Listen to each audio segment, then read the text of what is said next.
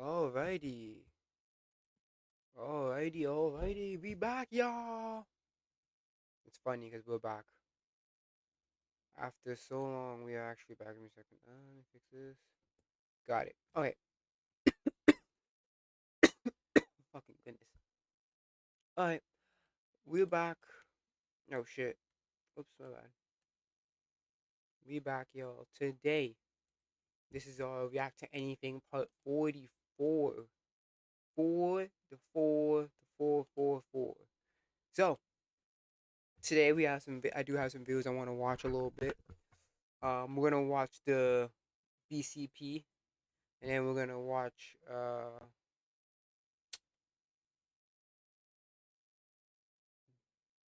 we'll watch some other things. But before we go,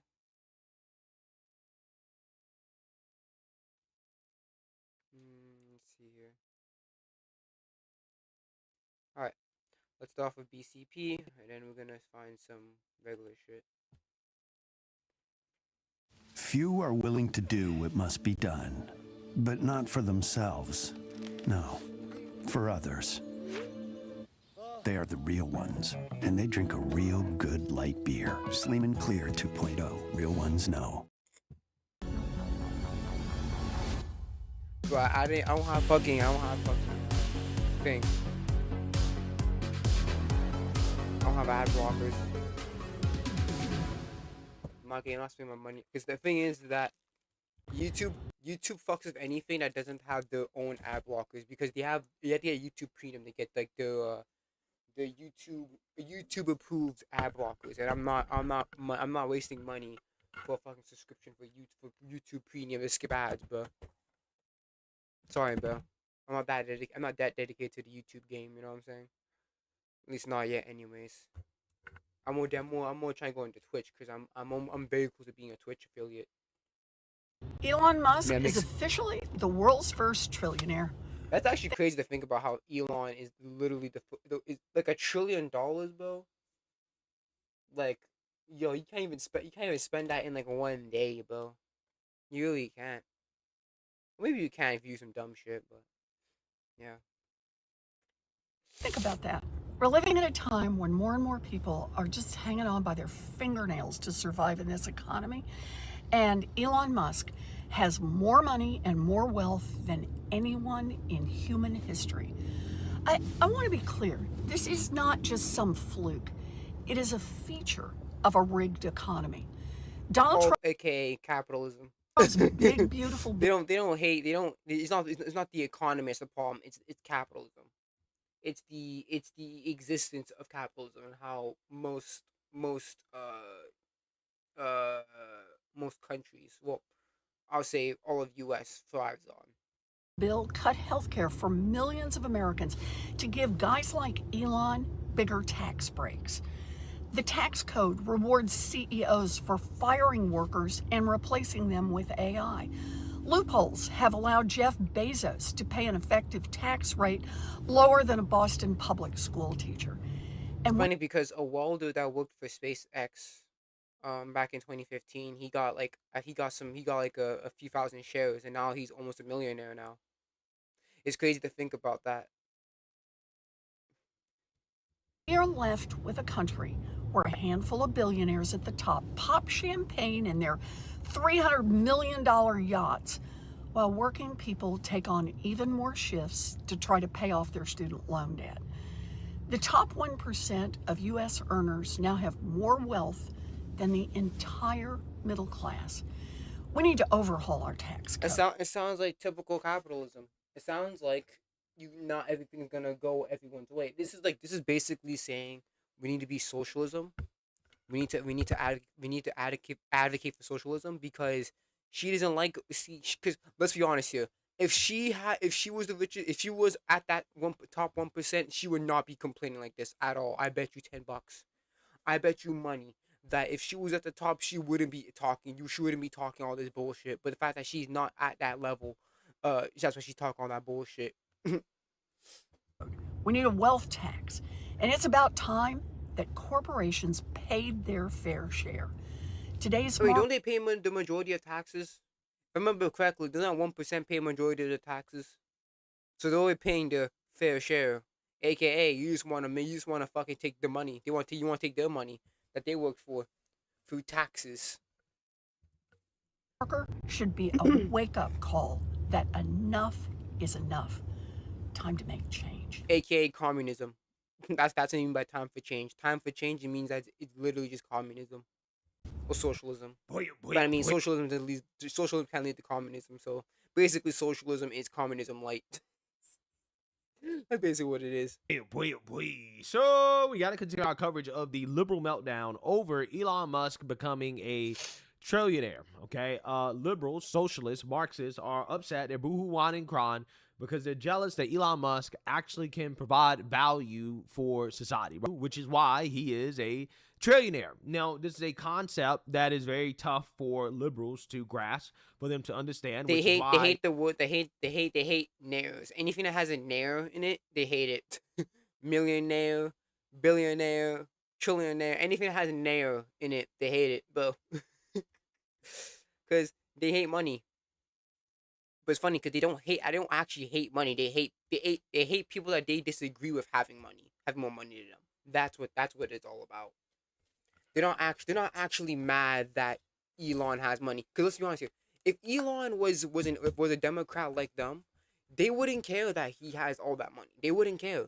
But the issue is that Elon is not he's not a Democrat anymore. Right? He used to be a Democrat, but not anymore. So now since he's not on their side anymore, that's why they hate the fact that he's a trillionaire. Because he's not on their side.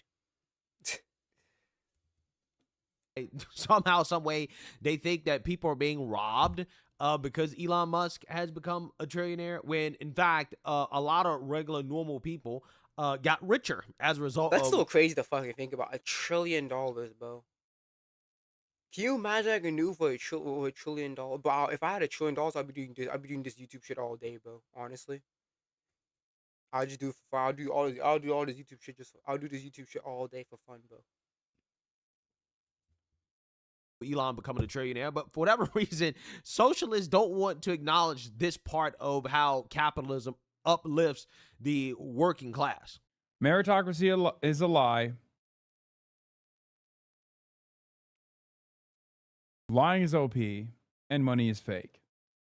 This story that we are watching unfold. Yeah, meritocracy is a lie for Hassan because he was raised in a more upper middle class, so that's why he's saying that shit. I like he's saying that shit because he was raised with money. Fuck out of here.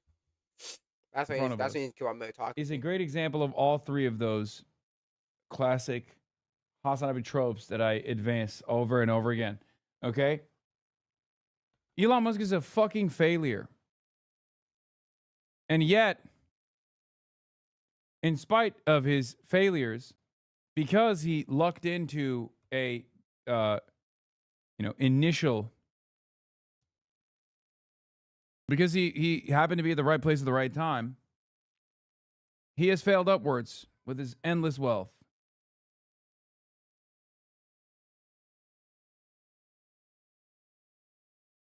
He's a horrible person.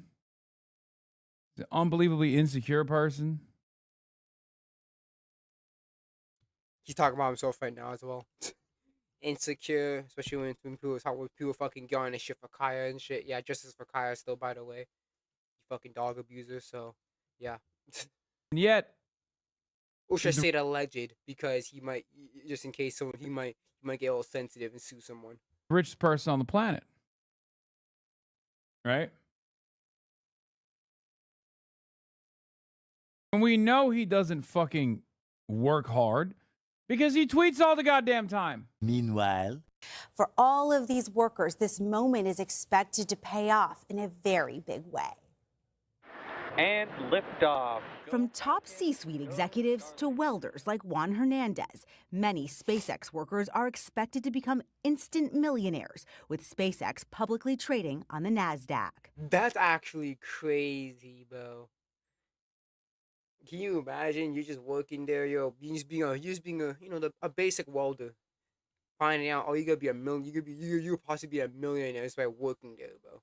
How did you end up with a job at SpaceX? And a friend that I met at another job ended up in SpaceX, and then he called me I told him I don't even know what SpaceX is, but let's go. You know. Hernandez says he worked there for 10 years, rising to supervisor, still holding 6,500 shares of SpaceX. How much money do you stand to make in this IPO? At opening, it's going to be like around, $880,000. $880,000. Yes. As an immigrant, I was always taught just to work hard, do the best I can what I do. And thanks to SpaceX, you see the light at the end of the tunnel. Do you feel like you've achieved the American dream? Yeah, but there's no reason to stop. The rockets are really Facts. hard. We Facts, man. That's facts, man. Just because you got money doesn't mean you have to stop working, bro. You see, niggas still work, bro. They still work to this day, even when you have all that money. So, just because you got money doesn't mean you stop working. You know what I'm saying? up a few engines. Nothing wrong. Make a little more money. Nothing Space wrong with engineer that. Tom Mueller was Elon Musk's first SpaceX employee. Now he's the founder of Impulse Space. I met Elon through an amateur rocket club, and he convinced me to do something exciting, which was one of the best decisions I ever made. What was it like in those early days of SpaceX? Pretty crazy, really energized. Like Elon was able to find talent and really get us super jazzed about doing cool stuff and changing the world. We believed it and we did it. As for the average investor, buying a share of SpaceX after the IPO is no sure bet. Creators, take these 3 apps I built to run my business made with pt.44. Base 44. They're ready for you. Base Karankat. Yeah. So you see that, you heard that. Again, socialists will tell you that that's a bad thing for regular, normal people to become millionaires overnight, which never happens in a socialist society, never happens in a communist society. Nobody gets rich. Everybody stays poor. Yeah, they'll point to SpaceX, the IPO, Elon Musk becoming a trillionaire, thousands of his employees becoming millionaires, and they'll tell you that that's bad, right? That Elon Musk is greedy. Because they hate capitalism. They hate capitalism when it doesn't benefit them. Again, if Elon Musk was a Democrat, if he was a fucking left-wing lunatic who happened to be a trillionaire, do you think that they'll be talking about this in a negative light? No. They'll be talking in a positive light because, hey, he's the richest man on their side, on their political side. But the thing is that he's not on their side, so they're gonna hate on it. That's just what it is. That's literally what it is. It's because of Elon's public political affiliations is why they don't like that he is a trillionaire. And that he doesn't deserve a $1 trillion, and there should be no trillionaires, right? It's just amazing how these people refuse to live in reality. I really do believe that this impulse to take somebody else's stuff because you are a loser is a disease that is killing this country.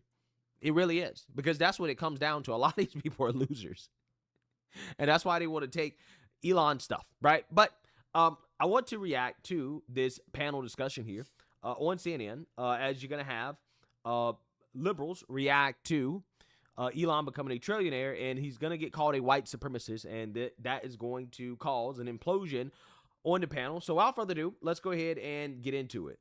But is it? I would try. Is it a moral failure, Carrie, Yes. for somebody Yes. to call themselves a trillionaire It's in this day and age? I think here's the irony. I was listening to a podcast Elon was on not too long ago, and he said pretty soon with the advent of robots, there will be no manual labor. Pretty much money's going to be useless. We won't even need money because they're going to take over and it'll be cheap labor, and money won't even it'll be a cashless currency. We don't need it in this society. And here he is, right here, the very first trillionaire. So I was looking I wonder what he would do with $1 trillion, very much like what Jimmy Kimmel was just doing. In my mind, what could you solve? What kind of problems could you solve in our world? So just humor me for just a few moments. If you spent $1 million every single day it would take you more than 2,700 years to spend $1 trillion. What you could effectively do with $1 trillion is get rid of global poverty, you could end world hunger, you could cure major diseases like malaria, and you could completely transition the global energy sector to renewables. The fact that he has this type of money only tells me that his power will be more prevalent, and that I cannot guarantee someone like this man would use his power for good. Well, you already said. Wow. This is one of the most ignorant takes I've ever heard on CNN. Seriously. The same guy whose companies are providing internet to the world in the most remote parts of the world, in black and brown countries that don't have internet access, right?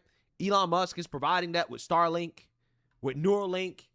He is developing treatments for paralysis and neurological conditions like ALS, potentially allowing people to hear, see again, right? Tesla, electric vehicles, pioneering that type of technology, which, liberals claim they care about climate change, right? It's amazing how Elon is doing all these things. We haven't even mentioned SpaceX and how they have lowered the cost of launching rockets into orbit, doing scientific research, commercial ventures, space travel in general. I mean, these are all net positives for humanity. And this woman, who hasn't accomplished a damn thing except talking, right? That's all she's done. All she's done is talk her whole life, right? She is claiming that, well, I can imagine what Elon is going to do with $1 trillion. I don't think he's going to do anything good for the world, right? Except he didn't make $1 trillion doing good things for the world. That's how you make $1 trillion. Legit. But these people are so stupid. They're so dumb that they can't grasp the concept that, hey, the reason why Elon, again, is he has accumulated a net worth of $1 trillion is because he's provided $1 trillion worth of value, right? That he's actually doing good things for the world, things that the world finds to be useful. No, they can't grasp that. No, nobody deserves $1 trillion. Nobody should have $1 trillion, right? This is what the socialists say. But yet, they haven't contributed a damn thing to the world. They haven't built anything. They haven't done anything but tried to divide and advocate to take from people who are actually building on platforms that were built by billionaires, right? On X, which is a platform owned by a trillionaire, right? On the trillionaire's platform, the socialists are talking about how they want to take down the trillionaires. They want to take down the owner of the platform, right? It's amazing.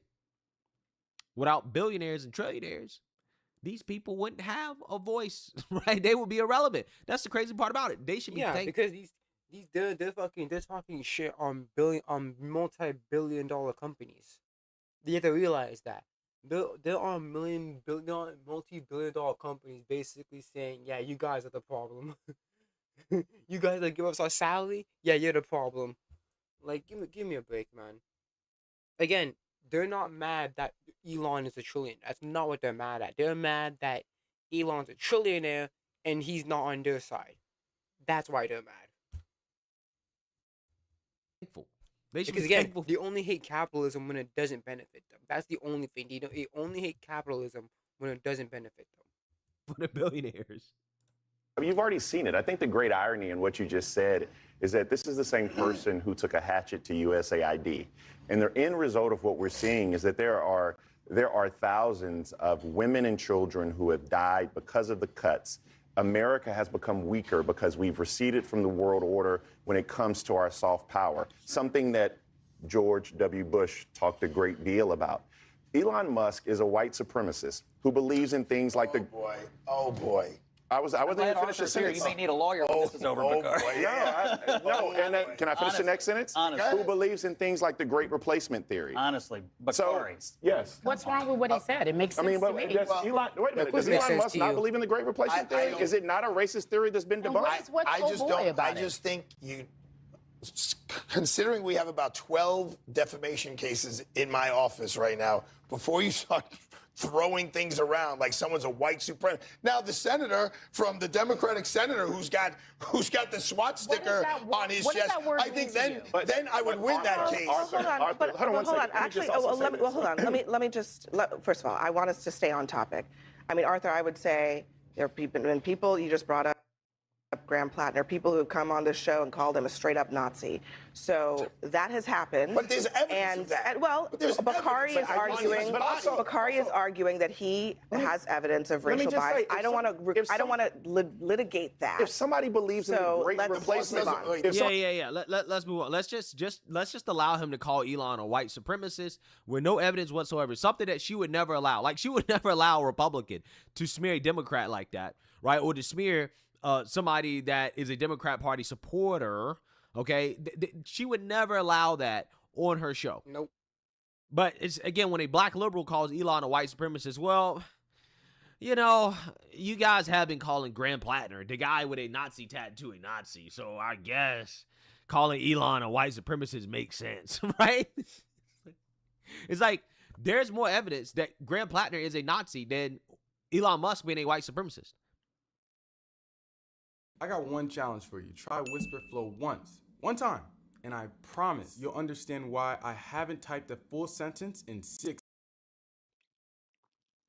So, yes, calling Graham Plattner a Nazi is probably appropriate, but calling Elon Musk a white supremacist is not appropriate because there's no evidence that Elon Musk is a white supremacist. But again, on CNN, you don't need any evidence to call Elon a white supremacist or to call Trump supporters Nazis and racists and all types of stuff. It's totally fine, right? That's basically how they roll. But yes, I mean, he is barking up the territory of being sued. And I hope that Elon starts suing these people. He should, to be honest with you. They should start suing these people when they make these type of statements on national television. I mean, he just said that Elon is a white supremacist, as if that's a fact. Somebody believes want to litigate that. If somebody believes in the great replacement theory, I believe I have every ground to stand. Here's the crazy part about it. Democrats believe in the great replacement theory. They just call it demographic change, and they celebrate it as if it's a great thing, right? They're the ones that are always talking about how white people are eventually going to become a minority in this country and how that's a great thing because the country is going to become more diverse. That's the great replacement. It's the same party that advocates for illegal immigrants. These are the same party that's literally that's basically justifying murder. Cause a lot of these niggas are fucking dick riding Carmelo all of a sudden. They're the leftist motherfucker. All of them are leftists, bro. So yeah, bro. These are the same people that love DEI, bro. Cause they hate white people, hate white men. Even though again, white women benefit DEI the most statistically, but you know, who cares? Boom. Replacement theory. But again, Democrats just call it demographic change, and they celebrate it. They think that it's a great thing for the country that it's becoming less white. Right? The only difference is that one side says, hey, this is not fundamentally right, or this is not fundamentally a good thing, and the other side openly celebrates it as a good thing. If you don't see it as a good thing, then that means you're a white supremacist. That's basically what the whole great replacement thing comes down to, right? Like, Democrats openly acknowledge that demographic change is happening. They believe in the great replacement more than anybody. They just agree with it. They like it. But what I'm not going to do is allow someone just because they're a trillionaire. And this is the problem we have in this country. Because somebody has $1 billion or somebody has $1 trillion, people all of a sudden are afraid to speak their truth. That is not going to sound right. Scott Jennings, you've been shaking your head. You've been shaking your head since Carrie started talking. So I've been all day long. I've been listening to liberals count and spend Elon's money for him. This envy, jealousy, hatred of success. Facts. Why? It's literally jealousy. But because again, they wouldn't be acting like this if they were a billionaire. I tell you that fucking right now. They would not be fucking acting like this. Why is it immoral? Why is it wrong for somebody in our system, our capitalist system, in the greatest nation on earth, to go out and build a company, build companies, build technologies, go into space, aim to go put a colony on Mars, give internet to half the world, all the things he's doing?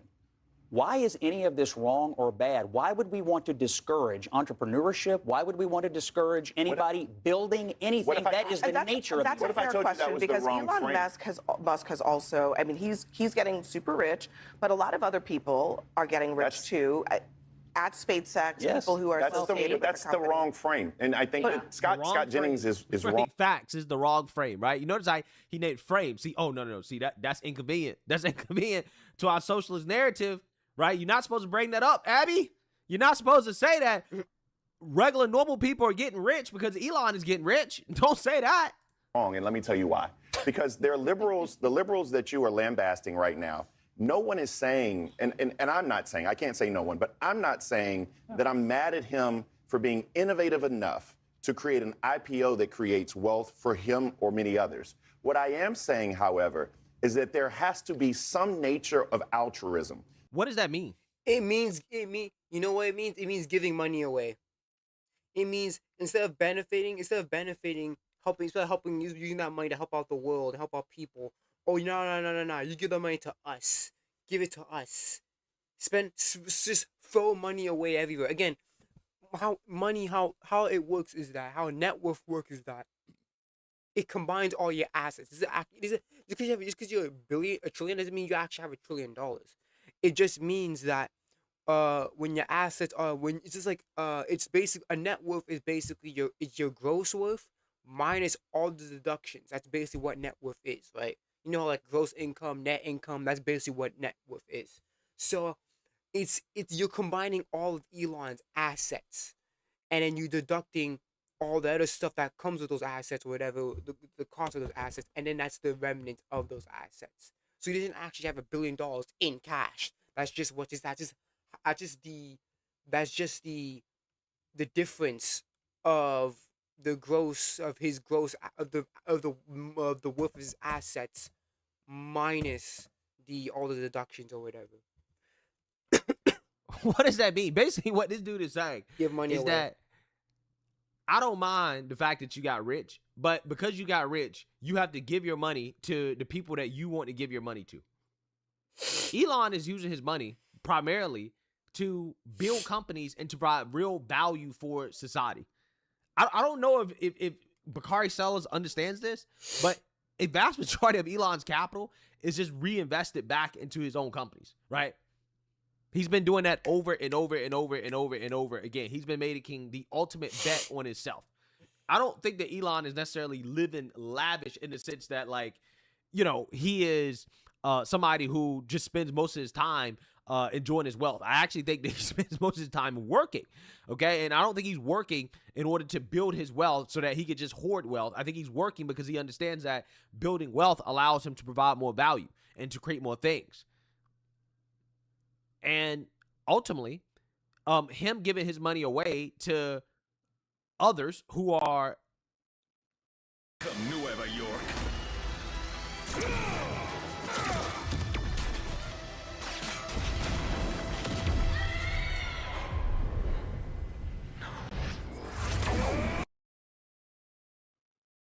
less efficient with capital, who waste money, who blow money, aka the liberal nonprofits, because that's what Bakari Sellers is actually saying. What he's saying is that, look, you got rich, but you got to give some of that money to the liberal nonprofits, right? You got to give your tithes and offerings, because that's what it is. It's a religion for them. You got to give it to the NAACP, the Southern Poverty Law Center. You got to give it to all of these progressive causes, these race-based causes that liberals demand that you have to support, right? If you're a rich person, or else you're bad, right? You're immoral, okay? Do people understand how the game works here, right? They say, look, we're going to smear you as a white supremacist if you don't pay the toll, right? If you don't pay the toll, if you don't give us some of your money, if you don't donate to ultra woke liberal causes, then we're going to smear you as a bad person, right?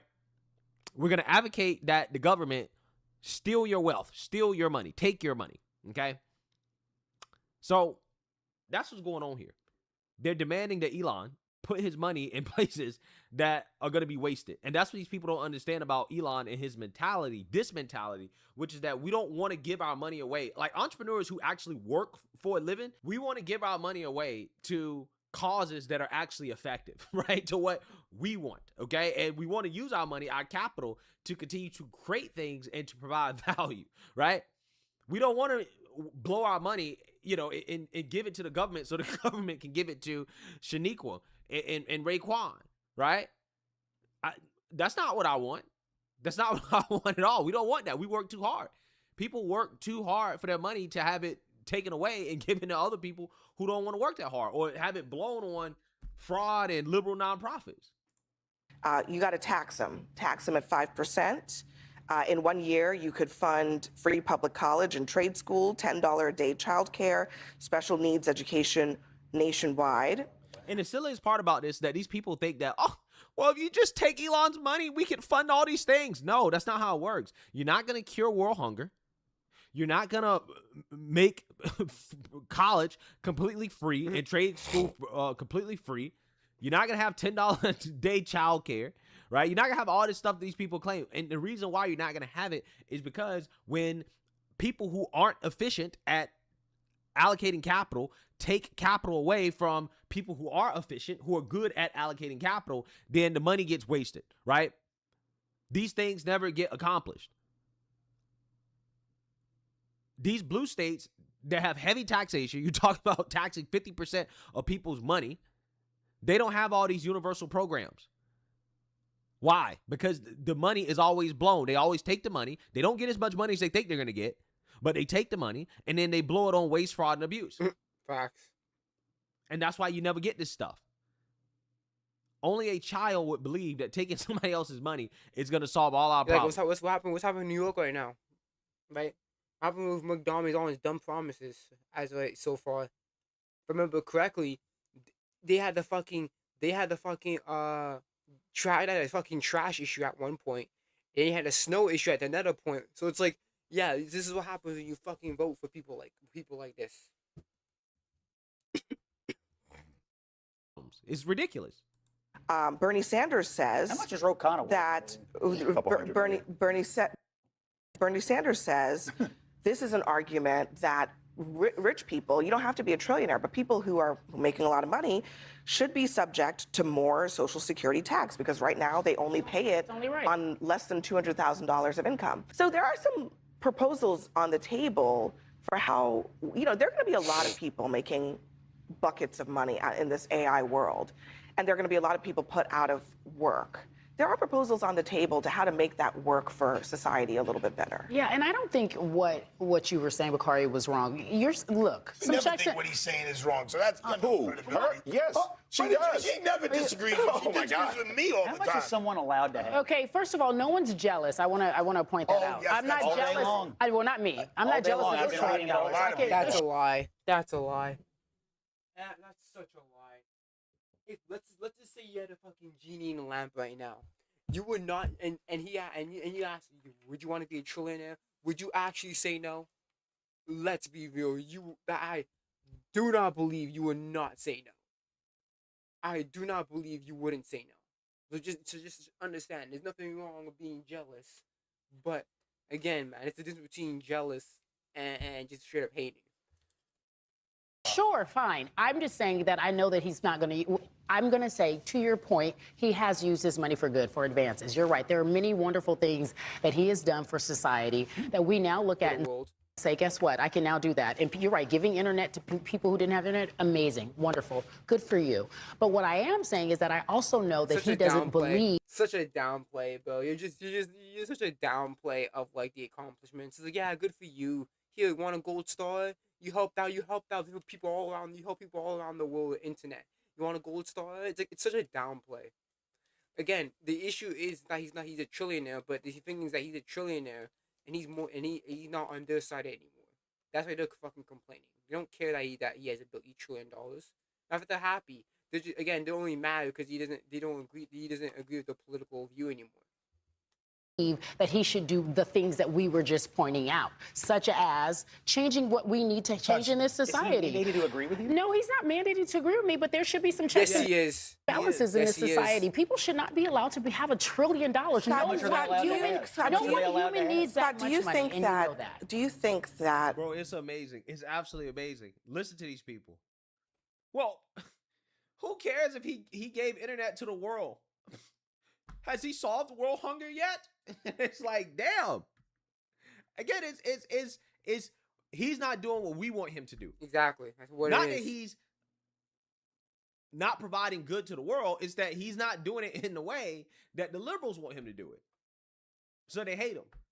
Or put it this way, more specifically, he's not a Democrat Party supporter. Yup. I literally said that. Thank you, Greg. That's why I've been saying the issue is he's not a Democrat supporter anymore. So they're not mad that he's a billionaire. They're mad at the fact that he's a not trillionaire. It doesn't matter that he's a trillionaire. They're mad at the fact that he's a trillionaire. Sorry, they're not even mad that he's a trillionaire. They're mad that he doesn't have the same political views as them. So that's why they hate him for being a trillionaire. Because him being a trillionaire doesn't directly benefit the Democrats. Literally what I just said. Literally. Because let's be real, they will be praising Elon's accomplishments if he was supporting the Democrat Party, right? If he was still liberal. And they did. They would say, remember when Obama was president at the time and they were praising Elon Musk? Remember that when they were praising Elon Musk back in the day? When he was like a Democrat and shit, and like he liked Obama and all that shit. They were praising him back then. But I don't praise him now. Because again, he doesn't agree with them politically anymore. So now they hate him. Now he's like number one. He's like the number one fucking enemy. Well, I'll say number two after Trump, but you know. Elon's amazing. He was until he started supporting Trump, openly supporting Trump until he bought X, right? It's funny how that works. These ultra wealthy people. I'm not talking about people with 10, 15, 20, even $100 million. I'm talking about people who are approaching $1 trillion. Do you think that there's more that they should be doing to give back to the societies that helped them get rich? Elon Musk and SpaceX benefited from tens of millions of dollars in government contracts and deals that allowed them to become the company that they are today. Should they be? Yeah, but that's earned. They're providing a service. That's not a handout. Again, why do liberals think that this is a gotcha? Oh, sorry. SpaceX made money off the government. If it wasn't for the government, Elon Musk wouldn't be Elon Musk. I'm like, this is, again, we're not talking about welfare. We're talking about contracts. Hey, do this thing for us, right? At a low cost, provide this service for us, the government as a customer, provide this service for us and we pay you. I don't understand why liberals believe that invalidates Elon's success. If anything, again, if the government is saying that Elon can do this, he can build rockets cheaper, he can take us to space cheaper than the government can, that's a good thing. That's a great thing. That's actually saving taxpayers money. That's not a handout.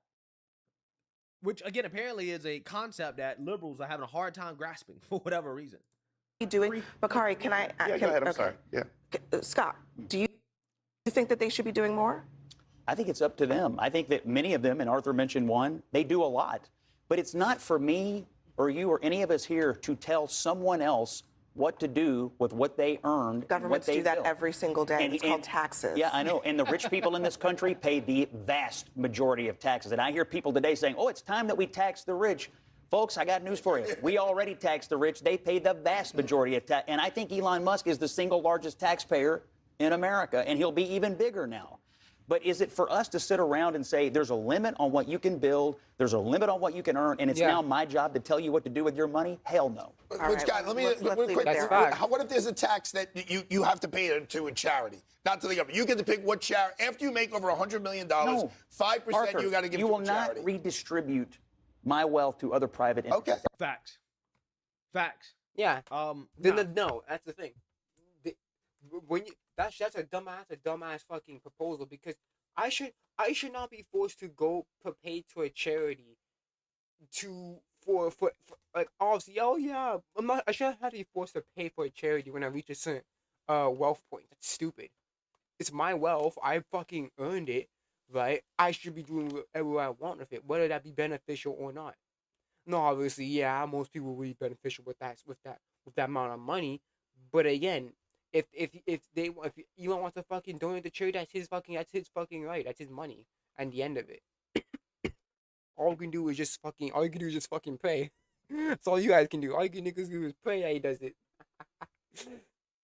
You're not gonna take my money and to give to these liberal nonprofits and these fraudulent causes and all this woke stuff no. You're not gonna do that, right? I'd rather use my money for causes that I believe in personally, okay, and for continuing to create things, right, and provide value to the world, not to give it to the government and liberals for them to blow it. And that's what this all comes down to.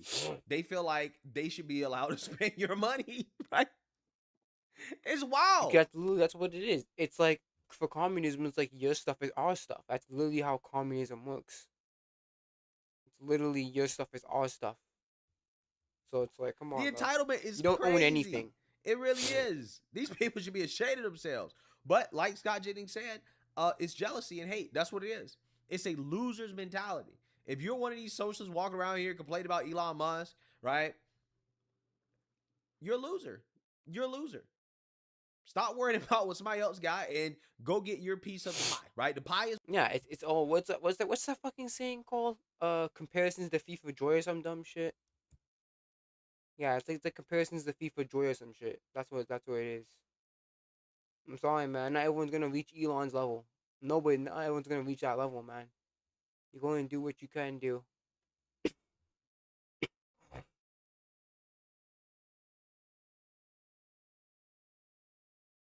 Okay. Before we do go,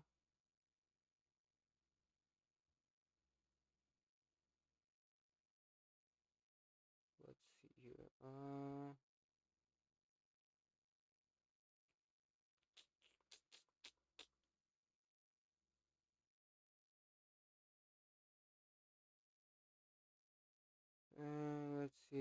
Let's see. Let me find something, guys. Give me a second. I'll look into my playlist real quick. I'll see if there's anything there.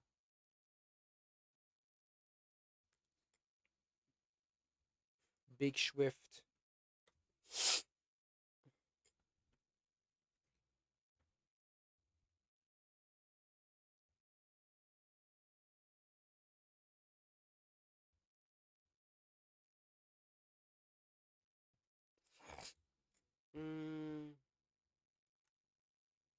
I have like so much fucking videos in here in my fucking thing.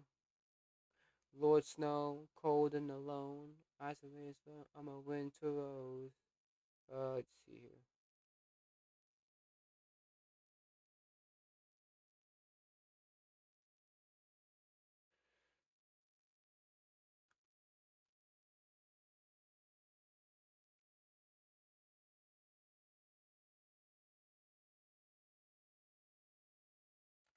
Oh yeah, I have like a bunch of like videos and stuff like that like I've already watched, but I didn't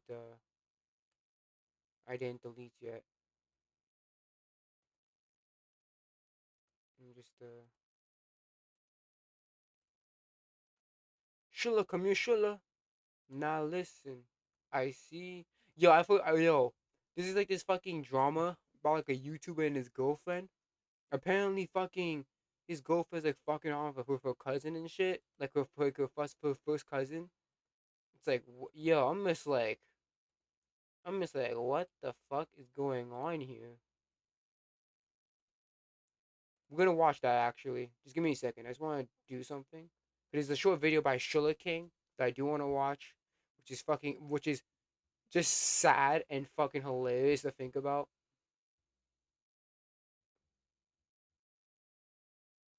Okay, I'm almost done here. Let me just delete these so many videos. Oh yeah, God of Olofe, how this fucking people are still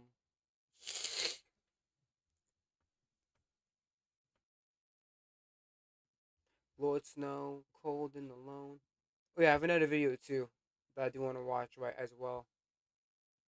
I'll put it right here actually. Let me just what the fuck? Okay, got it.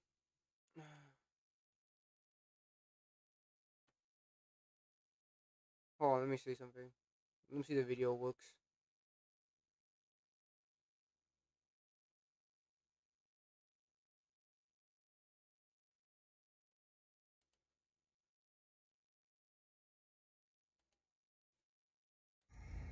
Got it. Ladies and gentlemen, you know I know people have all types of alternative lifestyles, but I think this right here pretty much took the cake. You know, everybody got their view on marriage, or what marriage should be, what it not should be. Some say marriage it should be just a man and a woman. Some people say marriage can be, you know, whoever. You know what I mean? If you want 10 wives, you should be able to have 10 wives. You can afford 10 wives. This man right here married 4 women at the same time and found out every last one of them was trans. That's fucking hilarious. Can you imagine, bro? It's not like, you know, one of them is trans or 2 of them is trans. No, every single one of them is fucking trans, bro. That's the biggest L. Like at this point, bro, just no. Move, go somewhere, man. Move to like a move. Don't stay. Get out of the U.S., bro. Go somewhere else. You're not. No. Trans, yeah, that's what he did. He married all 4 of them. Said, I'ma just go on and get all y'all. I love all y'all. Want to be with all of you. And found out that all 4 of them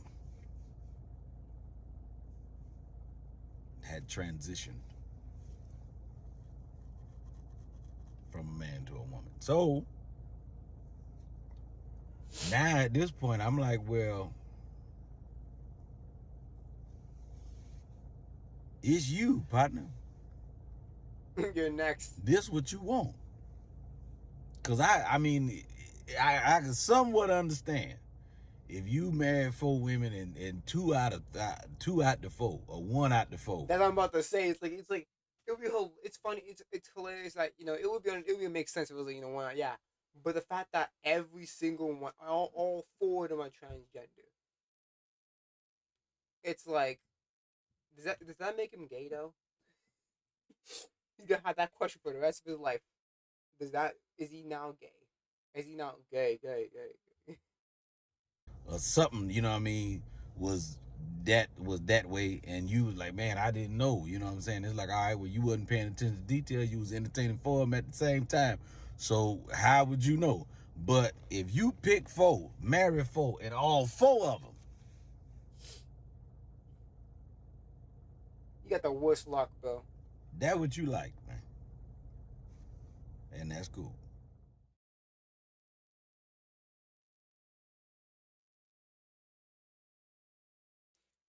You got tricked. This man got hoodwinked quadruple times. One of the things that makes me most proud is I did things Lando's way. You are world champion.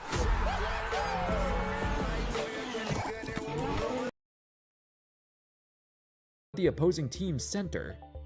With the way the team was built, Simmons would frequently. Over the last few decades, we've seen players enter the NBA with some of the most unique skill sets ever. A 6'10" point guard with elite passing skills who also made first-team All-Defense multiple times. Simmons covered so much ground to break that up. A 6'9", 240-pound combo forward who had arguably the greatest season in college basketball history as a freshman. With such an insane amount of talent and feel for the game that there's no possible way he could fail in the NBA. But he did. They all did. A while back, I made a video on NBA players with the strangest skill sets. Skills that you wouldn't expect them to excel in the NBA with, like Gary Payton II having the skills of a center in the body of a 6'2" point guard. Or Naz Reid being a 6'9", 270-pound center who plays like a shooting guard. Or Kyle Anderson, probably the most unorthodox player in history, who had such a long, prolific career despite being the slowest, least athletic player of all time. In this video, we're going to take a look at the opposite end of the spectrum. Players who were such highly touted prospects coming into the NBA because of how unique their skill set was. Yet, despite being one of a kind, it backfired. It's funny because back in the day, somebody like a Michael Carter Williams would have been special because he's 6 foot. I think he's like 6'5", 6'5" point guard, bro. Like it's funny because back in the early 2010s, because even because obviously back in the early 2010s, like tall point guards like 6'5", 6'6", like those are super rare, right?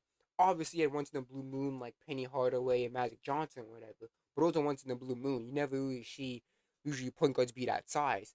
But nowadays you got fucking Cade Cunningham, LaMelo, Josh Giddey. You have all these players are like fucking like 6'5" and up, bro, and they're playing point guard.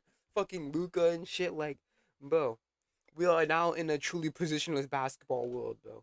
Because at 6'8", you have somebody like Luka, and at 6'8", you have somebody like fucking Isaiah Stewart. Two same height, but two completely different positions and play styles. It's funny, bro. Really funny. Instead, their skill sets were so unique to the point of failure. This is MCW. This is with a left hand. Let's take a look at what went wrong with these guys, and was there anything their coaches or teams could have done differently to salvage their careers? Let's take a detailed look. Andy Hoops.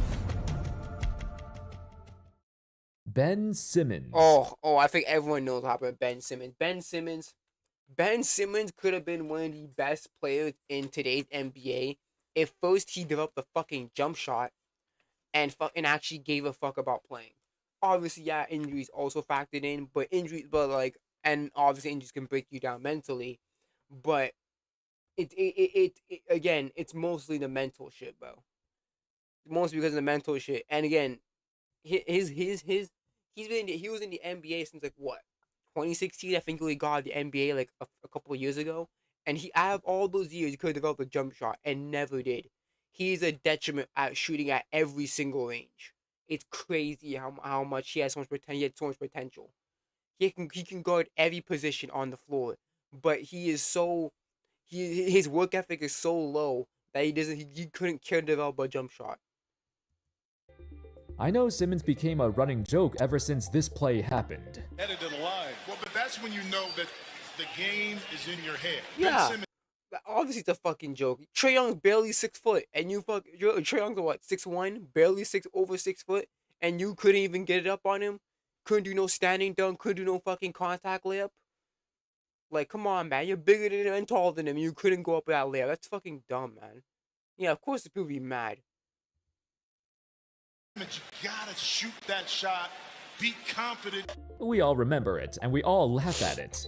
This single possession can be cited as the turning point for his career, as it's spiraled downhill ever since. However, I don't think folks realize how unique of a player he truly was when he got drafted first overall. Simmons wasn't your normal tall point guard. He had comparisons to Magic Johnson, but defensively, for a few years, he might have been the most versatile defender in the league at his position, at such a young age. He would run the point, but then when running back on the other end, he'd sometimes guard the opposing team's center. Yeah. With the way the team was built, Simmons would frequently be the Because Ben Simmons was 6'10", 240. So, and obviously more power forwards nowadays, they don't weigh that much. Like a lot of power forwards, they don't weigh super heavy, bro. Like sometimes they'll weigh like what, like around Ben Simmons' weight. Sometimes they'll weigh a little lighter nowadays. It's rare to see like a power forward that actually weighs like over 250 nowadays. So like Ben Simmons, he had the body to basically guard any position on the court. But again, it's just that lack of jump shot that fucking killed him. Sixers' second tallest player on the court. But when Joel Embiid was inevitably injured or resting on the bench, Simmons would guard the same guy he was guarding, because the team trusted him so much defensively. The Sixers utilized him in a way nobody ever thought was possible for a point guard to do, to take over the defensive responsibilities of their superstar center, and do it successfully. Perhaps we've seen Magic play the role of center before, especially when he took over offensively for Kareem in the NBA Finals. But Simmons was able to do this defensively, to the tune of back-to-back first-team All-Defense in his first 4 years in the league. In fact, he finished higher in the voting for Defensive Player of the Year than even Embiid himself. Want to break into cybersecurity but don't have experience? The Google Cybersecurity Certificate uses real-world scenarios to teach you technical skills. You'll be able to step foot in Google. It's funny how, looking back, we recognize Embiid as the anchor for Philly's defense all those years. But it was actually Simmons who was the team's best defender. Unfortunately, the best years of his life have been long forgotten. The downfall of Ben Simmons was inevitable. We all jokingly point to this play as the one that derailed his career, at least mentally, but afterwards, he actually got 2 different surgeries on his lower back, the true debilitating factor to his career plummeting.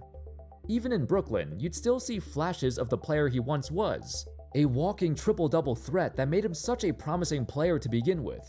But his mobility and lingering back issue was so bad that he could barely play 2 or 3 games in a row. It was quite obvious his career would come to an end way too soon. However, in hindsight, if we're being honest, he really didn't get any support from his team, because both Doc Rivers and Joel Embiid threw him under the bus during public interviews, which kinda sucks. And speaking of the offense, Ben only took 4 shots, and then he passed up a dunk late. If Simmons wasn't hated so much by the general public, it should be unacceptable for your coach to throw shots at you in front of a reporter. Oh yeah, I understand the coach. I understand the coach obviously getting on his ass, but again, no, Ben. I'm not gonna down. Obviously, I see injuries and all that shit, but you still cannot downplay that. Part of this is Ben Simmons' fault as well. He had all these years to develop a jump shot, and he fucking didn't. If he developed a jump shot, bro, he would be one of the best players in today's NBA. I'm sorry, man. There's only so much you can leave it from Ben Simmons. You have to add the fact. You have to add that some of this is Ben Simmons' fault. Simmons was never strong enough when it came with dealing with criticism, and they knew that. But if you're playing in Philly, you gotta have a thick skin. In an interview, he once said, quote, "I was in such a bad place where I was like, I'm trying to get here and you guys are like throwing all these other things at me to where you're not helping." Do you know the Knicks won? The Knicks won? Let me see. The Knicks won a championship? Oh, the Knicks actually fucking won.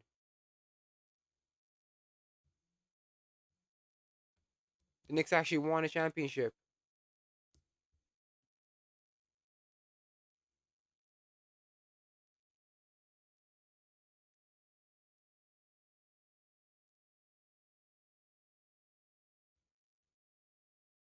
Congrats to the Knicks. Fucking.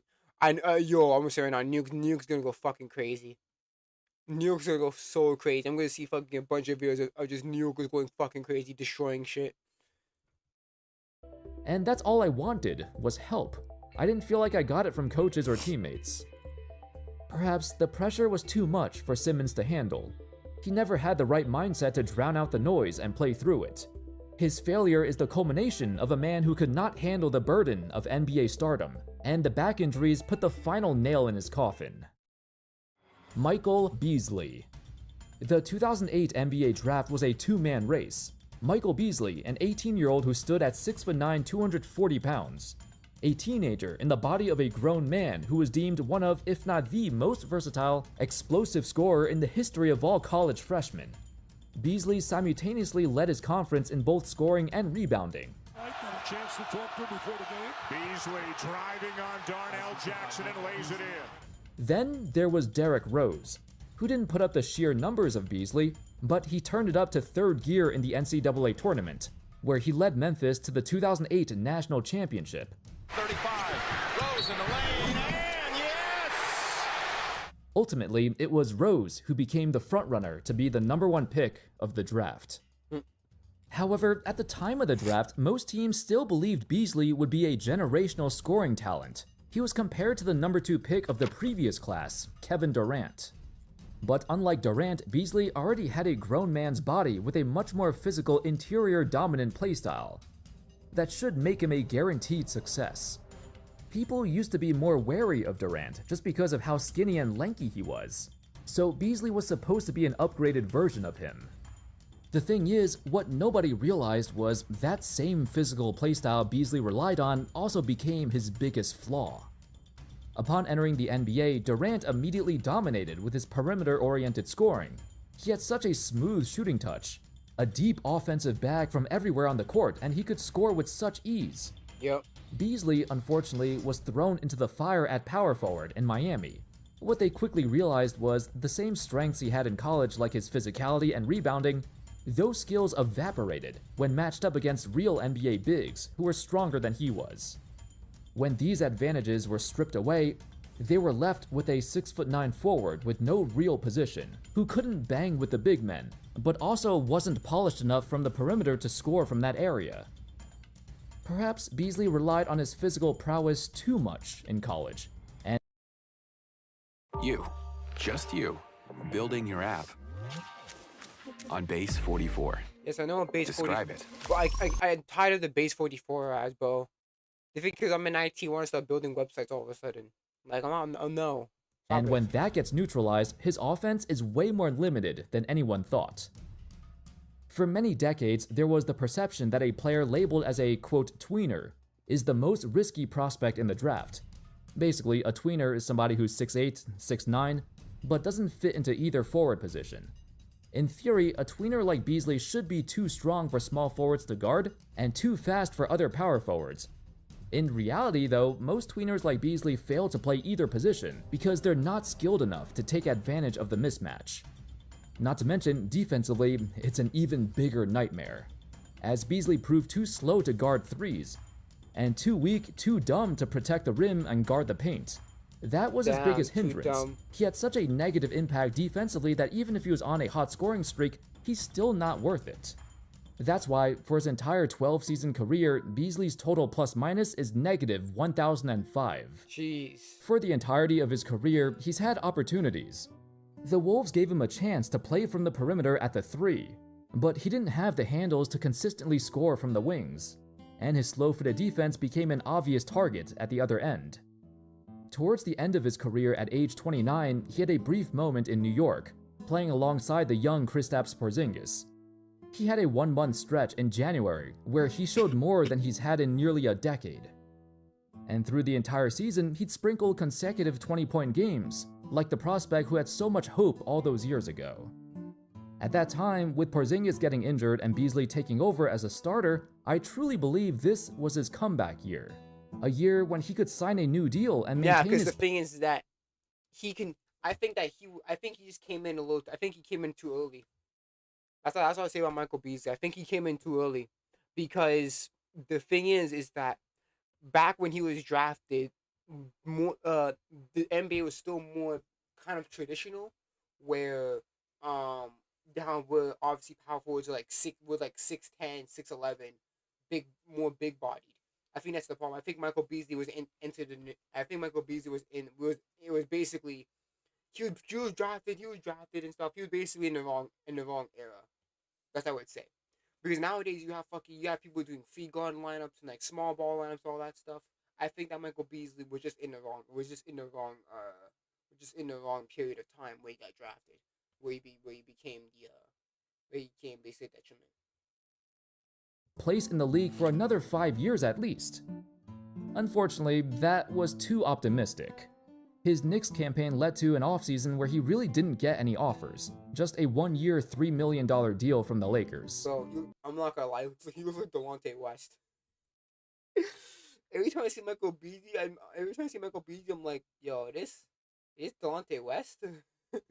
He really does look like him, though. Such a Delonte West, he looks so much like him. That turned out to be his final year in the NBA. Michael Carter Williams. Oh, God.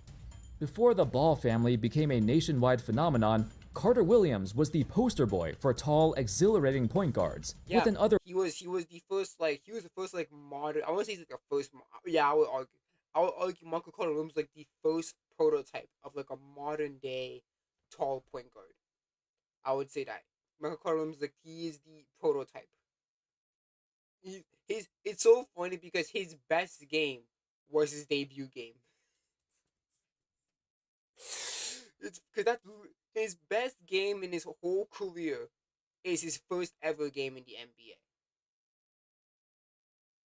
That's actually so hilarious just to really say that out loud. Like his best game ever in his career, it will be ever his first year versus the Miami Heat.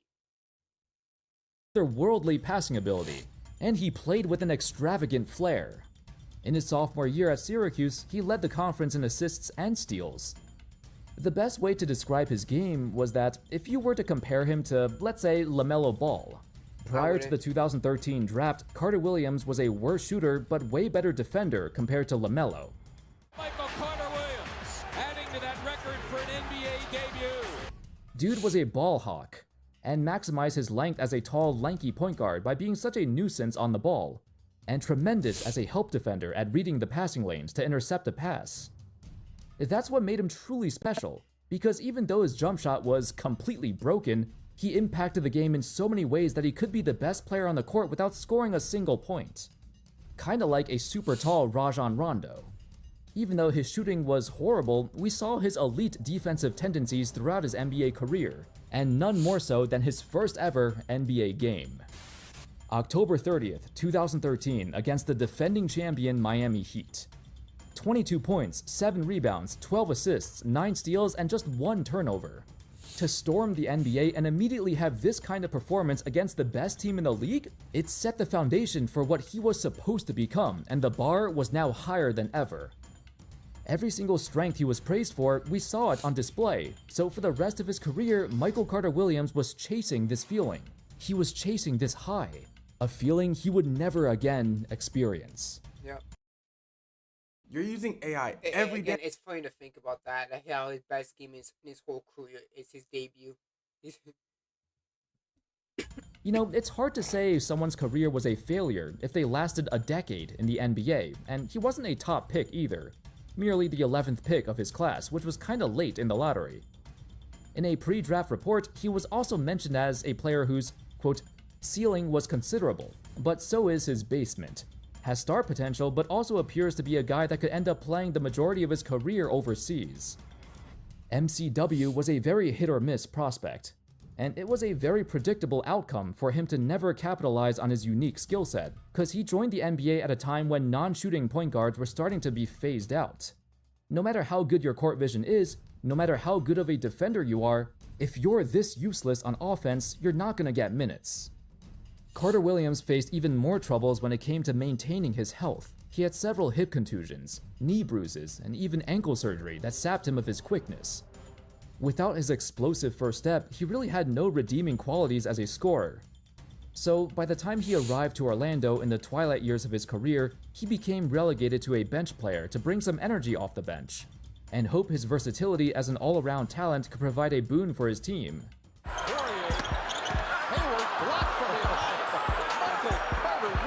To be fair, he had a bit of success in that role, and their most important player off the bench who helped them win a playoff game against Toronto in 2019. Sadly, that was the last time he was relevant. Marvin Bagley III. Oh, goodness. Bagley will forever be known as the guy drafted right before Luka Doncic, but a question people don't ask is, what made him so special in the first place? When you asked draft experts back in 2018, the most common answer is, he has the best second jump in NBA history. At first, it's like, what does this even mean? Yeah, about to say well, that. It's plays like this that made him unique. Second bounce here, probably the best second bounce in the draft. He can seemingly go for a layup, and if he misses it, his second jump is faster than most players' first jump. It's almost a bionic type of athleticism that you can't teach. The only other player I can think of with such a quick second jump is probably Shawn Marion in his younger days. A dude seemingly jumped with zero effort, and Bagley was supposed to be the 6'10" big man version of Marion. The perception was Bagley had an insane ceiling, but also a riskier prospect who could potentially fail due to a much more limited offensive skill set, at least compared to DeAndre Ayton. Much of his dominance wasn't due to his size, but his jumping Look ability. both of them. Look at both of them. At least both of them failed. Obviously, I would say Ayton had a better career because at least he made it to the playoff multiple times, but Bagley didn't do shit.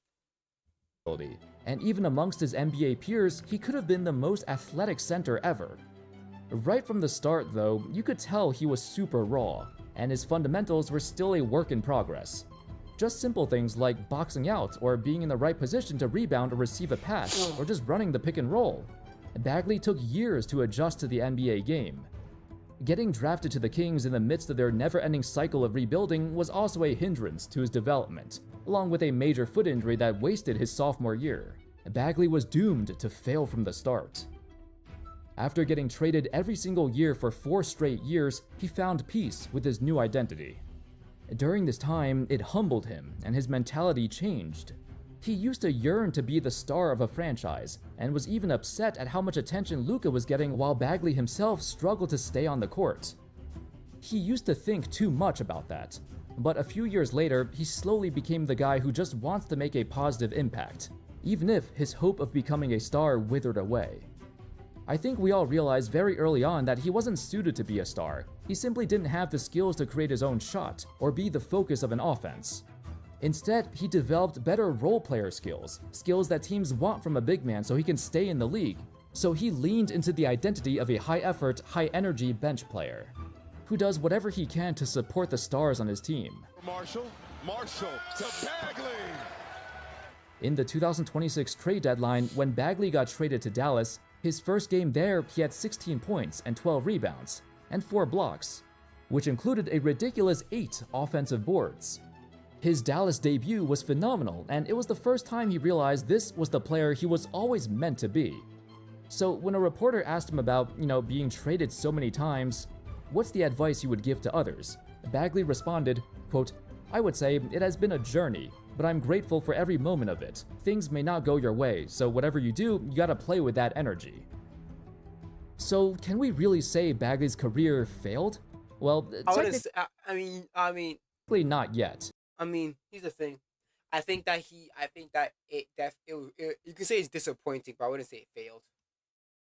You could definitely say it's disappointing because obviously he was hyped up and shit. He's hyped up and shit, and now look at him. He's basically just like a Jackson Hayes at this point.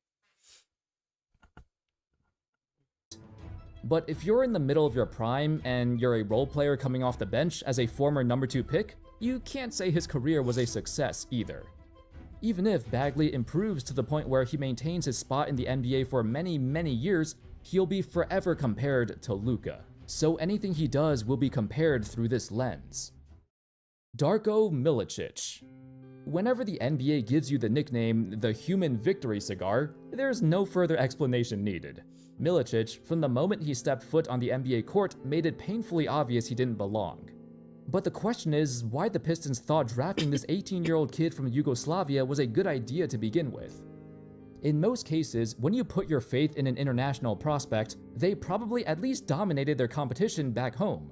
For example, Dirk Nowitzki was putting up 28 points a game as an 18-year-old on a professional team in Germany before he got drafted. Darko Milicic, however, wasn't even that impressive before the draft. These are what his numbers looked like when he played in Yugoslavia.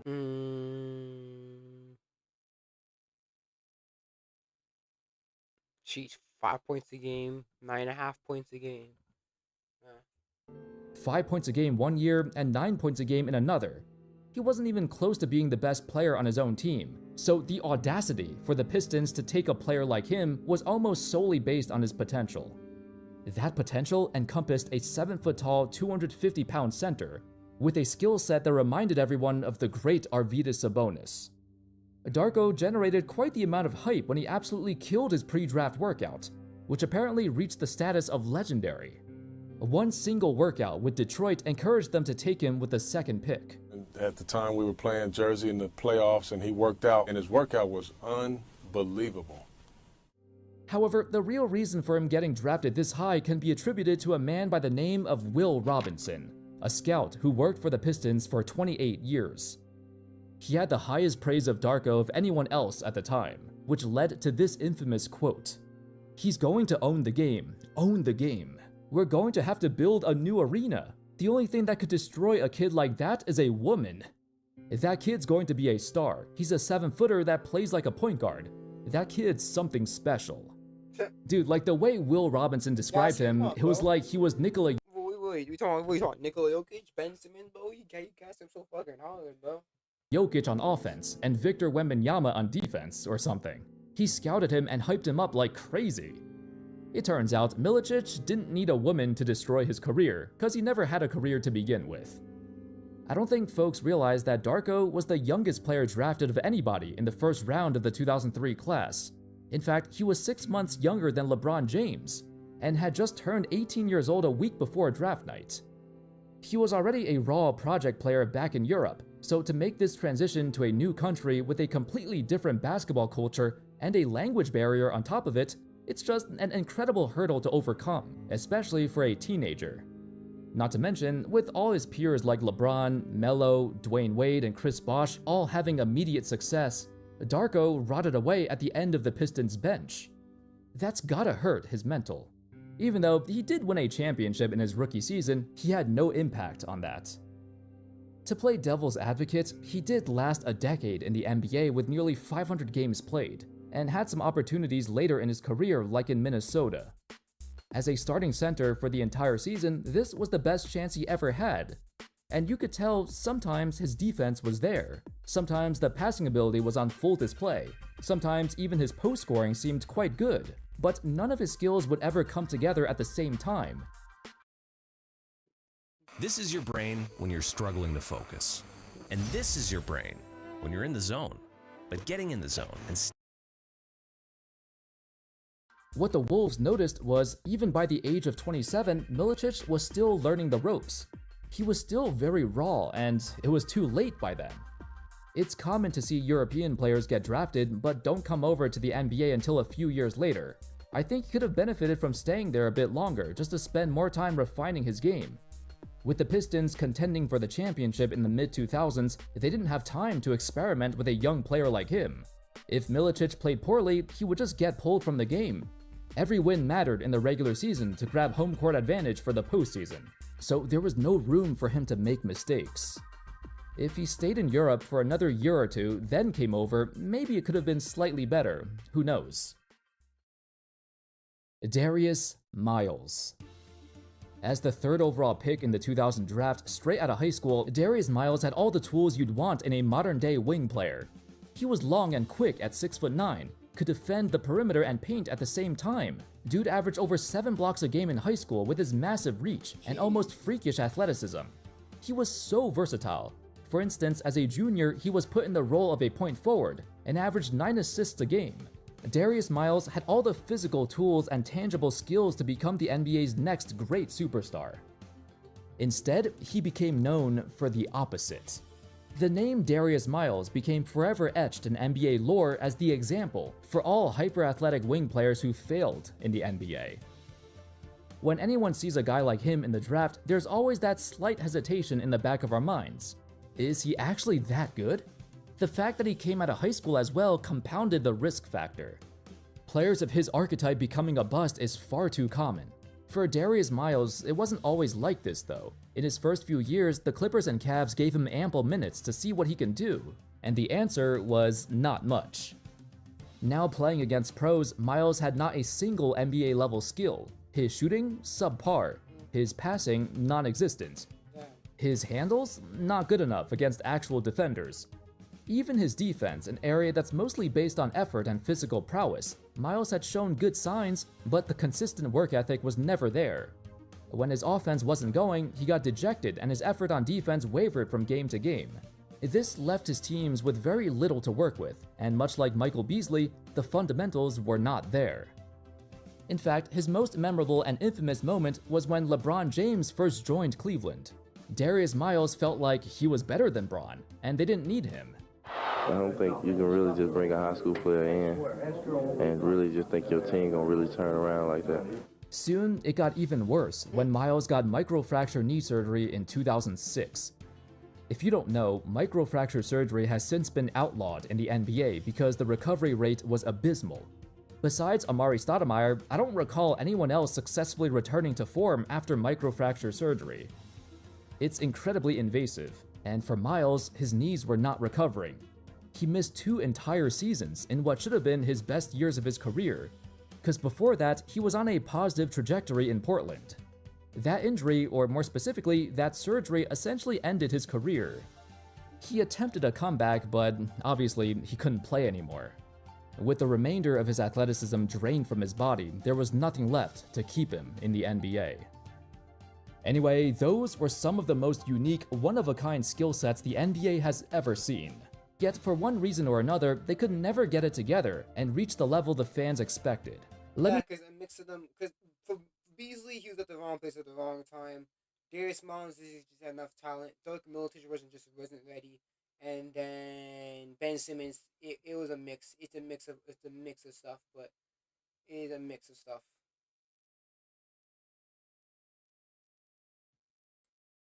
But it was mostly his fault though. Because if he developed a jump shot, it would be nasty. But the fact that he didn't do that, that killed him.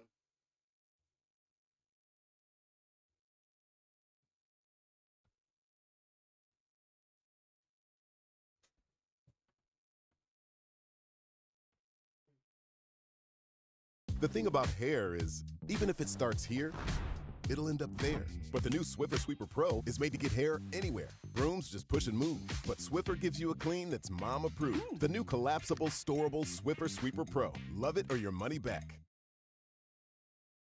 So I'm writing an essay on cats. Cats in art history. I'm an art history major, and this final is... What makes a straight ship so bad it starts getting called heteroslop? Heteroslop is a slang term. It's used to describe a straight couple in any sort of media that are generic, have no chemistry, and are seemingly only together because they're both a boy and a girl. In particular, occurring when a male and female are shoved into a romantic relationship, seemingly because they're both opposite genders. A lot of fans feel like Uraraka's individual ambitions suffer because she has a crush on Deku. Rather than using her feelings as motivation to grow, she actively tries to deny them or suppress them. In particular, so it won't interfere with her career, which inadvertently makes them an extension of the male character instead of their own character instead. These kinds of ships are often critiqued for the fact that Yeah, they seem but here's the thing though. Yuraka did that out of her own volition. She did like, yeah, I love Deku, but there are bigger fish to fry right now. That's something still out of her own volition. My issue is that in the time skip we didn't get to see her parents again. Because the whole point of Yuraka's goal was that she wanted to make money so that way her parents can live comfortably. And then My Hero, I guess her coach just fucking forgot about that part of her goal and then never brought that shit up ever again. Cause you hack. put a female in the backseat of the relationship and put more emphasis on the male in the relationship rather than both. Where do all these guys come from? It's funny how those who preach inclusivity are the ones who actually practice exclusivity the most. Now me, I've always been a live and let live guy. You enjoy what you enjoy and I enjoy what I enjoy. But it seems there are those who won't extend the same courtesy, not only refusing to do so, but are actually incapable of doing so. Based on their whole existence focusing on media. Hold on a second.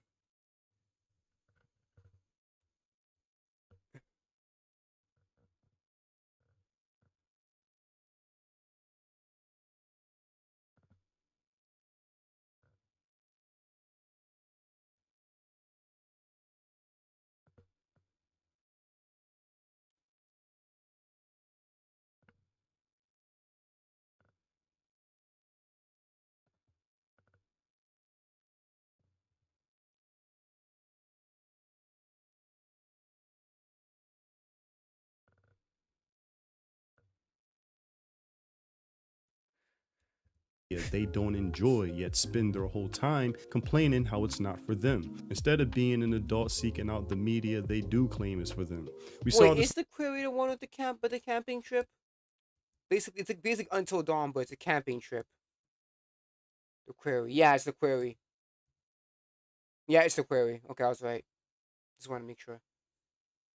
With the recent claim that anime doesn't have enough female protagonists, showing they just discovered anime yesterday, then when countless examples are brought their way, they moved the goalpost saying, no, there's not enough female. I remember, I saw a clip of this before, where it's like a couple, yeah, a girl in a wheel, is it quadruple? Is it paraplegic? Yeah, paraplegic girl and the guy. I know it's like a movie, but I don't even know I don't know what it is. Maybe he's down here. Anime in the background. Mabuha. Mabuhao. Is that what it's called? Let me see.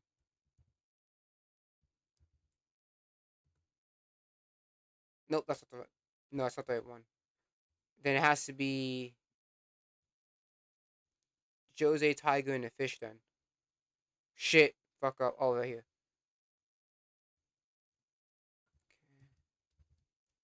Shit. Wrong. Oh, I forgot to copy it.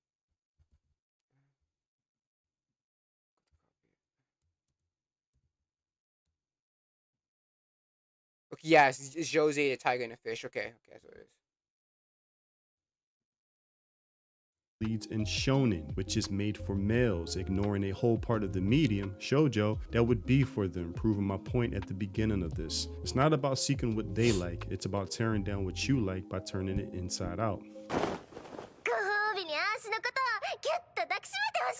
Which has now led me to this new term, hetero slop, which basically translates to I hate straight romance stories. A man being masculine taking on a protective role and a woman being feminine taking on a nurturing role. Can't have that, because to these types that's the worst form of storytelling. Or maybe I have a theory, it could be deep down inside these types actually do prefer these stories with male-led plots and what they call hetero slop. Maybe there's conflict happening where their social conditioning is telling them that male-led stories need to be done away with to be. And they're doing, and guess what? It's a lot of Westerners, man. Because you have video games, for example, with Gears of War and, well, not Gears of War, God of War. Recent example of God of War and fucking Uncharted and all this boy and fucking and the Ghost series and all that fucking shit.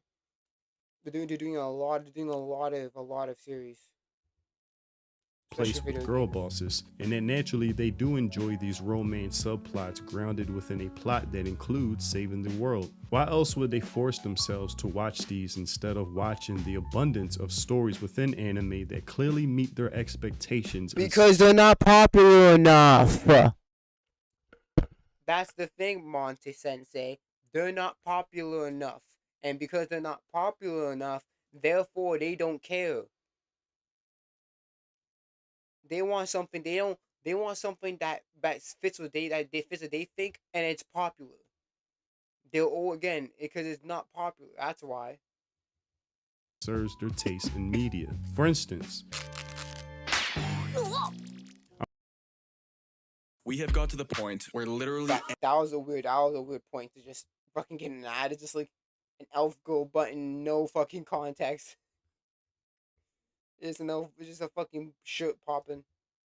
I'm not into yaoi or BL stories, and instead of complaining about how we need more straight leads in that genre, which sounds stupid, I just watch what I'm into instead of making videos complaining about how BL or yaoi anime isn't for me. Facts, I do the same thing.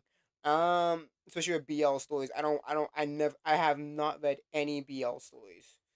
The only time I've ever read something that has BL in it is something that's like a subplot. Like I remember for like Hooky. If you don't know Hooky, Hooky is like a webtoon. Hooky's a webcomic, and I remember the main characters, they're twins, and they have an older brother named Damien, and then there's a prince guy, I think his name is William.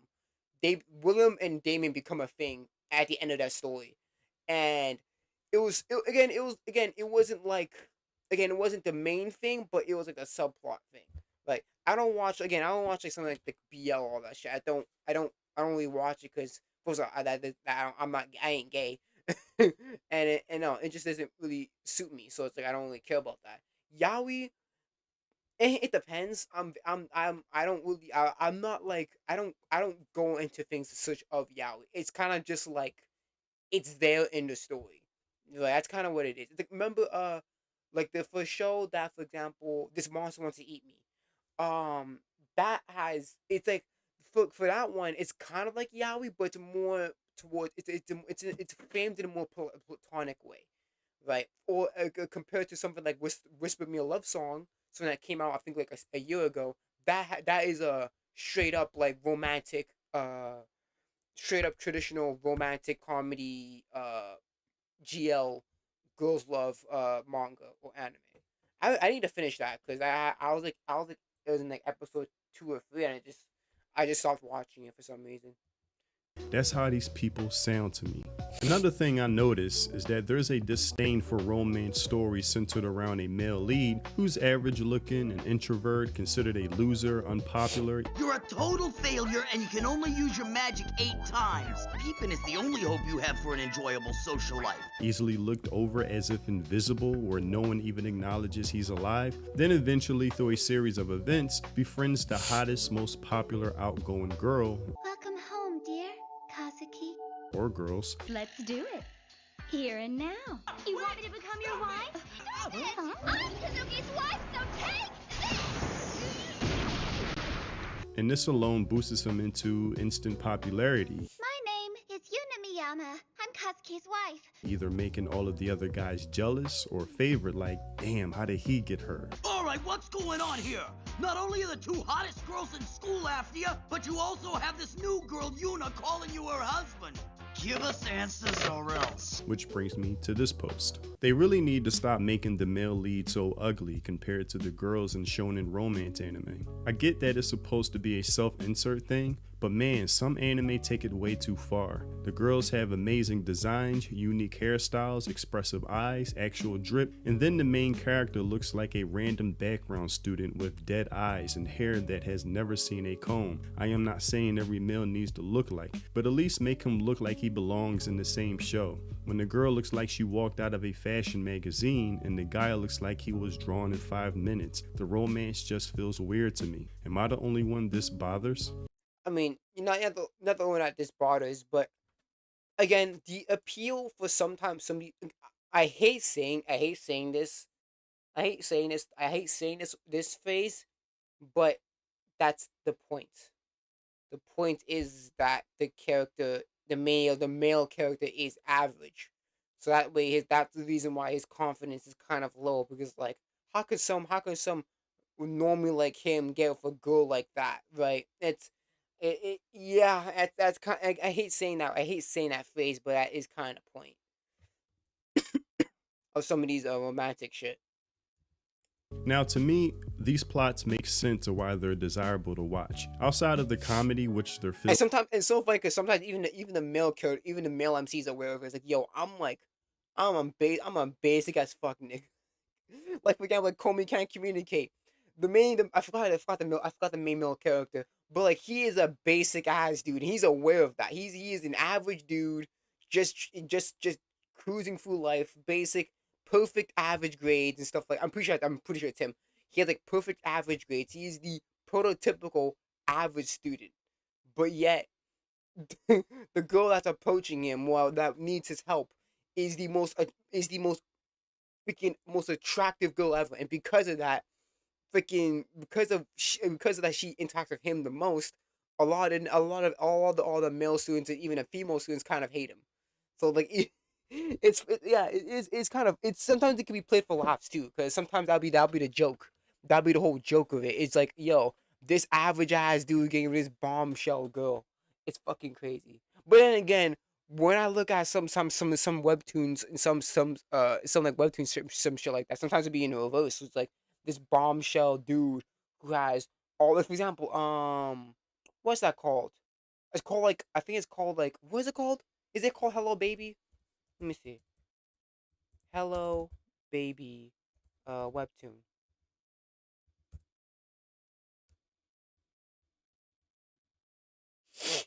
This is I was reading this for a while. Yeah, Hello Baby. Yeah, Hello Baby. It 2024. Jeez, it's been fucking 2 years since this person uploaded. Anyways, but yeah, in Hello Baby, the main character, the main female character, which is her, she's like a totally like average girl, and then the guy that she has a one night stand with is like this massively attractive dude, tall, muscular, attractive, has money and all that shit. It goes both ways. That's kind of the point. It goes. Well, I'm trying to say that it does go both ways. Not even just in manga, but in other things as well. And there's nothing wrong with that. But I mean, if it's your pet peeve, it's your pet peeve. I can't fucking take that away from you. You know. Of, there's a level of escapism and fantasy that is being fulfilled by the viewer. For me, it's not rocket science to see why, but for some, I guess it is. Some guys can relate to this, being the overlooked guy in a setting, and wouldn't it be so satisfying that not even the most popular or hottest girl recognizes me, but any girl, as stated with this comment in response. Honestly, I would not be surprised if harem anime are often made for male readers, viewers who have a hard time finding romance. Bingo! Yahtzee! Yes. That's legit what it's for. Why you think high school DxD? What's high school DxD? I'm more sure high school DxD is a shonen, because a lot of anime that are inherently has a harem subgenre in it, they're mostly like shonen. That's kind of the point, like shonen or seinen, What is High School DxD? Is High School DxD? Oh, it's a light novel. Fuck that. Food information, manga. What's this? That is a light. That is a shonen. Yeah. So yeah, a lot of these like stuff that has like a lot of these like harem anime that's like male. It's like a female harem. That's literally what most of them. I'll bet you most of them are shonen or seinen. But there's reverse harem, which is one girl and a whole bunch of dudes, and I'll usually be for shoujo or josei. Again, it works. It goes both ways. You just gotta look for it. You just gotta look for it. I think there's one. I think there's one called like Villainous All Roads Lead to Doom. Like that one has like a reverse harem. It goes both ways for sure. So I don't know why it's just I don't know. But here's the thing though, most more popular ones are like the more traditional romance ones. So it's like the main dudes are main lead and shit like that. So it's like because those types are the most popular. They're gonna complain about more about those than the ones in reverse. You know, the female oriented ones. Because, as I said, there's a fantasy aspect to it. It's not hard to understand why. Just like for me, it's not hard to understand. Yeah, especially in Japan nowadays, man. Let's be honest, man. Most niggas in Japan are shy. It's very rare that you see a very extrovert Japan person nowadays, especially when they're adults. Oh my goodness, those people are fucking work robots, man. It's sad. It is sad what's going on in Japan. Why women are into reading a novel that involves romantically dating a minotaur. It's hilarious, yes, but but I understand. Yeah, it's fucking stupid.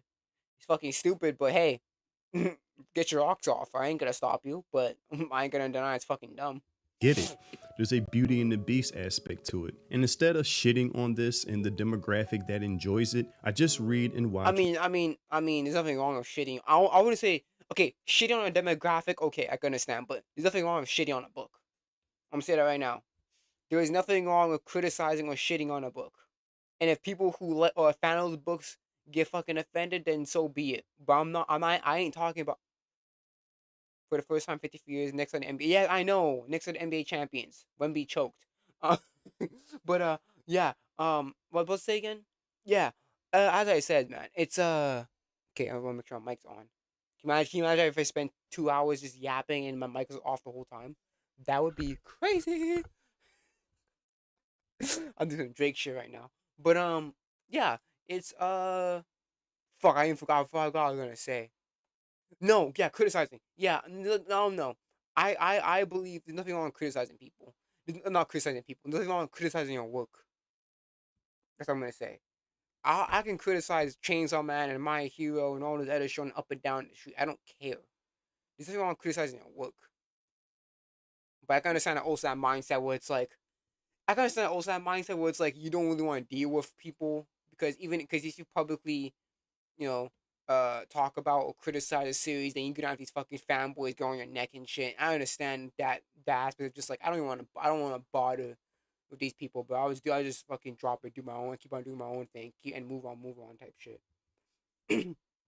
What I'm into. See the difference? I get how women would love to self-insert themselves into dating a dominant man like in 50 Shades of Grey, or in this case, a beast. And through her feminine charm, she tames him and humanizes him. That's a classic story to tell, which makes sense. Again, it's Beauty and the Beast. But it's your home is your happy place until you come back to bad odors. Use Febreze plug-in. It alternates between 2 complementary scents to fight odors and provide freshness for up to 50 days. Try Febreze Plug. Most people using ChatGPT and Claude are leaving 80% of the value on the table. Here's how the top 1% of the users. It seems this level of understanding mostly goes one way. And again, complaining about with one demographic. Yeah, and it goes one way because that one way is popular, so they're only going to complain about that one way. Because if you talk about the other way, there's like, oh, but you know, it's less common, it's less popular, so it's not really much of a big problem for them because it's not as popular, you know. Enjoys instead of seeking out what you enjoy.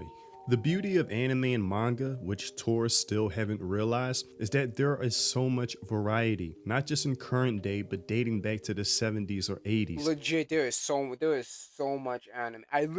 If you look at my list, I have I have such a long list. It's unbelievable. I just got finished with Black Clover. I'm right now. I'm catching up to One Piece. I'm trying to catch up to One Piece. 'Cause I'm like I'm like 50 chapters behind on One Piece. So I'm trying to catch up. But like yeah, there is so much manga and anime out there, bro. There is so much. There's so much media. There's so much media in general, bro. People pump out media like it's nothing nowadays, man. There's so much stuff out there you guys can enjoy.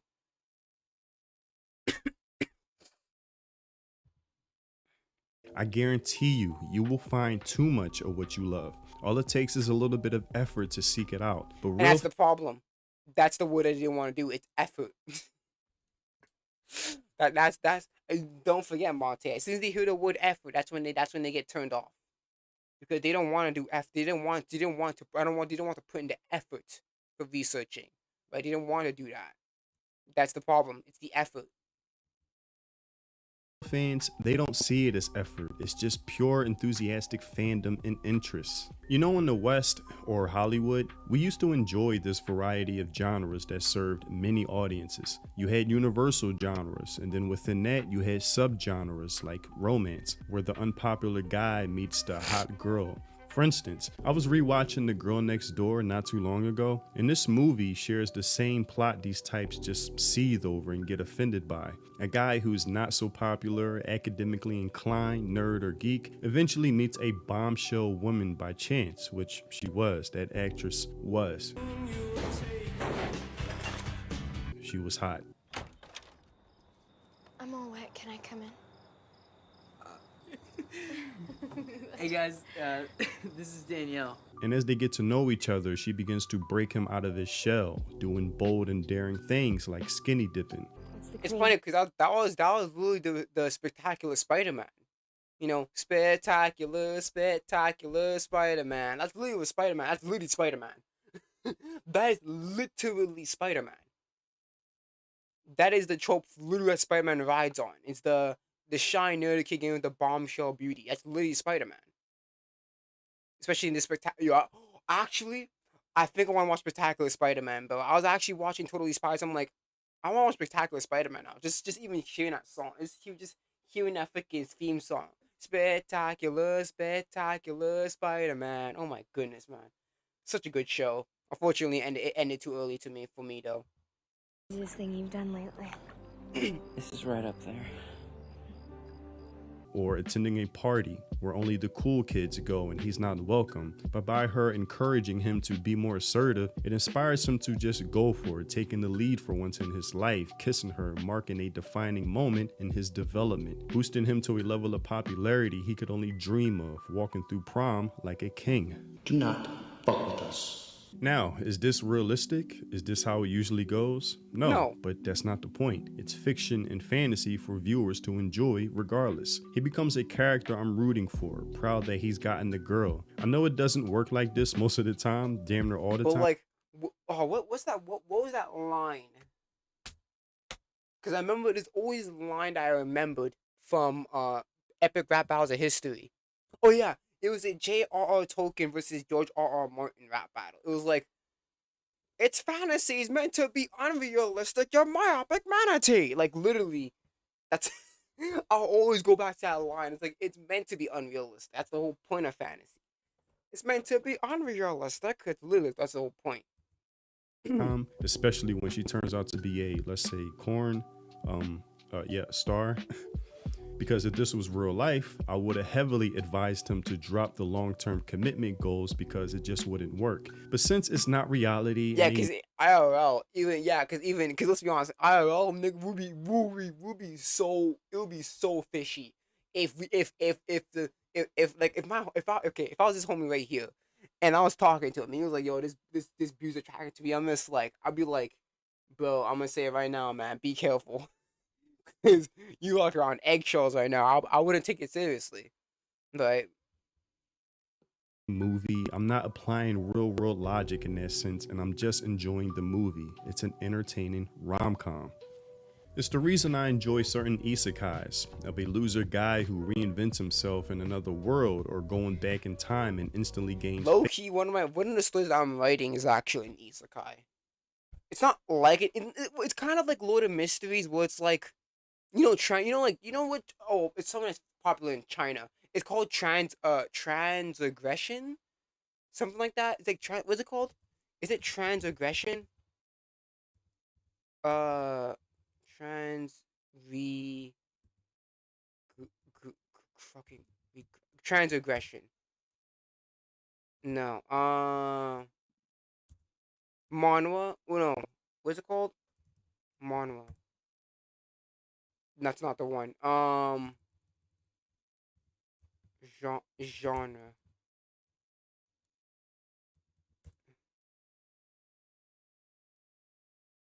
Oh, that's not right. Lord of Mysteries. What's it called? Transmigrating. That's what it's called. Transmigration. That's what it's called. It's called transmigration, not transgression. The fuck? I don't know what the fuck I was thinking. Yeah, it's called a transmigrator. That's what it is. It's kind of like isekai, but it's not. It's because transmigration is basically your body, your soul is going into another person's body. That's basically what migration is. Like, think of like Lord of Mysteries. Like, that's a transmigration story where it's like you're not reincarnated. Yeah, it's not you. It's not you getting reincarnated into a whole nother world. It is you getting your body transferred into something else. That's basically what it is. So it's like something like that's why there's a difference between Mushoku Tensei. That is an isekai because you're going to a whole nother world. Okay, here's the thing. Both of them are isekai, but the way that they do them is different. That's Lord of Mysteries is basically an isekai, but it's the method of how you get reincarnated, or it's a method of getting into that other world, which makes it an isekai or a transmigrating story.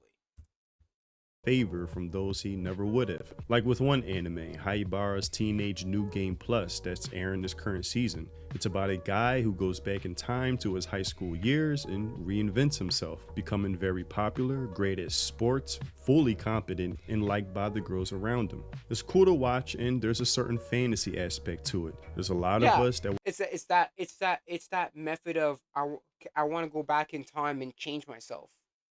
It's like I want to go back in time and maybe things would be different, right? It's that fantasy of getting a second chance at doing at getting at this period of time and doing something better. And let's be honest, that's something that people can relate to because obviously people have regrets, right? People have regrets where they wish they could go back in time and change something, but they just can't, right? It's a sad fact. It's just a sad fact. would love to redo so many points in our lives with the knowledge and wisdom we have now. Facts. It would almost feel like being unstoppable, like a god in certain situations. Or like cheat skill in another world, where you have an overweight guy, shy, bullied every day damn near, who goes to another world, gets in shape and becomes handsome literally overnight, which is fantasy in itself. I'm sure many would love to lose weight that effortlessly instead I'm a slim motherfucker. I'll tell you that right now. Like I'm pretty sure. I mean, if you go to my Instagram or whatever, you probably notice I'm more of a slimmer physique. But yeah, I'm gonna tell you right now. I don't think I can ever be fat in my life, bro. I'm gonna tell you that right now. Like I'm not to be like, oh, I'm built different or like I'm trying to. No, I can't get fat, bro. I cannot. Like I don't. Here's the thing. I don't think I'll ever reach 200 pounds in my life. It's a sad. It's just for me. It's just that I have to take that as reality. I will never be able to reach 200 pounds. I can never reach 200 pounds. Right. I can never. spending months training and dieting, but then goes back to his school and is automatically admired, beloved, and sought after, and gains favor by the hottest, most popular girl known to everyone else, making the other guys jealous. That nigga tall, man. How tall is he? You look so tall as shit, bro. What is he, 6'2"? God damn, man. Fuck, damn, that isekai gave him a fucking height increase too. like, damn, how did he get her? And this type of plot is nothing new. Again, Hollywood used to provide these variety of stories that serve different audiences. Yeah, remember Superbad with like McLovin, bro? Like, even as a joke, they did that shit, bro. Now it's like offensive. Like with the movie The New Guy, where you have an unpopular teen known as a loser in his school, then decides to attend another school, completely reinventing himself to becoming the coolest guy there, getting all the baddies and no longer being bullied. This is not exclusive to anime, at least it used to not be. But real quick, since straight romance in anime is under attack from the usual types, I decided for this video to dedicate a sketch to one of the 3 beautiful, voluptuous stacked wives of the flashy Tengen, known as Suma. Now, Tengen is my favorite character in Demon Slayer, with the Entertainment District being my favorite arc of the series, and when I found out he has 3... I'm not gonna lie. What is my favorite arc in Demon Slayer? I'm trying to think. What is my favorite arc in? Because can't. No, it's not Infinity Castle. That freaking fuck was terrible. So no, I'm not supposed to Village either. Bro, I can't figure any good arcs that I really like in Demon Slayer. Cause at best they're just like okay, like oh they're fine. 3 wives, I thought, yeah, this is my guy. Obviously having Would Mugen Train count as an arc? Maybe that'll be my favorite. Same taste in women as me, all with their own personality, with Suma being the more timid, a bit over dramatic, wearing her feelings on her sleeve, which is all charming in its own way. Now with this sketch, I did challenge myself with the shading a bit when it came to her hair, and I gotta say, I'm pretty proud of it. But next time, to make this process much more easier, I'll use the charcoal in my sketch kit, which I just learned helps with that, especially instead of just using my pencil. Duh. And I gotta say, something I'm really enjoying learning how to draw are the heavies, because as I always say on my live streams, what is it that we love? The heavies. Yes, we do. Yes, we do. Merch coming soon. But shout out to those who continue to send me their sketches, and something I think is cool since I started learning how to draw and showcasing my own sketches in my videos is that it's getting people... Oh, that's good. Pinky in the Brain, that is a very good art. I'm not gonna lie, it's a very good sketch. Shout out to Asylum, bro. That's a very good sketch of Pinky in the Brain. To draw who haven't in a while, almost sparking a newfound interest in it. So it's always cool to see what you guys send. And if you want a sketch kit similar... Okay, Rob. Damn, man. Gee. Whoa. To mine, I've tagged various items in this video to check out, along with some other things like figures, including a Mitsuri one and Tengen that I myself bought one in Japan. But if not, regardless, I always appreciate the love. Now back to the video. When James added long-lasting gain scent boosters to his lawn. Nah, I fuck with a Pinky in the Brain though. That's a very good drawing. Holy shit, bro. That's a very good drawing, Pinky in the Brain. I'm muting all the ads. I'm just tired of these ads, bro. These guys are pissing me off.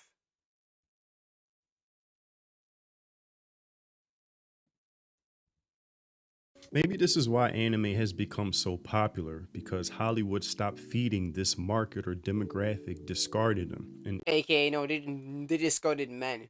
They discarded straight men, so straight men went to anime. Or made their own shit. And then now they're trying to fuck up anime too, so that way all the straight dudes have nothing to go to. They're fucking up all the games, the God of War and all that shit. Then they're trying to fuck up Warhammer, now they're fucking up books, now they're fucking up fucking anime. So let's just fuck up everything that they love. Everything that they love, everything that's male has a male dominated audience, just fuck it up. Cause they don't deserve fun. For all those years of misogyny. all those centuries of misogyny, they don't deserve anything now. Retribution, bitch. Easily, anime filled that void, served that market. But I also saw comments like these. I'm so with you. The issue is it's quite often nerdy guys who make manga and they are not that interested in hot dudes quite often. Yeah, because they ain't gay. I'm not gonna be interested in hot dudes, but I ain't gay. And again, if we're doing it, it's more of a self-insert thing. So obviously they're not gonna make themselves hot, cause why would they? The whole point of it is self-insert type shit, like fucking rent a girlfriend some shit. But yeah, we need some more hot main character males. There is. Go watch shoujo, bro. There is hot males, Fruits Basket and all that shit, man. Go watch shoujo. Fucking Tuxedo Mask and Sailor Moon, bro. There is hot boys out there, but you have to watch shoujo. You're focusing on shonen. The shonen is for a male demographic, so they're gonna make the females more attractive than the males. If you go to a shoujo, it would be reverse. The males would be more attractive. Like, come on, bro.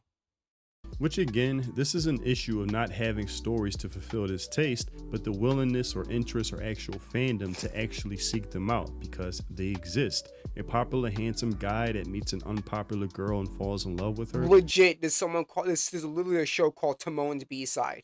There's a show called Timon. I'll show you right now.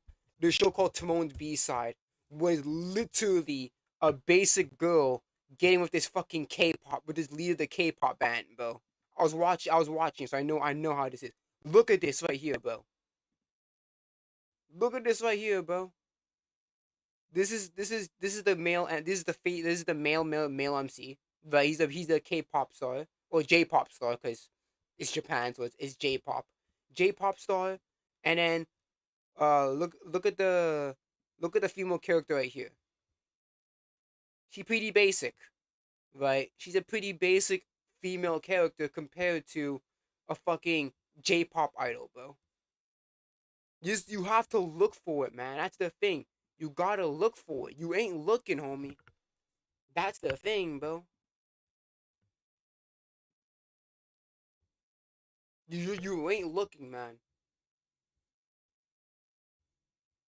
Yeah, we're here in the yeah. This is another one I was watching too for a little bit. In the clear moonlit dusk. Look at the male main character. Look at the male main character, bro. Fucking looking like fucking white hair and shit, bro.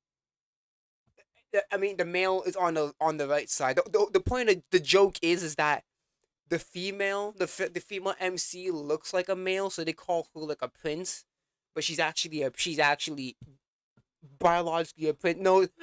No, I should not talk about this one because I know some niggas are gonna say, "Oh, she's trans." She's not fucking trans, bitch. She is a biological woman. She identifies herself as a woman. They just call her a prince because how she presents herself looks very boyish. So they call her a boy. No, it's not no trans allegory, nigga. But yeah, look at the male main character. White hair. He's tall too. He's a tall guy. Like, come on, man. Decently, like, come on. You just gotta look for it, homie. You just gotta look for it, homie. I'm gonna tell you right now, man. You just gotta look for it. You look for it, you're gonna get it, bro. But you ain't looking. And that's the problem. The niggas are too lazy. They don't wanna look. They want people to feed them slop or agree with them. That's pretty common. Lemon Soda, Kimi ni Todoki, that centers around this plot. Popular handsome guy notices the girl who always feels anxious and overlooked or misunderstood. Again, Hollywood used to fulfill this taste with movies like She's All That, about a popular guy, all-American athlete goes for the unpopular, nerdy, or geek girl and breaks her out of her shell. Or more anime like Clear Moonlit Dusk. Look! I'm not look, oh my god, I'm not high. I'm not smoking. I'm not smoking, bro, because it's fucking true, man. Again, man, you got these niggas these niggas don't want to find shit. That's the problem. They don't want to look for shit, bro. They're too lazy. Man. And this shit, I think this was airing last season. So, come on, man. Even nowadays, man, you got shit like this. You ain't looking. Where popular handsome guy beloved by all the girls chooses the one that no one would have expected, breaking her out of her shell, thinking she was too tomboyish to find romance. Fragrant flowers blooms with another one that I'm reading. Flick. That's another one I wanted to talk about. Flick. Okay, I just started reading. Actually, fun fact, I actually started reading the manga. of Flaky Flower. I think I'm like in the middle of chapter 1. I just got started with it. And yeah, look, man. You know why all these chicks love tall niggas, man? They love 6'3" ass niggas. That's how tall oh, I forgot his name already. That's how tall he is. He's like 6'3", bro. She's like 4'11". It's like, bro. Again, man, you have to look. It's there, man. Dignity with another handsome lead that in some way fulfills the Beauty and the Beast or Romeo and Juliet vibe women love. All you have or the tall guy, short girl dynamic. Fuck, it's there, man. You just have to look, and they don't want to look. to do is look for them, which isn't hard to do. But that's all I have for this video. Tell me what you think in the comment section below. Yeah, anyways, people who fucking complain about this are people who are fucking legitimately just ignorant. I hate saying that, but people who say that shit are just legitimately just ignorant. Because there's so much anime and manga out there, you're just not looking, bro. And it's hard. And again, it's just sheer ignorance. That is literally what it is.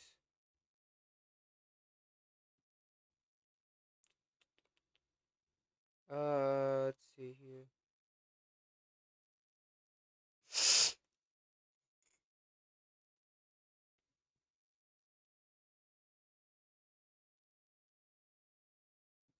Let me see this. What's going on?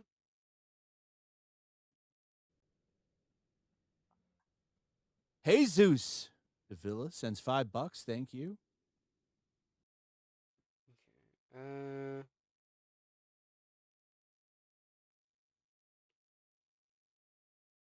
let's see.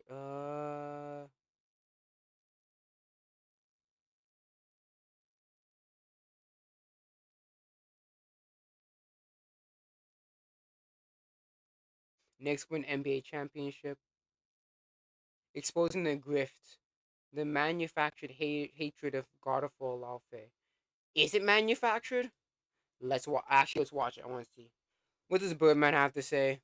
I know he's a very controversial guy because sometimes he just says dumb shit.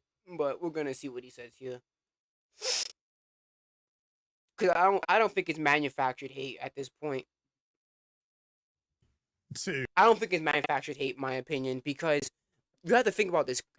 God of War has been the main character of God of War has been Kratos for 20+ years, right? And now you're switching up on basically one of Kratos' fucking wives, a character who is like not to say she's irrelevant, but she is more of a plot device rather than a fucking character. And the way that God of War Ragnarok ended, you could have literally smoothly transitioned it into an Atreus game. Like, I would, like, honestly, if there had to be a game about Kratos, it would be Atreus. It would make so much more sense to be an Atreus game than a God of War Laufey game. Plain and simple. It makes no sense to have a God of War Laufey game. It doesn't. It really, really doesn't. 2, 1. God of War is back, baby, and this time they're wearing a dress and they're talking to a gooey cube, and I think they're doing the laundry or something. I might have read the name wrong, but I think I'm right. I wonder if they'll make me a sandwich. Call me crazy, but I think you could do with a few less sandwiches, ass. The reaction to God of War Laufey has been fascinating, not because of the trailer, but because of the people pretending to be upset about it. Let's be honest about what's happening here. For years, these same outrage merchants have complained that modern media never creates good or well-written female characters. Then Sony Santa Monica gives us a story centered around Laufey, a character who has existed in God of War lore for years and is directly connected to Kratos, Atreus, and the entire Norse saga. Yeah, but she's dead. And the thing is that, again, she's more of a plot device rather than a character. I'm gonna tell you that right now. Like, because since she's dead since the beginning of the Norse mythology, it's like, and that's the thing, you have to think about the investment of having a character like Faye. There's not gonna be a lot of investment because she's already dead. She's been dead since the beginning of the Norse mythology. So having her as the main character all of a sudden, it's like it's such a change and it's such a something that came out of nowhere. So it's like, of course, the investment's automatically not gonna really be there because Faye's a character who's basically not really like. Again, you don't really know her much as a character. She's just more of a plot device. We know how other people feel about her, like Kratos and stuff, but like, it's like the investment is not gonna be there automatically because she's not really much of a character.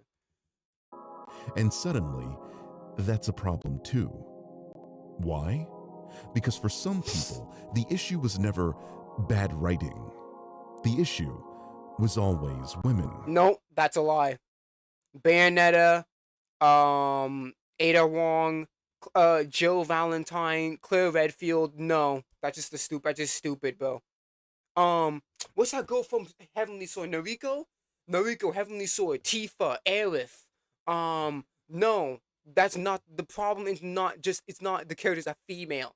You have to think about the character of Faye. The character of Faye, there's not much of a character to her, right? So it's like, again, the investment of the hype of trying to be invested into Faye is like little to nothing. Come on, man. It's not it's not the female. Like, trust me, bro. Because literally when Stellar Blade Bloodring came out, people were hyped for that. People liked Eevee. So it's not just a female, bro. Get that out of your mind automatically.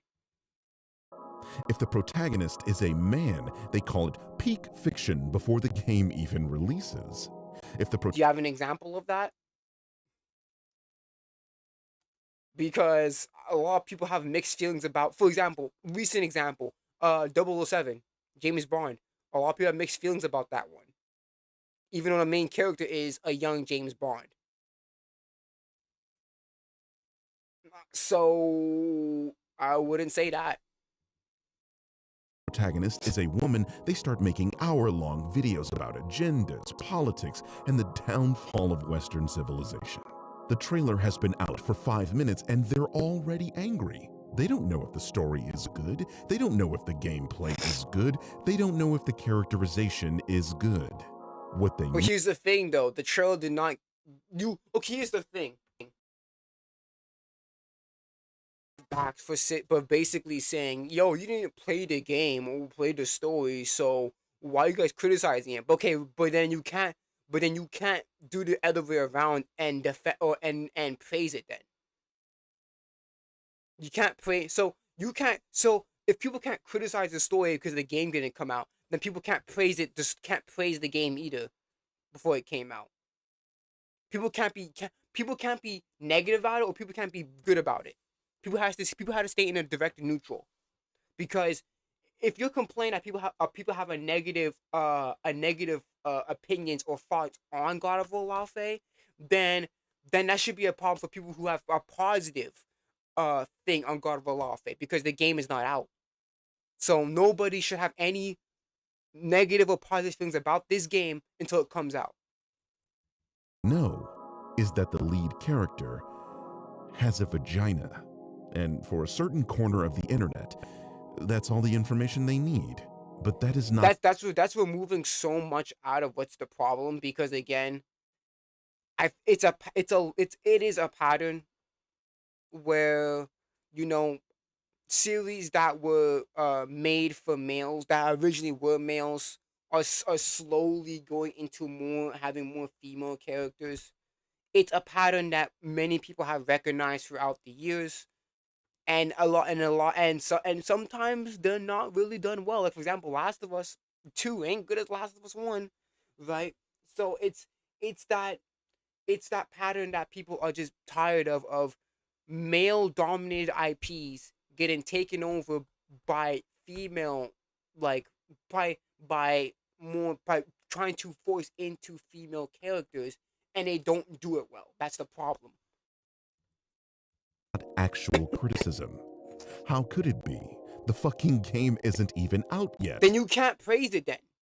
If people, you have an issue of people criticizing it, but why don't you have an issue of people praising it? Because the game is not out. So you can't have negative assumptions or positive assumptions by that logic. No, it's culture war content farming designed to piss you off, to manipulate you into hating something that you haven't yet consumed. And that's Okay, why what about those who are manipulating people into praising something or to be positive about something that they haven't consumed either? You can't attack, oh, why can't you be so negative about it if the game didn't come out? But you can't do that for the other side that are gassing up and wish it's gonna be very good. You should be like, well, the game is out, so why are you gassing the game up? You can't come on, bro. You gotta do it both sides then. Keep the same energy for the other side then at that point. I'm here. The antivenom to the snakes poisoning your mind. I'm here to expose the grift. In today's episode, we're going to look at the pronoun guy whining about God of War Laufey, a video game he doesn't have to play, and one he's mad at for the worst reasons imaginable. That's so. I hate that argument. That if you don't play it, then okay. I hate that argument, man. Cause it's like, okay, you're downplaying. You basically, it's like, okay, if it's a game, if it's just a game that people don't have to play, then why make this video then about people being mad at it, being mad at just a simple game they don't have to play?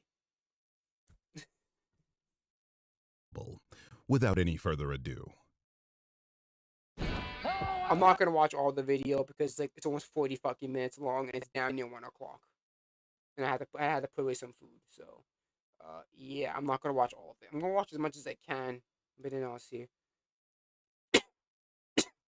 I remember Jackass. Oh my goodness, Jackass was such a thing back in the mid 2000s, MTV and all that shit. Back when Jackass was an actual show. Hi everyone, it's Az here from Heel versus Babyface. You're never going to believe this. How many times are we going to start a video with that? But State of Play was absolute crap. is that a fact? Because I'm certain this State of Play was the most watched showcase in the platform's history, having more than 3 million peak viewers, 4 million hours watched, and an average of 2.4 million concurrent viewers. Multiple independent polls rated the State of Play as a B, with the topic of this video getting the most votes as the best game revealed. So I'm curious. Here's the thing, is he saying as a fact, or is he saying as an opinion? That's the thing. You're just taking what he says as a fact, even though that could just be his opinion. And again, also popularity is not equal jack shit. Because by that logic, Avatar is the best fucking movie ever. Come on, bro. Just because something is popular doesn't mean it's automatically good, bud. I'm telling you that right now. Where are you getting your information from, ass? Is it your ass? Here's the thing. Could it be an opinion? Is he saying it as a fact, or is he saying it as an opinion? You automatically assume that he's saying it as a fact. Wow, it's so well known for showcasing greatness to come. Oh my goodness me. I'm so glad that I missed it live, but when I caught it back later, where I could pause it, do it at my own leisure, oh my goodness me. I don't know. I think Ill was the only game that I was legitimately like, ooh, yeah. Oh, yeah. I want to get me some of this. Everything else, even that lovely woman who was ex-Bethesda or, used to work for Bethesda, whatever, used to go, and all that kind of stuff. Even her game did nothing for me. So, this is a video all about your subjective value judgment, yes? About what he literally said for me. Bro, he literally said for me. So clearly it's subjective. You personally enjoyed seeing? Because there were a bunch of games people are very excited for and enthusiastic about, but because you're an anti-woke grifting loser who's built a failing career on hating anything women, Disney, Marvel, or minority, you can pretend that Wolverine isn't hype, or that Tomb Raider isn't going to be a banger, or that the new Silent Hill doesn't look amazing, or that Control Resonant isn't interesting, or that Phantom Blade Zero isn't the wake-up call Souls-like fanboys needed. Yes, only Ill looked interesting in the whole hour-long presentation. He literally said for me, bro. That's literally his opinion. If he's not interested in those games, that's his opinion. He literally said for me.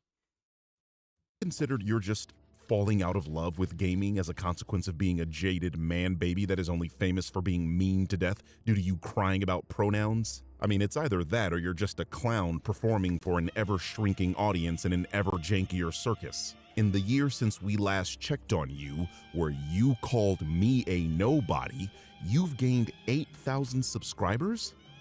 In a year? 8,000? In 365 days? Could be time to find a new shtick, buddy. These saxophones have been getting louder since I started talking. Wolverine. Maybe a decent gameplay loop, possibly. But again, we got race-changed heroes. Jean Grey looks like a dude. This is the character model that Ass is saying looks like a dude.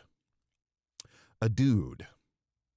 This is what Ass thinks dudes look like. It's one thing to say you don't like a character model. We don't know the timeline this game is set, so it's likely this is an older, more experienced Jean Grey and not the wide-eyed teenage Marvel girl these chuds wanted her to be. But it's an entire... But that is because the timeline for Wolverine doesn't really make sense. It's like because Jean Grey was in because here's the thing, because the X team or whatever the fuck it's called, the X-Men don't exist in this Wolverine universe. And Jean Grey was in the X-Men as a teenager around that time. So it's like again, the timeline's really wonky over here. It's really, really wonky. I need more to understand what the fuck is going on in Wolverine. Entirely different thing to say this character doesn't look like a woman. These are just lies. But you have to be dishonest and a liar to be a right-wing culture warrior. That's chapter 3 in the handbook. I got one challenge for you. Try Whisper Flow once. One time. And I promise you'll understand why I don't care. And it's been worked on by Sweet Baby and people like that, so yourself up the you-know-where. Oh no, not Sweet Baby Inc. They're going to consult on the story. You know, the same thing they did with God of War Ragnarok, a critically acclaimed game. Incidentally, they did the same thing on Spider-Man 2, another critically acclaimed game. I guess if they're going to again, it's this appeal to authority. It's appeal to authority. It's this because critics like this game, therefore it's a good game. But you have to realize that sometimes critics can be paid off in AstroTurf, as for example, Mixtape. Mixtape was AstroTurf out the fucking wazoo, bro. All of a sudden, you're seeing all these fucking things give it a 10, 9.8. I'm just like, what? This sort of air quote game is like, come on, bro. Come on, man. Captain Marvel all of a sudden was hitting the box office. Then when the Marvels came out, boom, it went fucking downhill. Using appeal to authority as a sort of winning, as a sort of as a counter to the argument, it's not really good. Consulting on the story or narrative, we have a lot to worry about. Unsurprisingly, Silent Hill looked like... And it's funny how he's picking and choosing. He picked and chose only some of the critically acclaimed games. Let's go back and see that list. Let's go back and see that. Let's go see. South of Midnight flopped. Most Cape. These four literally. Okay, let's see this. South of Midnight flopped. Let's see here. What? Winter Barrel irrelevant.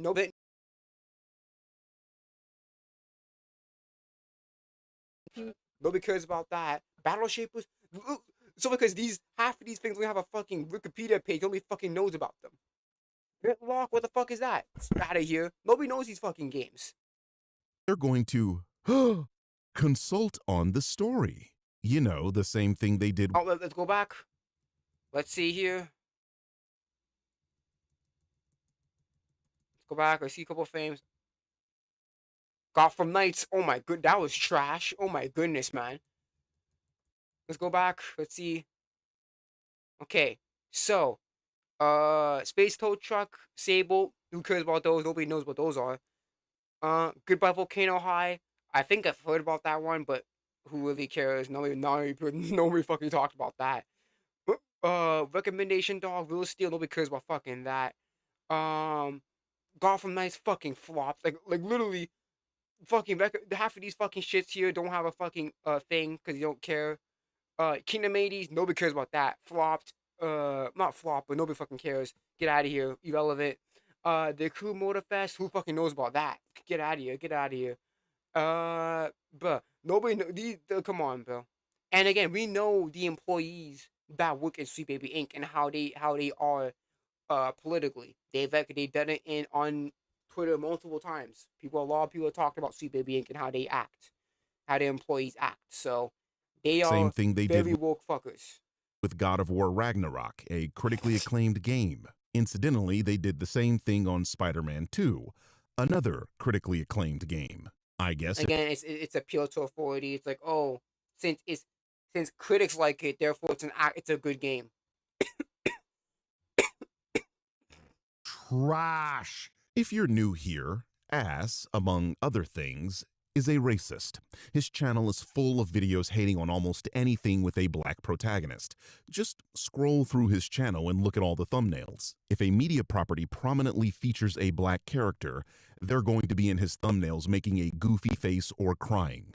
Like this. Or this. Yeah, Doctor Who, which not only was breaking the lore, but actively ruining how the structure of things of fucking stories work, like fucking biogeneration,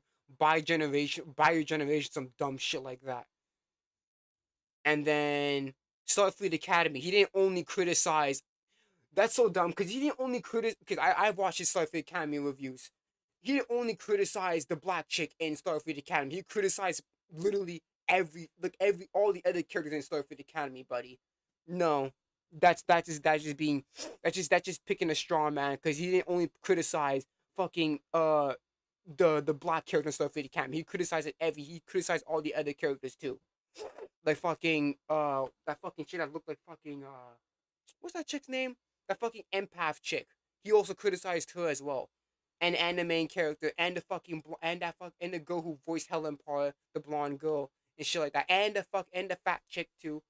Right? So and he also criticized the lore and all that shit. So yeah. And the Klingons and all that shit. So no, it's not only just the black girl that he criticized. That's just picking a straw man. Or this. And this. So it should come as no surprise what his problem with the new Silent Hill game is, especially considering we've barely seen any gameplay with the information given. No, I watched his video. The reason he got mad at it because it breaks the lore of Silent Hill. Because Silent Hill is a location. Now apparently Silent Hill could be anywhere now. Like it can transfer location. Silent Hill could come to you. You don't go to Silent Hill. Silent Hill comes to you for some dumb shit. So yeah, that's the thing he was talking about. He's talking about the lore of Silent Hill and how this game could break it. Or how this game is gonna break it. Or not break it, but how it's been broken. With Silent Hill F or some shit, I forgot. But something like that. To us during the state of play amounting to a cinematic trailer of a city filled with fog and the protagonist picking up items and solving puzzles. You know, classic Silent Hill stuff. Apparently, that was enough for Ass to say, Silent Hill looked like trash. To be fair, his head does look like a crystal ball, so he might have... No, because he's literally explaining on why it looks bad. Let's go on to the choosing what to criticize here. But he did talk about a bit about what happened to Silent Hill. Let's go.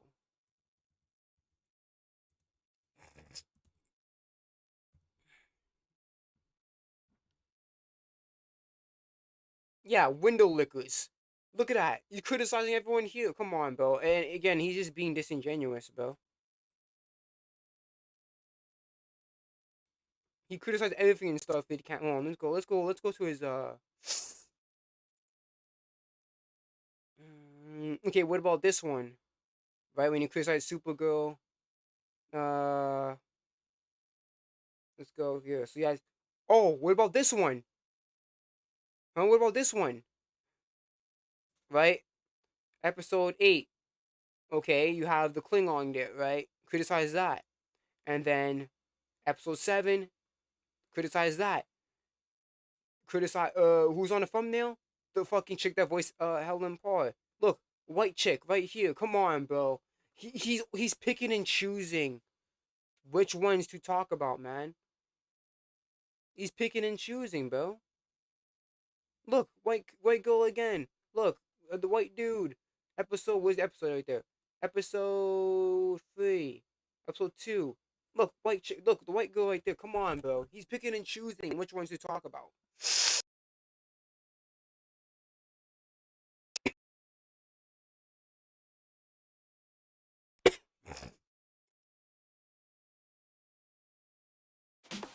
Take control of the itch and athlete's foot. Try Dr. Scholl's Athlete's Foot Cream. You can do this. You can be the first millennial in history. People still notch the with a eyebrows? chip on a device that is not. 3, 2.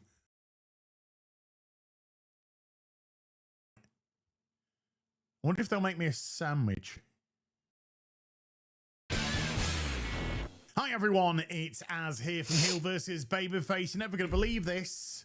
How many times are we going to start a video with that? But State of Play was absolute crap. Wow, it's so well known for showcasing greatness to come. Oh my goodness me. I'm so glad I could pause it, do it at my own leisure. Holy, oh my goodness me. I don't know. I think Ill was the only game that I was legitimately like, ooh, yeah. Oh yeah. I want to get me some of this.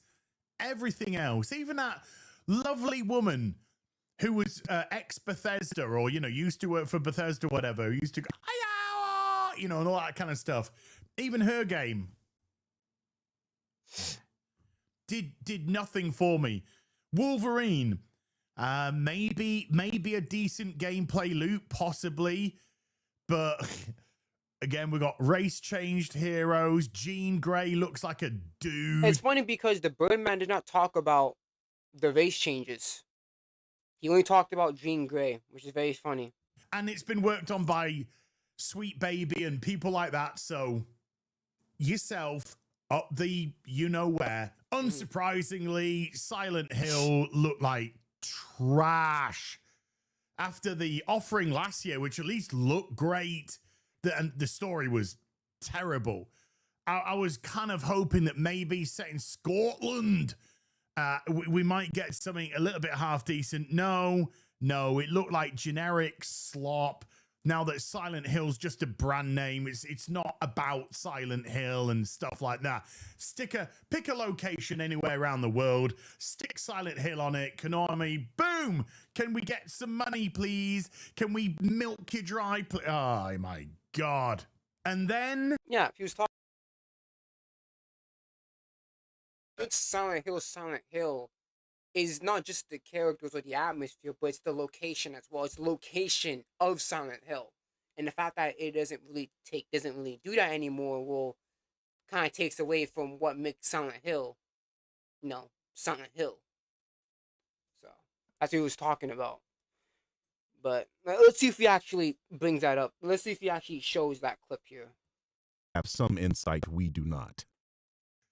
After the offering last year, which at least looked great. Yeah, he brought it up. Okay, good. The story was terrible. I was kind of hoping that maybe set in Scotland, we might get something a little bit half decent. No, it looked like generic slop. now that Silent Hill's just a brand name. It's not about Silent Hill and stuff like that. Pick a location anywhere around the world, stick Silent Hill on it. Konami, boom! Can we get some money, please? Can we milk you dry? Oh my God. See, here is where his grifty nature betrays him. It's clear this man isn't really a fan of the franchise. Townfall and F aren't the first games that don't entirely take place in Silent Hill. Silent Hill 3, released in 2003, opens in a mall in the protagonist's hometown. In fact, the first half of this game is set in her hometown, and they don't actually get to Silent Hill until the second half of the game. Silent Hill 4, released a year after the third game, is entirely set in a city called Ashfield, not in Silent Hill at all. Kind of, anyway. That game is bizarre. Homecoming, released 4 years later, does what the third game did, start in a completely different city, and then in the second half of the game, the protagonist is kidnapped and brought to Silent Hill. Here's the thing, though. They go to Silent Hill. That's the thing.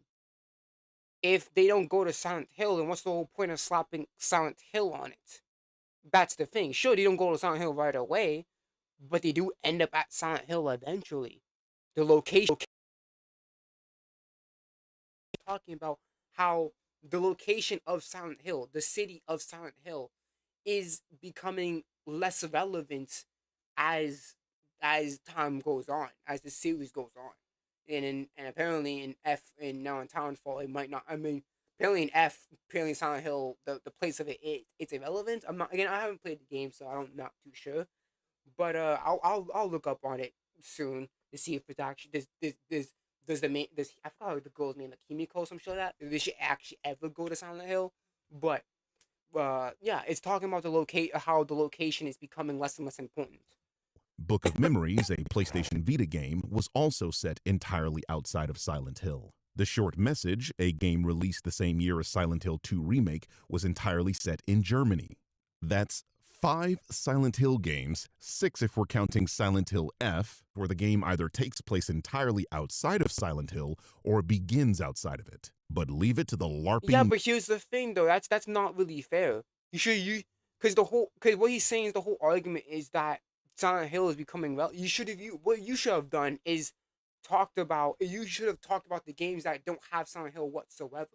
Cause now you're just trying to add on, but this game has a little bit of Silent Hill, so since the majority of it isn't Silent Hill, then that's kind of be disingenuous, because the whole point of what you're trying to say is that the location of Silent Hill doesn't really matter, but you're adding games into your argument that has Silent Hill as the key part of the game.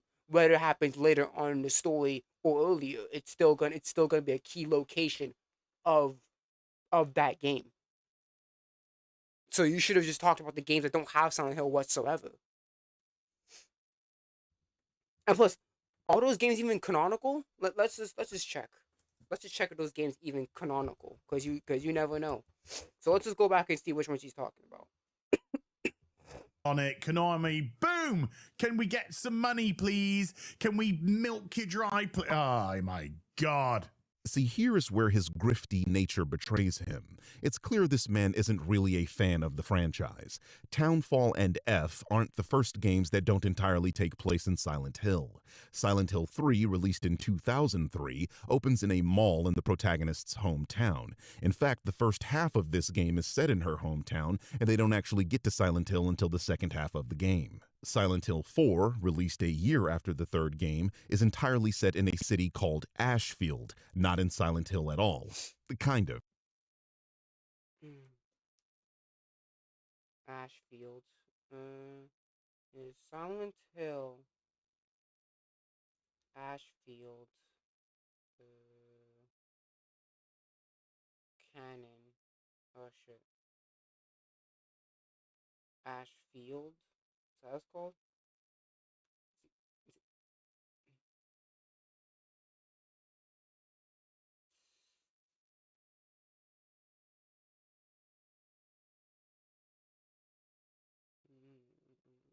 Takes place.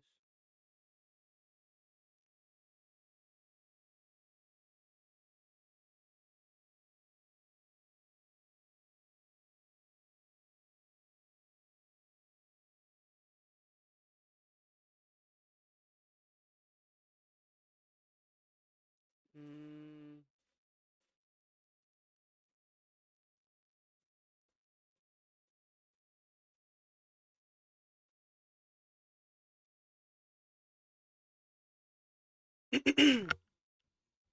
I'm trying to see something.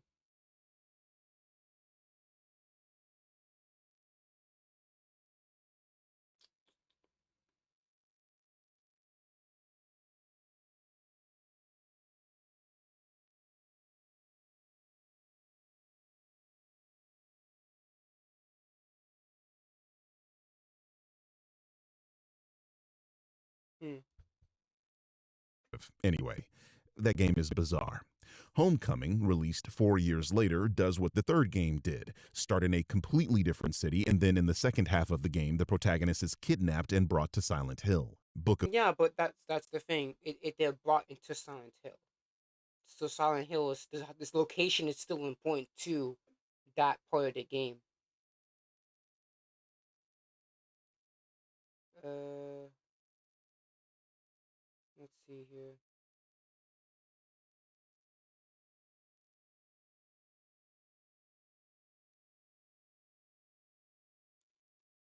Mm,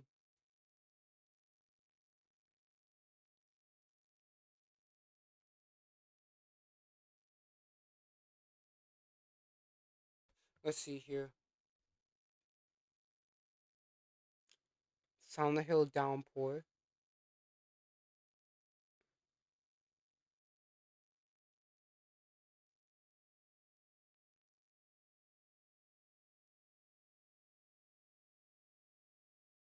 Silent Hill Homecoming.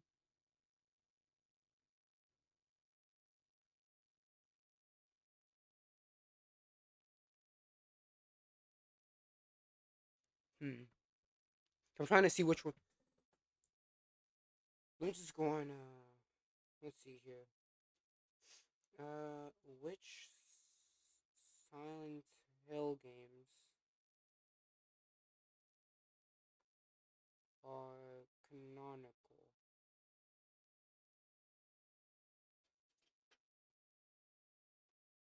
Trying to see something.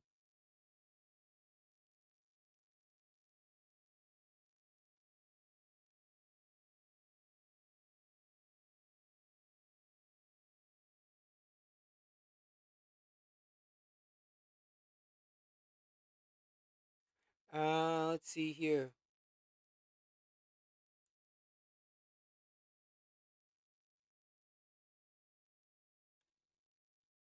The canon of Silent Hill is a bit messy. Oh, and that's not good. Because here's the thing: if the canonicity of Silent Hill is a bit messy, then that's a problem. Let's see here.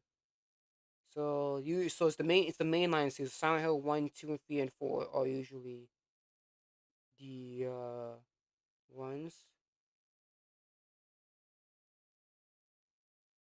Okay, Homecoming.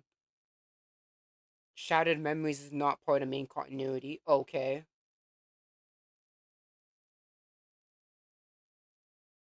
Non-canon or ambiguous works. Book of Memories. So this is the one that you're talking about right here. So that's not very good. If it's non-canon, then that's not very good to use Book of Memories as an argument.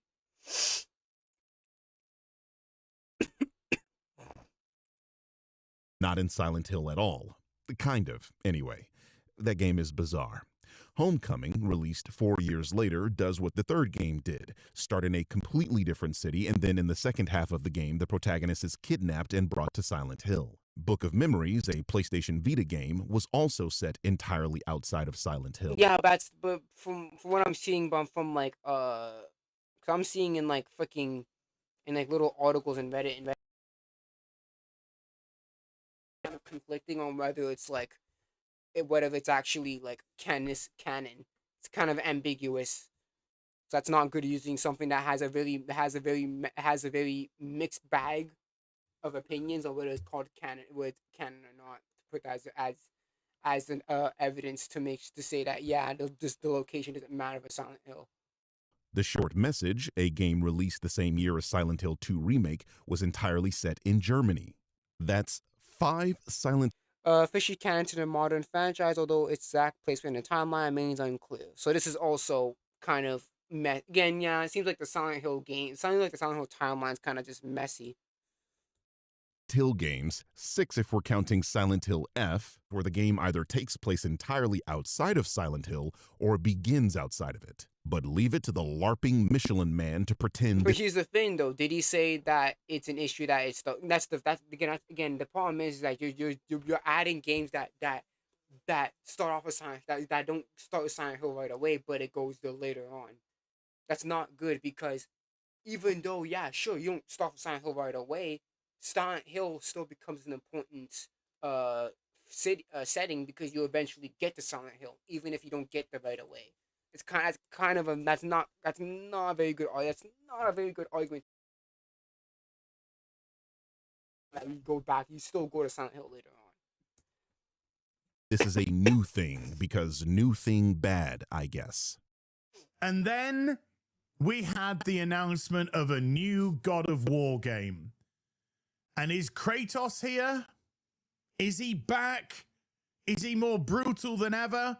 No, this time he's coming with laundry detergent and it's his dead wife. Amazing. That crystal ball ass calls a head has told him that Kratos will not feature in this game at all, even though he literally is in the game as we were shown in the trailer. This is a game that is a long ways off. I'm not sure how this clown seems to know things nobody else does, but one thing these games like to do is surprise us with things we didn't know would be in them, like the Blades of Chaos being an available weapon when none of the marketing material showed them, and after spending hours playing with the Leviathan axe. But here's the thing, though.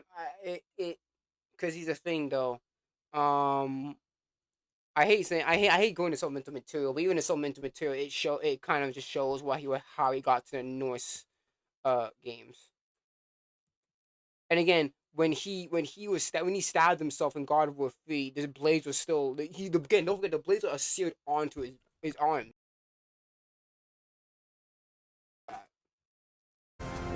Oh, y'all in trouble.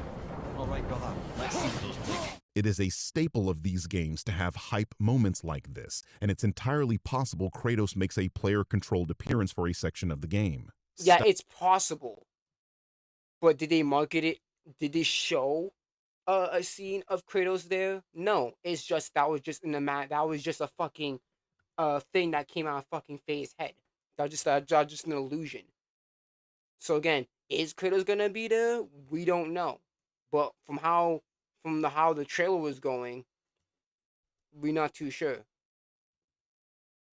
Stop speaking in absolutes.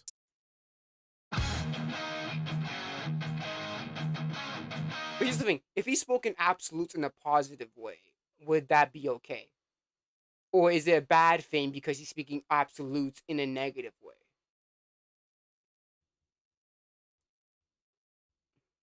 But I don't know why I'm getting these fucking ads of High School of the Dead, Bill. This series hasn't been relevant in like 10 plus years. My name's Jimmy Myers. I'm the narrative director on God of War Lao Fei. My name is Elise Morgan, and I am the lead writer on God of War Lao Fei. My first experience with God of War was playing 2018. I started my first God of War game with 2018 as well. Oh, wow. I would have never have been able to tell. Hilarious bit of sarcasm coming from the guy that just exposed himself as knowing nothing about Silent Hill while LARPing as a fan.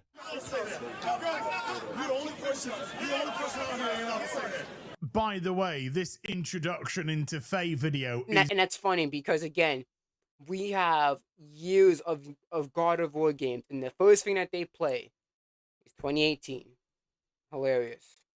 It's going down exceptionally well with 39,000 upvotes and 39,000 downvotes. Once again, another grifter promoting a YouTube dislike plugin that is without a doubt massively inaccurate. There have been countless YouTubers, including myself, that have already explained that the dislike plugin is always wrong because it is an estimate based on the amount of people that have this plugin. People who, by their very nature of having the plugin, are more likely to dislike things. Because the estimate is based on the users of the plugins, you get massive discrepancies when the actual count is shown. For example, Recently, I was brigaded by Asmongold's audience. A viewer of mine asked about the dislikes on one of those videos, as the plugin was showing them that the dislikes on that video had matched the likes, both at about 13,000. Because I am the one with actual stats on my own videos, you can see the real count isn't even half that. There's a site that people post all the time on social media called the YouTube Dislike Viewer that specifically uses the data from Return YouTube Dislike, the most famous of the dislike plugins and the one the majority of people use. Well, I decided to post a couple of my own videos on this site to prove not only is this plugin massively inaccurate, there's also no rhyme or reason to the counts they're producing. The first video is another video that Asmongold's fans attempted to brigade. According to this plugin, I very nearly got ratioed with 13,615 dislikes on that video, a strangely specific number. But when we go to the actual stats on that video, you see that the video has more than 3 times less than the plugin is showing to the public. Here's a video of mine that wasn't brigaded. You can see the dislikes are showing at 630 according to the plugin. Well, when we look at my actual video statistics, we find the plugin is showing double the amount of dislikes. And finally, my favorite, another video where I apparently got brigaded by Asmongold's audience. The plugin is showing I got absolutely railed by the dislikes. But reality is often stranger than fiction. For the millionth time, stop using dislike plugins. I implore any creators watching this, and there are quite a few of you that watch and react to my videos, to test this on your own videos, especially any that were contentious, and post the results for your own audience to see. Being a YouTuber himself, Ass knows these plugins massively overinflate the dislike count, but being a grifter, he has to promote the idea that contentious videos are being ratioed by the audience. I would bet my Porsche that this video doesn't have anywhere near 39,000 downvotes. Hell, when I put the very same video into the dislike viewer, it's showing the video currently only has 14,000 dislikes. Is that the same video though? Because you have to think about when did fucking Az even see this? Because obviously his video is older than your video. And again, if the YouTube, that makes no sense. If you're saying that the YouTube plugin is inaccurate, then why are you using a plugin to trying to disprove Az? That kind of doesn't make sense, does it? You basically say, because you're criticizing Az for using a YouTube dislike plugin, but yet you're using a dislike plugin to try and disprove Az. That doesn't really make any sense, bro. Anywhere near 39,000 downvotes. Hell, when I put the very same video into the dislike viewer, it's showing the video currently only has 14,000 dislikes. Again, stop using dislike plugins. So just in case you don't know what I'm talking about, the next God of War installment is actually God of War Laundry. Yeah, I'm pretty. Yeah, I'm pretty sure that's what it's called. What I find amusing about this is one of the guys crying about Lupita Nyong'o portraying Helen of Troy because it's apparently disrespecting European culture. So you make Helen of Troy black. Helen of Troy wasn't black, but you make Helen of Troy black. You make Elliot Page Achilles potentially maybe, and then you put fucking what's he called, Travis Scott in it as a poet and say, oh well, that's because rap of today is like poetry back then. No, fucking isn't. But here he is disrespecting European culture by making fun of a Norse name. I guess Porky Pig here is a bit too uncultured, but Laufey is a Jotun, or giant, in Norse mythology. My point is, regarding Lupita in the Odyssey, it was never about accuracy to the source material with these people, because they don't actually care for or know anything about that source material. The point is outrage. They are stoking outrage because you keep clicking on their videos when they do it. So if you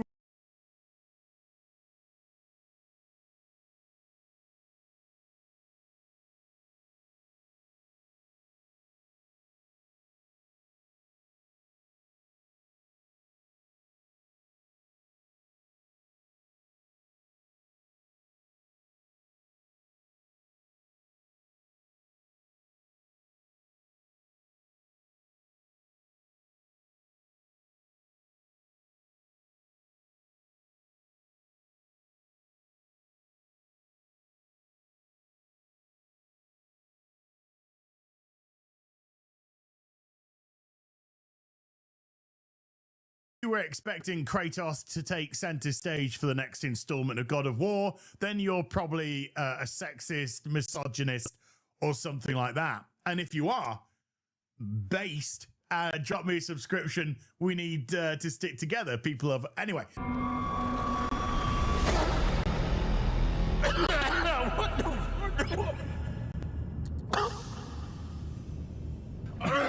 Oh, shit. Besides the lunacy of outright admitting his audience is made up of bigots and misogynists, he really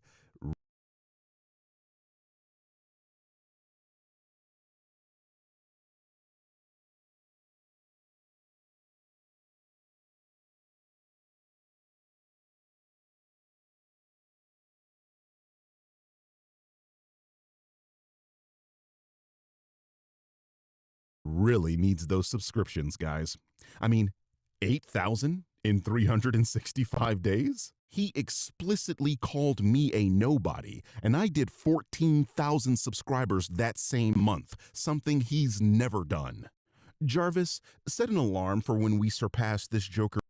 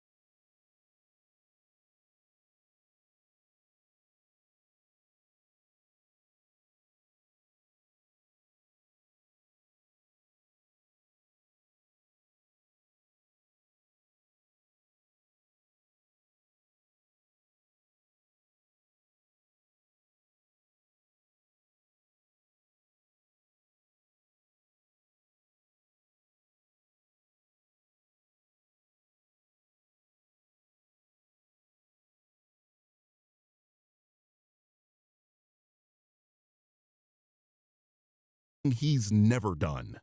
Jarvis, set an alarm for when we surpass this Joker in subscribers. I sure would like to gloat when this nobody is bigger than this somebody.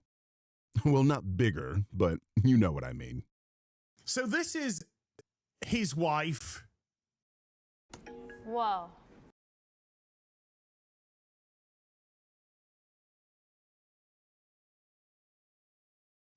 Faye. Whatever. Who's dead. And this is her in some sort of afterlife, whatever that may be. Even though it kind of looks, Jesus wept, horrible. That's actually meant to be Deborah Ann Worrell, I think is how you pronounce her name. Karen Page from Daredevil, if you were wondering. Somebody from Vampire Diaries. Also, I never watched the show, but the missus never stops harping on about it. So there you go. It's her. And yet she's very attractive in real life. Very beautiful woman. And of course, because it's a Western game, they've managed to make her look like a haggard old cow. But she's dead and she's in the afterlife. So, you know, she's going to be a little bit rough. What? I'm not sure I've seen anyone argue that the reason the character looks the way she does is because she's in the afterlife. She looks the way she does because that is the art style of the game, something you would know if you actually played these games. I have, and Faye, portrayed by Deborah, was in Ragnarok, something I pointed out during my stream. Does anybody think she looks like Deborah Ann Wall?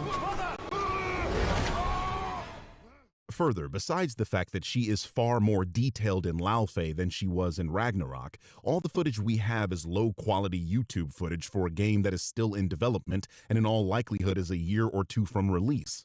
How about we wait before we start shitting on the graphics? These are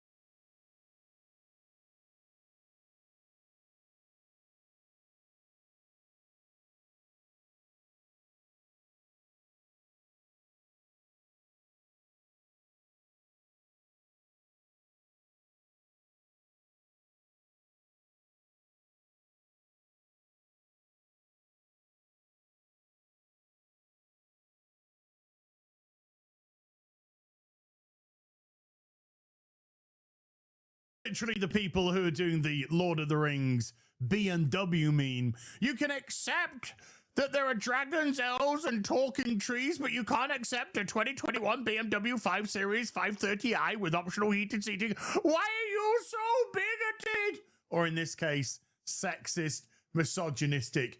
Pick a buzzword. This is a straw man argument. No one is saying you should accept ridiculous things like modern cars in these type of fantasy settings. When people make this argument, what they're usually talking about is accepting black people in fantasy settings. And it's a huge self-report that you have to liken a dark-skinned person in a fantasy role to a fucking car. Like, how stupid do you have to be to think this is an acceptable analogy? This is precisely why all studies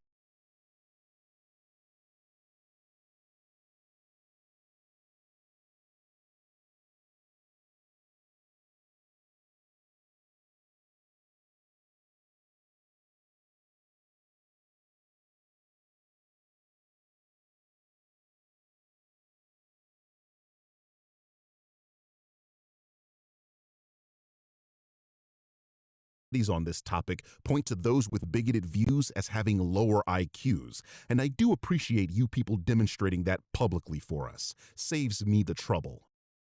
Pick a buzzword to attack fans of what was a brutal, male-dominated franchise, which has now received the Disneyfication, cutesy-wootsy, gender-swapping element, which for some reason Western game studios feel they need to do because they can't lose enough money. If you think this game isn't going to sell extremely well, I can't help you.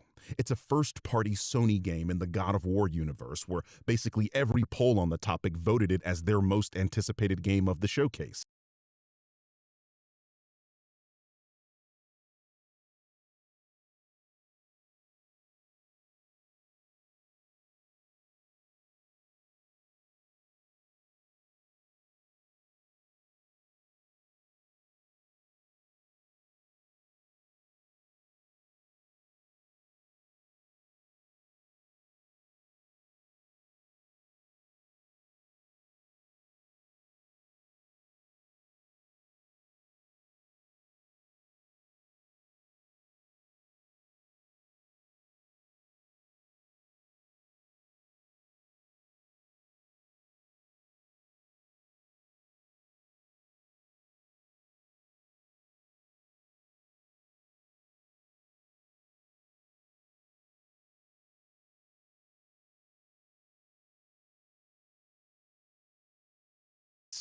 You're a lunatic if you think this is going to flop. But more than that, you're so buzzword-brained that you misstated something.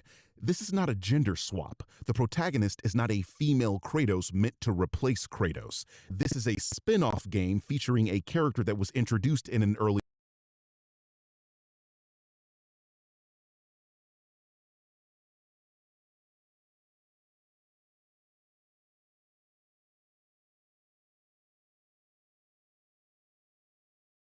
your game, an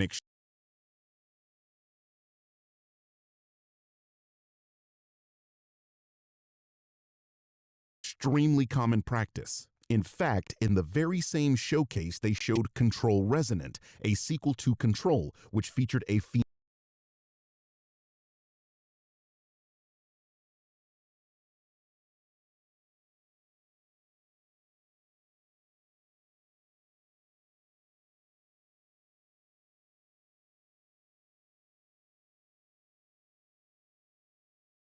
female protagonist. I know because I played that game, something you have no evidence of doing. In Resonant, we're now playing as a male protagonist.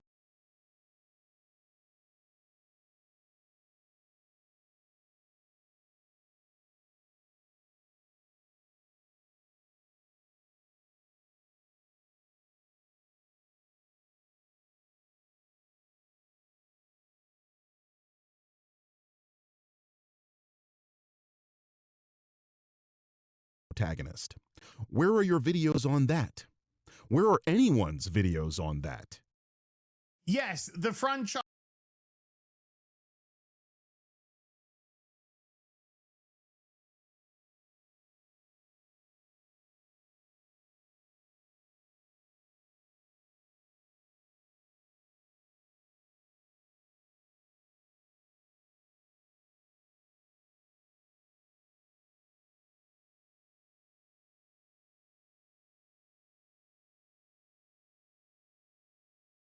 franchise which brought us blood, gore, dismemberment, hella violence, sex, nudity, it's now pink.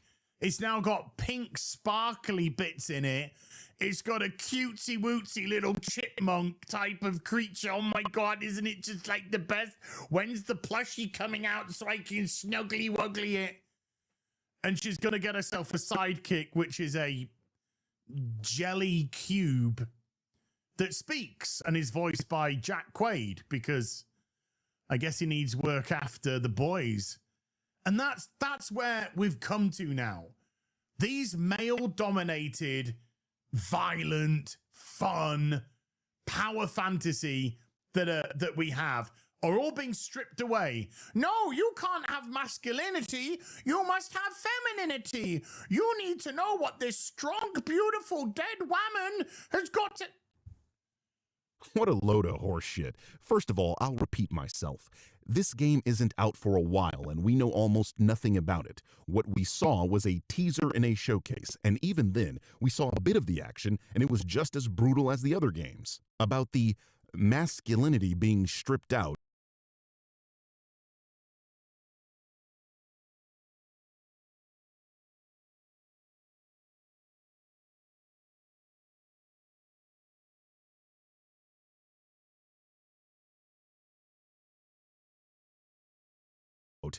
what part of Kratos' quest was masculinity? The action? The killing? The fighting? Oh, you mean all the things that are still there? I guess you forgot, or more likely didn't know, but the axe that Kratos uses in the new games is Lao Fei's axe. You thought she just had a magical battle axe and never used it herself? It's strange. You people can play as Jill, Grace, and Claire in Resident Evil, Lara in Tomb Raider, and as Samus in Metroid, but for some reason this female character bothers you. Please, make that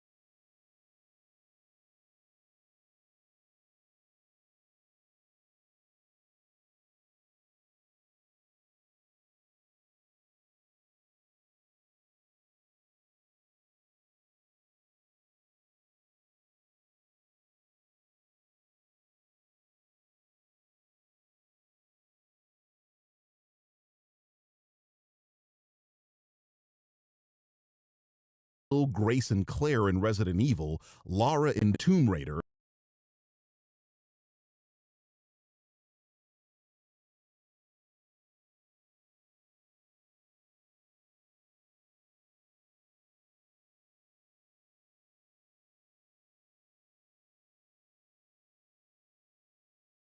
and as Samus in Metroid, but for some reason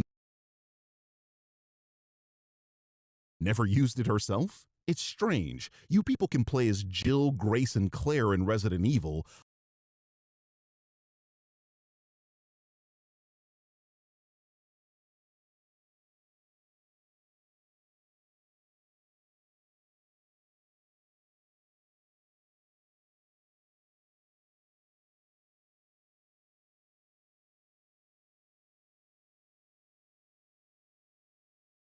Lara in Tomb Raider, and as Samus in Metroid, but for some reason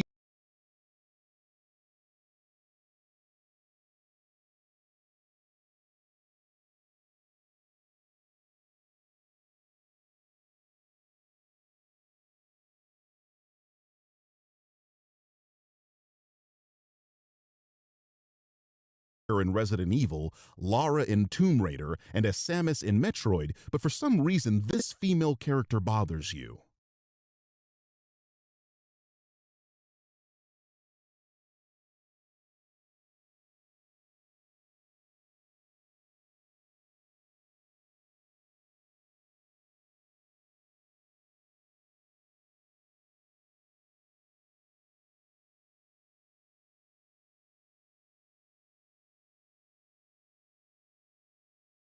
Please, make that make sense. It's okay to play as a badass female in those games, but it's not okay to play as one in this one?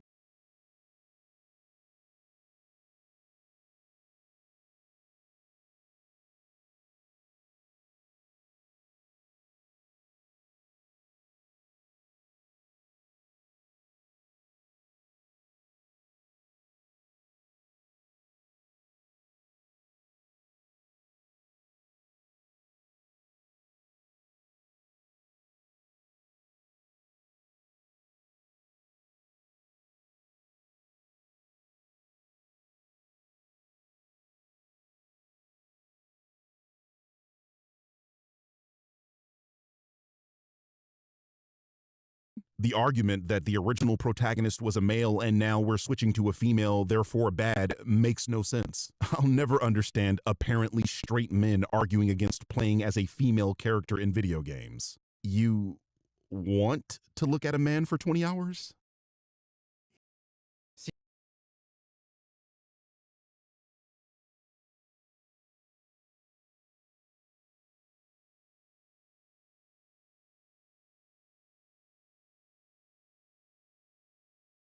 Like Avowed.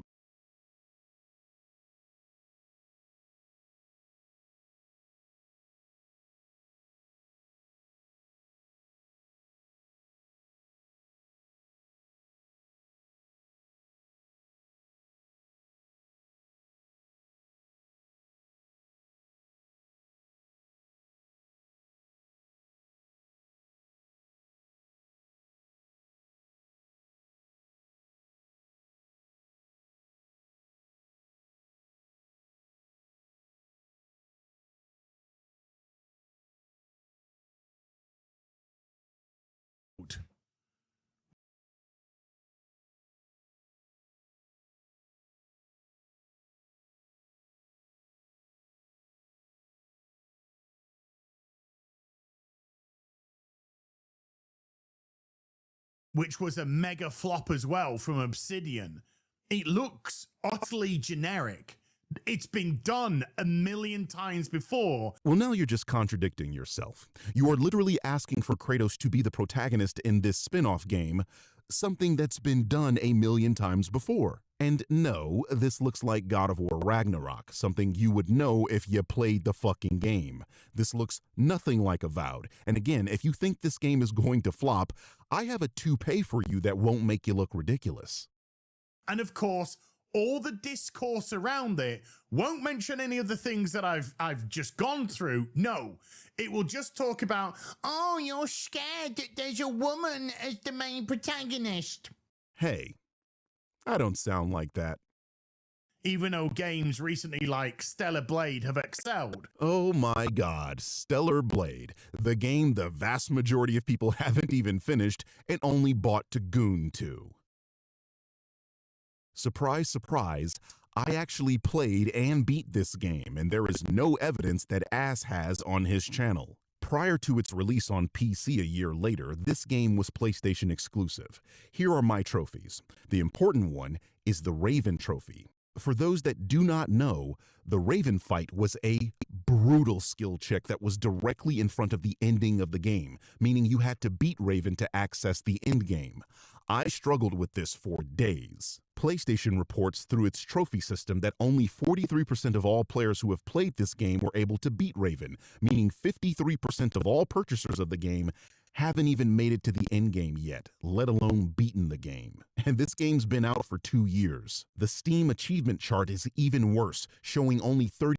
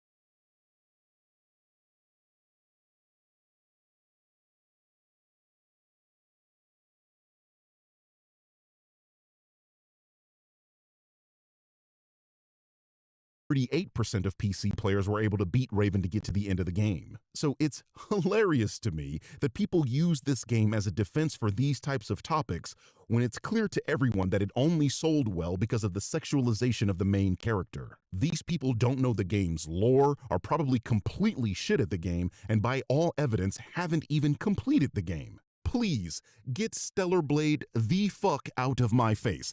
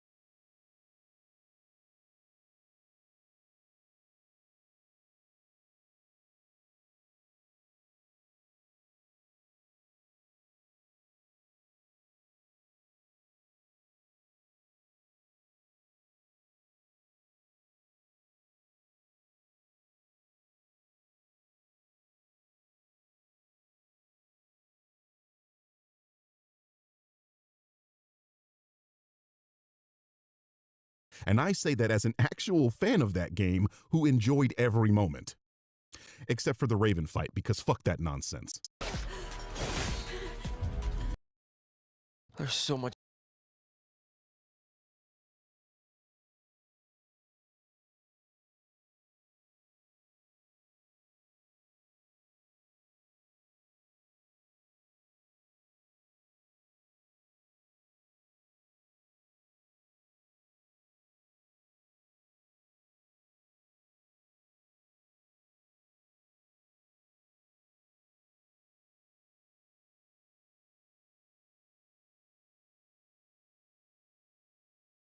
All right, y'all. That's it. I don't know what game I'm streaming next for y'all, but it won't be this shit. I'm done. Appreciate y'all for hanging with me this long. I've been streaming for just under 8 hours at this point. I never streamed this long. It's 2:30 in the morning for me. I'm done. But that's the wrong type of woman, because Eve was an attractive woman with long legs and buttocks and breasts. Remember those? No, they're long gone. This is my point. The only thing you know about Stellar Blade is that the main character is conventionally attractive in Asia. You know nothing about her characterization. You for damn sure didn't finish that game, and the only thing you can say about her is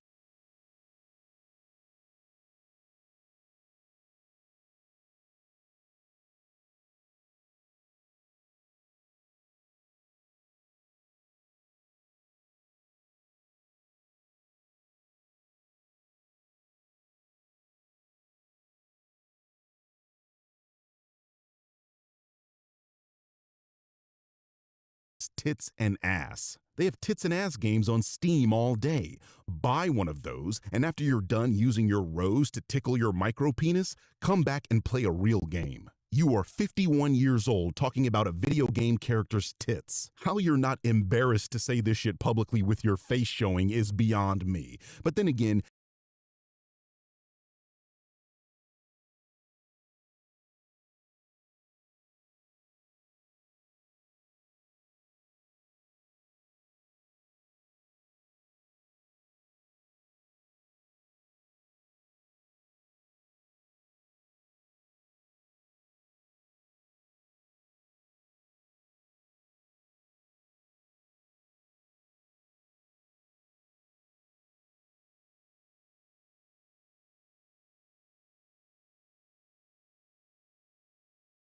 you debase yourself every time you upload anyway, so this should surprise no one. Dan's Gaming posted the most generic, fence-sitting, sweeping slop tweet. Must protect my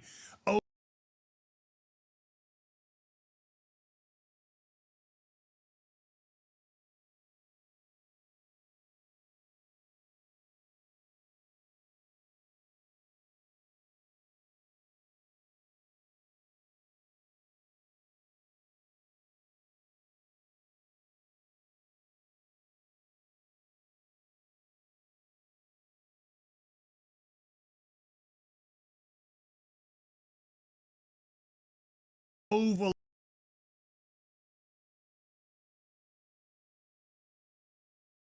in the corporation, otherwise I might not get my little figurines or invites or free game codes or whatever. You sound jealous. You know, because the moment any of your little goof troop gets invited to anything, they completely throw their principles in the garbage. Like your pal Drinker here, who spends his days shit-talking Hollywood, but is seen here at a Hollywood shindig. Look how happy he looks. He was finally invited to something that wasn't a British National Party meeting. Yeah, it's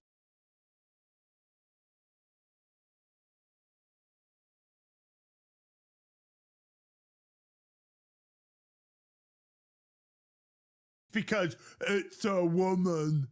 Well, yeah. I mean, that's what you said. The franchise which brought us blood, gore, dismemberment, hella violence, sex, nudity, it's now pink. These male-dominated, violent, fun, power fantasy that we have are all being stripped away. No, you can't have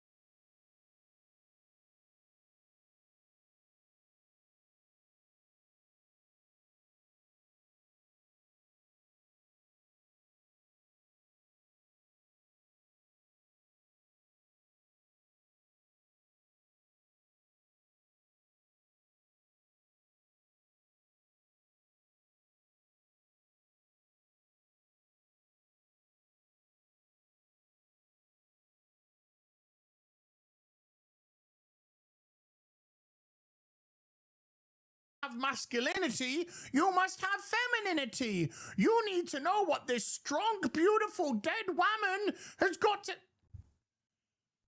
Your publicly stated opinion was that you don't like this because it's a woman, and you then go on to make misogynistic jokes like she should make you a sandwich and she should do laundry. It is entirely because the character's a woman. Why are you running from being called what you are? You have no prospects, no mainstream publication will hire you, your channel is dying, and you are by all relevant measures an objective failure. So why not just go mask off? I really don't understand bigots. Why are you people so afraid of being called a bigot, but you continue to do and say bigoted things? It's fascinating.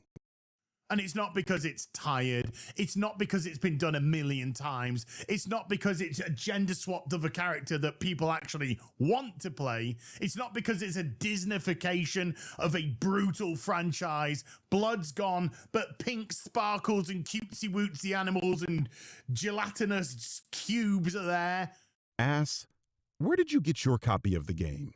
I really could go for a nice bootleg right now. What the fuck are you talking about, man? You keep bitching about colors and particle effects.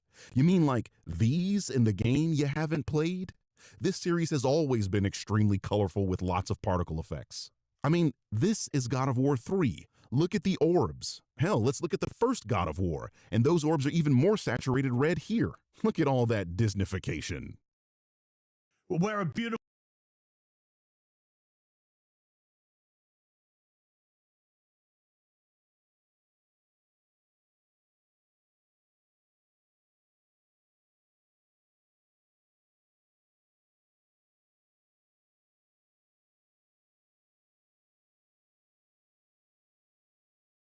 woman is uglified in the name of progress, and dialogue, as I've just mentioned, that kind of fits alongside a cancelled CW show. Oh, no.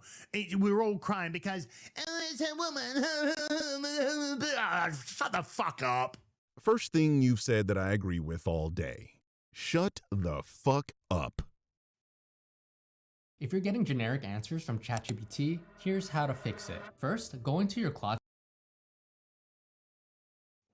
In actual fact, Domino's in the UK has decided to join our side of this equation. Sorry, no. The UK Domino's account is well known for its chud tweets. This is not the first time they've been controversial. Like, just look at their bio. I'm entirely surprised you didn't already know this. You know why. Responding to the discussing film tweet about the game, God of War Laufey. What a stupid name. God of War Laufey. And the fact that it's actually so close to laundry is just poetically hilarious. I also find a European disrespecting European culture hilarious, on account of that very European being upset that another European is putting a black woman in his European fantasy movie. And look, it's okay to not know that Laufey is a mythological character, but who'd like to bet that this fool would be mad if Lupita was portraying Laufey, calling it disrespectful to something he clearly knows nothing about? Because again, I'd bet my Porsche. God of War game with no Kratos equals pepperoni passion with no pepperoni. Exactly. You take away God of War and this game releases as Laufey. Nobody is going to give this a second look. What a revelation. People largely ignore things they know nothing about. Next, you're going to tell me that water is wet, fire is hot, and that the average outrage merchant only discovers a franchise exists 5 minutes before uploading a 37-minute rant about how it was ruined. Truly groundbreaking stuff. We should alert the scientific community immediately. Or maybe you'll uncover the shocking truth that people tend to care more about things they're familiar with than things they aren't. Incredible. Somebody get this person a Nobel Prize before they accidentally discover that the sky is blue and that reading an article is generally easier than arguing with one you've never opened. Nobody will give a shit. It'll be like, as I've mentioned, Avowed. It'll be like the Avengers game that lost Square Enix $50 million. It'll be like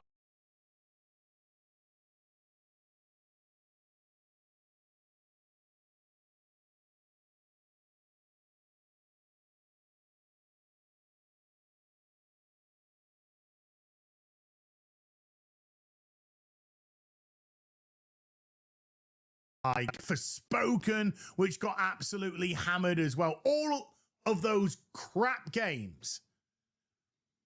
This looks just as bad as they do. You've once again debunked your own argument. You just said that if you take away God of War from the game's title, the game would flop like those other games. But that then means that this game won't flop like those games because it does have God of War in its title. You've checkmated yourself in a game of Connect 4. And this doesn't make any sense off the rip. The character shown in the trailer is Faye, Kratos' dead wife. Even if the game was just called Laufey, we'd know it was connected to God of War and people would still buy it. On top of that, this game features Egyptian mythology, something the fans have been begging for years. Just like the MCU, you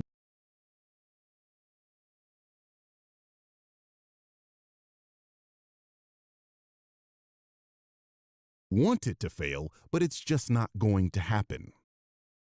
But you gotta put that God of War in because you know it's the only thing that is going to attempt to carry this tired, boring, I'm gonna have to say it, formula of usurping male franchises to feminize it because masculine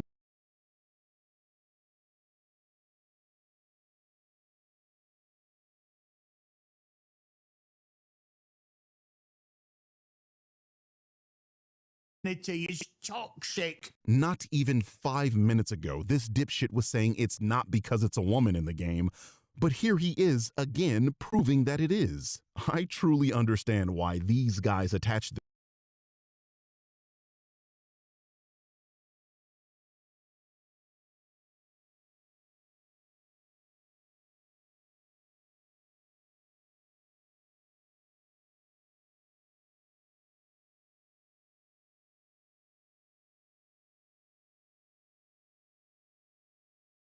themselves to Nerdrotic and the Critical Drinker like the remoras that they are. Those two are truly the tallest midgets. I've said this a million times as well, but I'm going to reiterate it once more because I genuinely mean it. I cannot wait for the AAA Western gaming industry to fucking die. As I just said, this guy is hoping these things fail. This one in particular because the pixels on the screen look like a woman.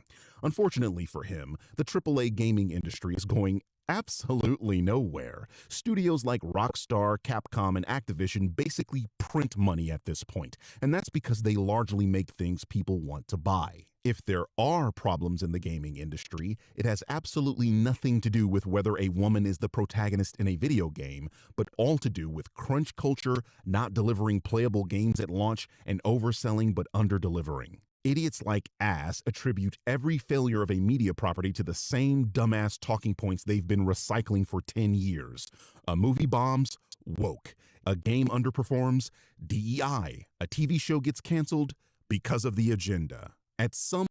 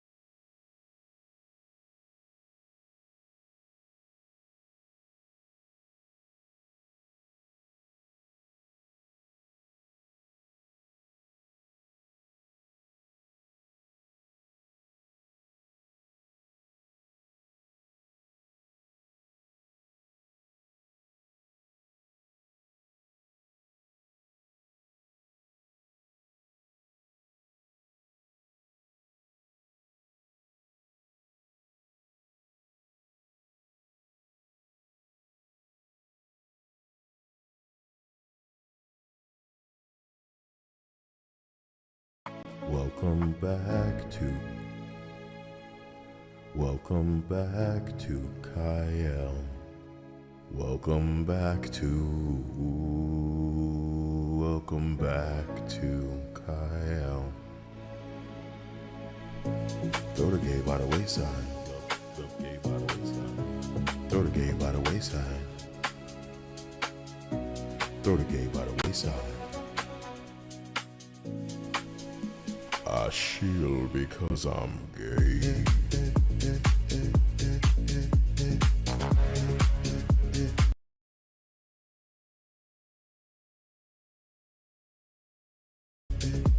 No pronouns.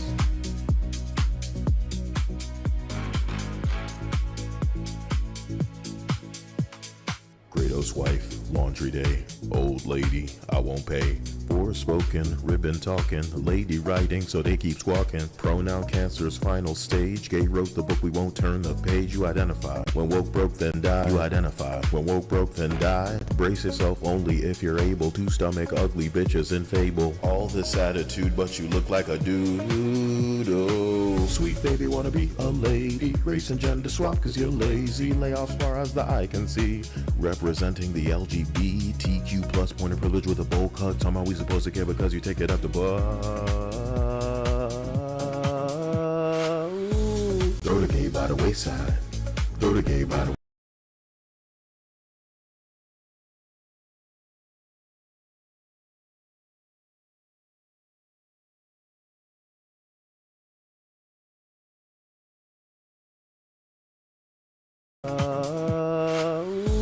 Throw the gay by the wayside. Throw the gay by the wayside. Buy abuse it, break it, lose it, do it, take it, bake it, shake it. Angry humans will not pay. I shield because I'm gay. Gay, gay, gay from every angle. It is ma'am, but testes dangle. Forspoken, tap the quirk chungus. Sony infected by homo fungus. Tame and lame as Forspoken, tap the quirk chungus. Sony infected by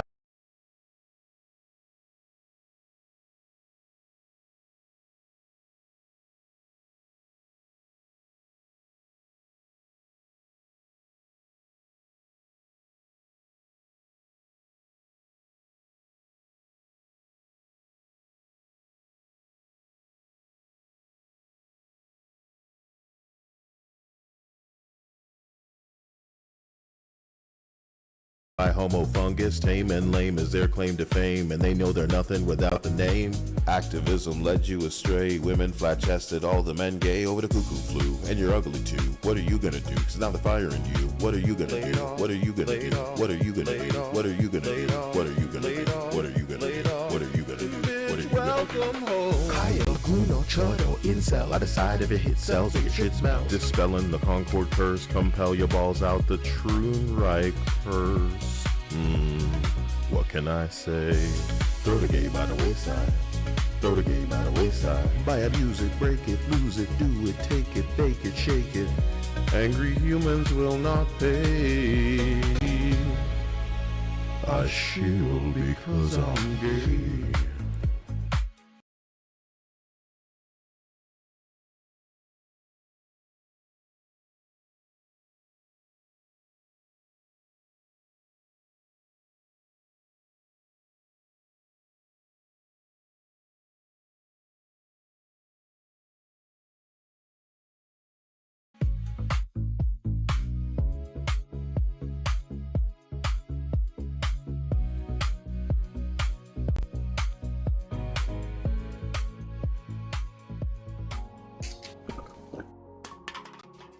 Hello, beta testers.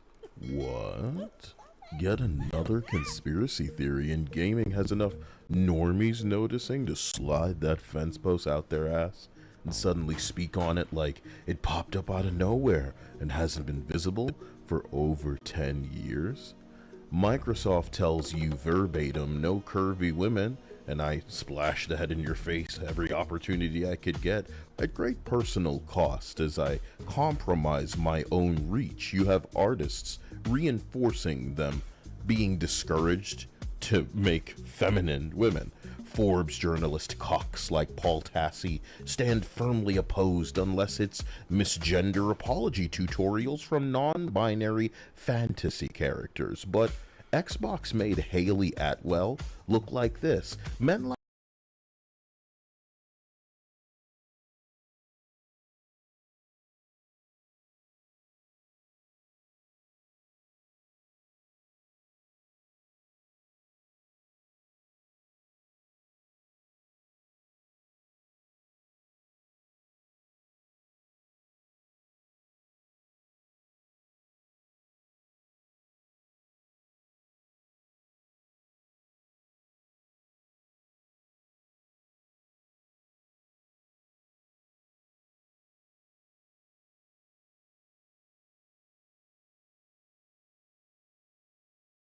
like me don't learn actors' names. Haley Atwell is up my alley, and they of course had to nerf, and not just nerf, but entirely rob her of femininity to reduce her to something the Hunter Schafer transgenders they keep shoving in your face can compete with. Newsflash: straight men like women. Biological women, organic, whatever you want to start calling them, no matter how many weak losers you can get to agree and do as you say and arch their back when you whip them, like the Del Walker coming out desperately trying to, oh, maybe there's room for both.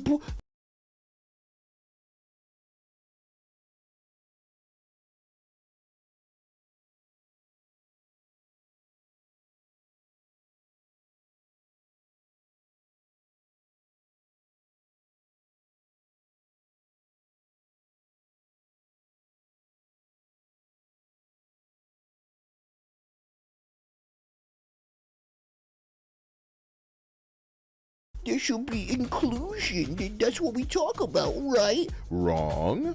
The only diversity being included will be whatever the identity entities are insecure about and do not view as a threat. So after speaking with specifically black creators, as him indicates, he walks back his comments saying he'll never speak on it again. That's right. Even Cortana can't be pretty. I cannot stress this enough, so listen carefully. The only reason Lara Croft is pushing feminine now is because you adjusted their behavior as you might with a disobedient puppy. The time is now before those habits take hold. Some of those studios are too far gone. They need to entirely be thrown out and replaced. When Halo was initially announced, nothing mattered more than the ability to include a woman, so even though Cortana's voice was all over the promotion, they refused to show her. I outlined how calculated this was because when they showed Cortana as the nerfed body type 2 they were going to, it would dominate the Halo topic and frame the studio who just ran away from the 343 branding, transitioning to their new name as Halo Studio, like the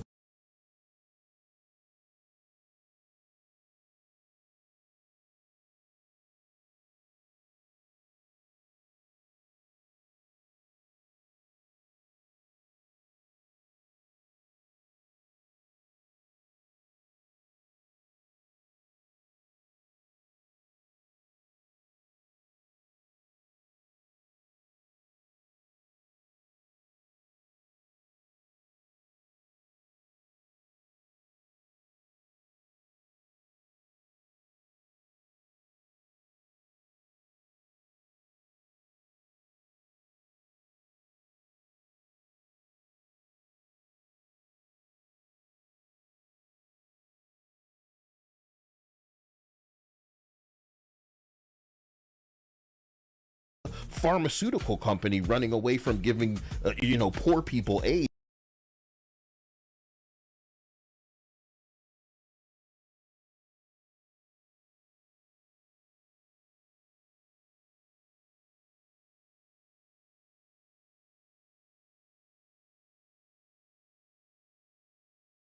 Like the pharmaceutical company running away from giving, poor people AIDS when they were told to get rid of a shipment.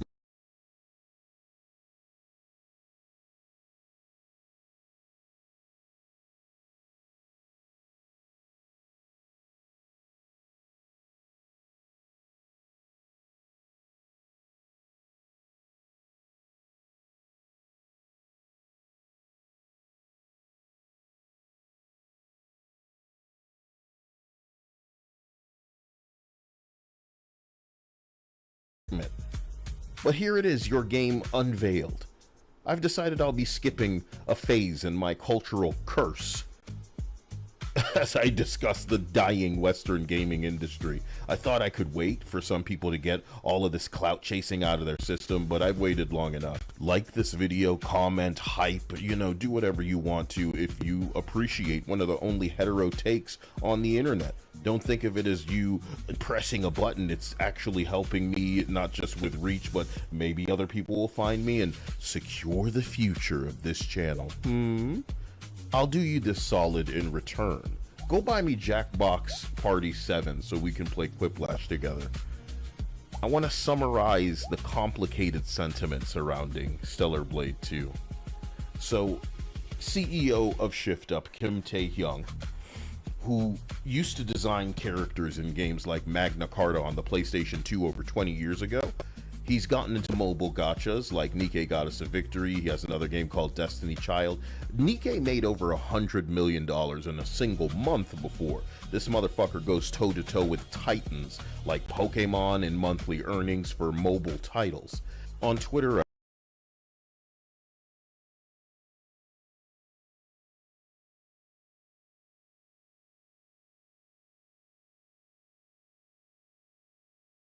I shared that last year, June 2025, Love and Deep Space and Nikke Goddess of Victory were in the top 10 gacha revenue earners. And this last month, this year, they're both still in the top 10, with Nikke knocking down an estimated 30 million. I mentioned Love and Deep Space because these are two sides of the same coin, in my opinion, with games that are giving the players what they want without all that DEI compromising their experience. I played a bit of Nikke for research, and there's a wide variety of goddesses that you might end up setting your watch to. When you roll your dice in that game and get a girl through the gacha or pull, there's a chance to get someone you might have wanted, or unfortunately someone of a lower tier. The Stellar Blade situation, in my opinion, can be summarized like this. When I pull in a Nikke type game, I want Bredy, Anise, Mary. These are the body types I'm into. Noir, Soda, but if I had to gamble, most men would react negatively if they pulled and got lollies instead of their preferred body types. This is what happened with the Stellar Blade 2 reveal. My stream knew that I hated these types of chicks, and when I would pull for them, they'd call me Lollymancer or some bullshit like this. Stellar Blade is a game made with a female protagonist that earned its place. It's not forced, it's not borrowing another franchise or legacy to reinforce sales with a recognizable brand. There's no shoehorned in girl boss that's taking up the mantle or screen time from an audience that was established and drew because of a man.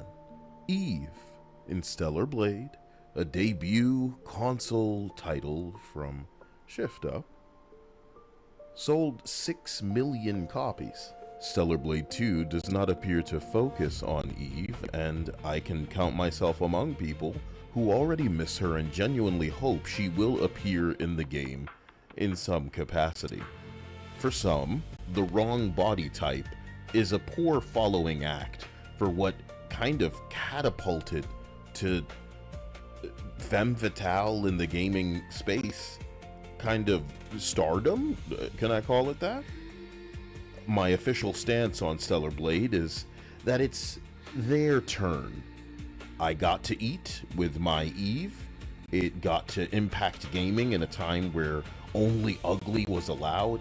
It still impacts gaming with the entertainment of people self-reporting, implying that this isn't an adult face or some shit. Uncultured swine might as well say their culture's people are only ugly and look old at young ages because the world isn't like you. But we know they're playing dumb, willfully ignorant, pretending not to understand it at this point. Even the AI is filtering these annoying losers that couldn't get traction with gooner, chud, incel, fascist, sexist, and racist anymore, so now they're calling everyone EDP for enthusiasm over a video game.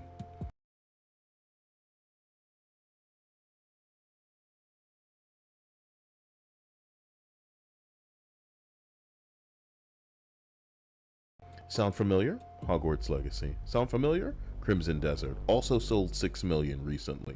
Identical to transgenders on Hogwarts Legacy, the attention won't just sell more copies, it will in fact sell the original Stellar Blade, now coming out on the Nintendo Switch. I guess they get down. And I'm glad to report that fans calling for a Stellar Blade on Xbox received a shift-up response that we just need time. Hopefully not to censor anything with how Xbox gets down. If I may be blunt, ugly women in gaming deliberately downgraded or deglamorized is a conversation you don't know anyone more vocal on. The internet has situated a muzzle on me because I was never gay enough, like the rest of the gaming creators, to be gaslit into dropping this. And with Doctor Who recently sabotaged so hard by Russell T Davies that it's not returning for a Christmas special. You know, all the gay kisses and drag queen musical numbers and transgender, misgender apology tutorials like Dragon Age Veilguard, I guess they caught up with it. Can't help but recognize the similarities inside the video games that we're not just playing but are being presented to us. The transgender hosts whose voices gamers apparently need to hear narrating these pitches that aren't going over so well, the pronouns that we need to see in our face because you've convinced yourself that's what gamers want to see instead of gameplay. Previously, the Doctor Who actor Nakuti Gatwa, probably the N is silent. Oh my god, I can't believe I have to say it. You know, they begged for their Doctor Who to twerk to defeat their enemies. You know, I don't know what persuasion I'd need to be to arrive upon something like this being a good idea, because straight men, who have historically been the majority audience, do not get jiggy with this gay shit. So I understand something must be killed because the wrong straight white men like it, so Joker 2 gotta be a musical, She-Hulk gotta have, you know, black woman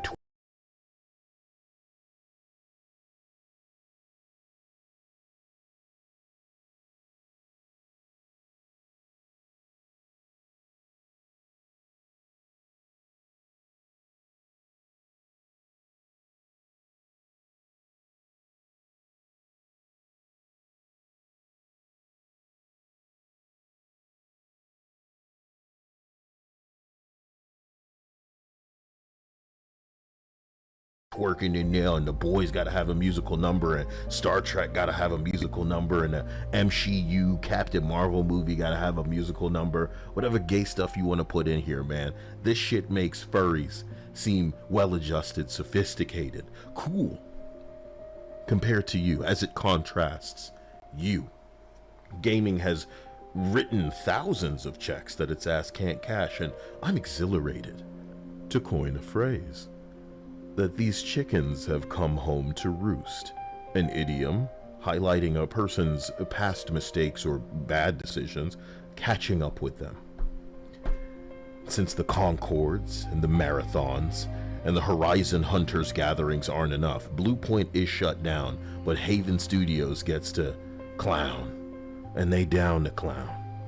And so is Sony, baby. It's not going to be enough to teach them a lesson. And I won't ask how many times, old man. In fact, I'll just delight in them learning again and again and again and again for as many times as it takes, as many times as is necessary. The kids could make deliberately insensitive memes clowning on you, and they wouldn't be able to come close to how insufferably gay and ignorantly racist, sexist you're managing to be while you're waving this banner of sensitivity and inclusion. I can't believe that cube in your God of War laundry actually said focus. DEI design to challenge beauty standards in a video game by entities triggered by beauty, by heterosexuality, by normality. So sensitive, safe, and paradoxically, diverse? but not real diversity, your preference.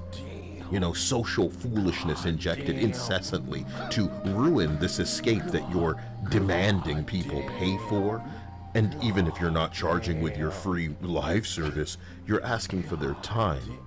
And much as we observe with a bungee and a marathon, there's no amount of money you should expect to receive for this ugly diarrhea that was made for an audience of nobody. I see you uppity developers confusing your purpose with someone making content for the gamer. So this like Californian, Canadian, Seattle writer garbage from people that didn't get their position because they earned it or because anything that they create resonates. In fact, they are incapable of creation and are here because of the boxes that needed to be ticked. You're seeing tame Reddit cancer for normies with soy soaking the project like drool soaks their helmet straps, and they can't stop, won't stop until they take these properties, these studios, everything down with them.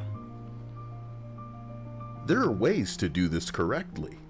You know, Epic used to make Unreal Tournament and shifted to candy-ass Fortnite. Blizzard used to make StarCraft and Warcraft and shifted to Overwatch while reducing WoW to a rainbow-colored pool of piss and video games for social change.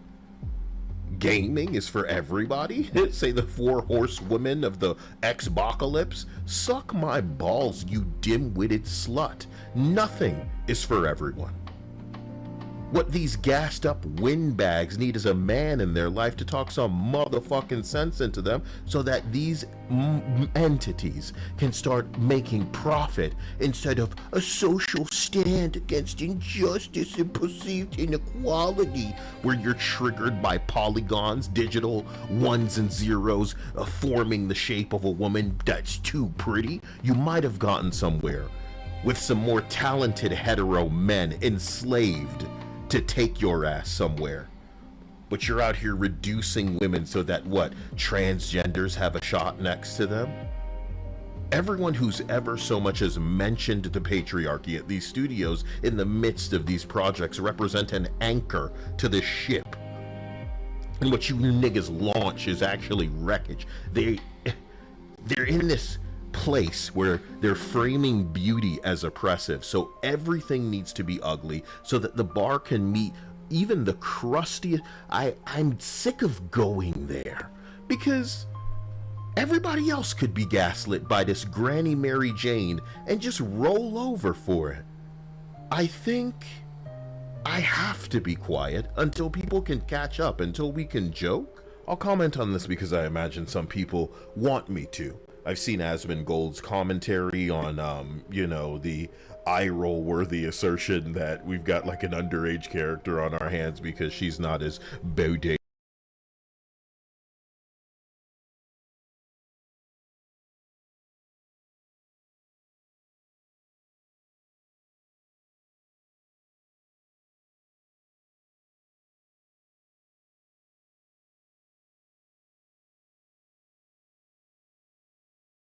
As Eve, as if to say, you know, and I think I'm going to put it simply because I'm just not in the mood for the queer. Is Evie younger than Eve in appearance? Yes, factually. Admitted by CEO Kim. This is his intent. Is Evie, however, underage? Factually, no. Anyone pretending to be confused can refer back to 2024 when this identical argument was being made by obese, dyed-hair, nose-ring New Yorkers that Kareem Jovian, the entity who was trying to milk his father's death for views,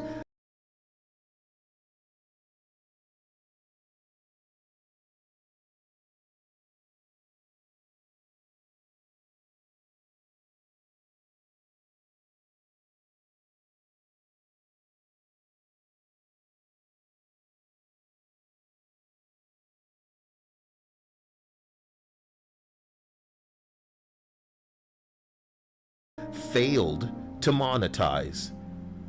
The modern equivalent would be me, what, running down to the corner store to ask the fattest, blackest person that I can find in the midst of their pineapple Kool-Aid buying for stock tips because they're the best person, right?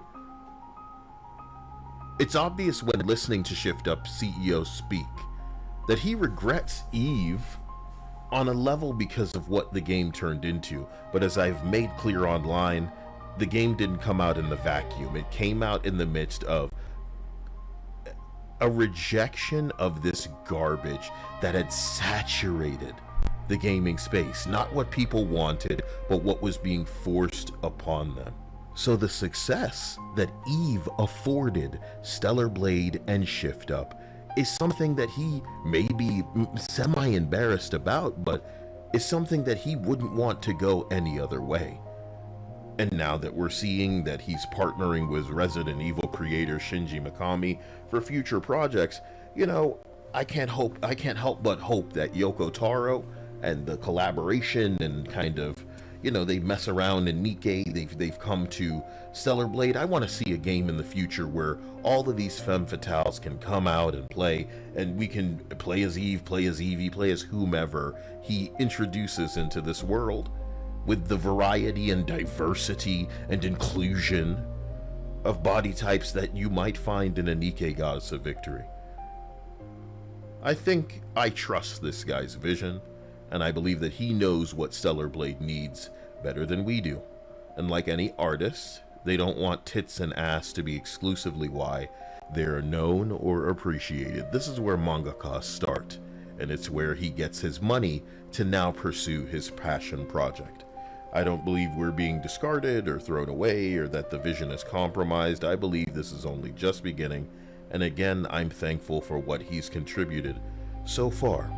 Based on what I'm saying, it may sound like I'm agreeing that Stellar Blade is done, but I don't believe he intends to withhold the sex appeal or that he's in any way going to backpedal. Again, I like to highlight it like this. When Eve arrived for the first Stellar Blade, there was nothing but flat-chested hoes and ugly bitches mandatory across AAA gaming. And now, all we seem to have are Mary Janes that are old ladies. We've got a 40-year-old Mystique that refers to herself as androgynous. Here comes Deborah Wilson, bald, of course, because why play a character just like the bitch in the intergalactic thing? And, you know,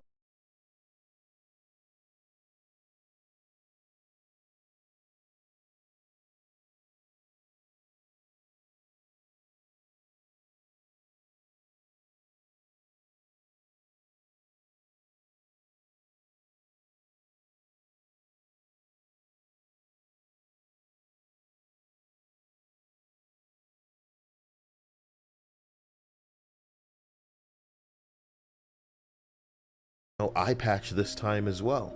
You got 50-year-old characters that are women in that game because that's their philosophy. Old, old, old, old, old, old, old. So now you're saying young to Evie? Maybe that's the other side of the coin. And if you keep forcing, you'll show everybody what people are willing to buy, what they prefer.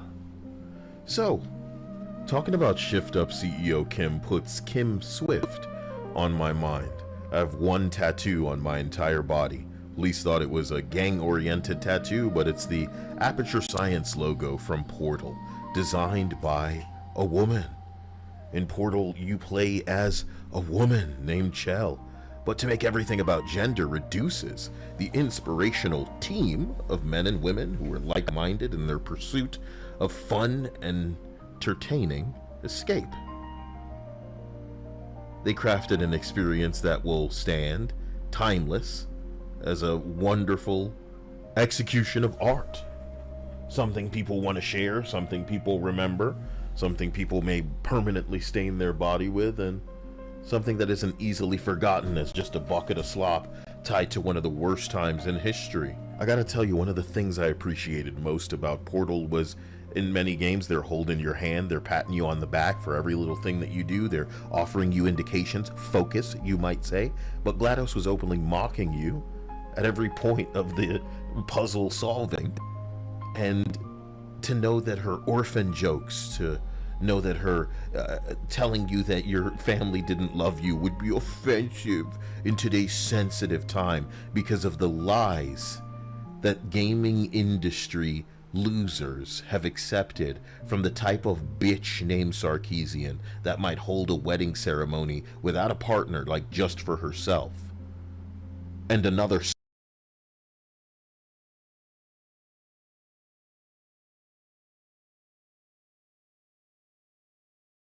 slut who fucked 5 guys for favors and reviews, for a notch on their belts of evil as they were pushing men like Alec Helauka to take their own life. It wasn't enough. You'll have to forgive me for choosing not to entertain entities spinning on dildos in their volunteer defense of corporation, because as usual, the straw man of woman protagonist scary, and if you like this, then you must be evil, or you must be pedo, or you must be racist, or you must be fascist.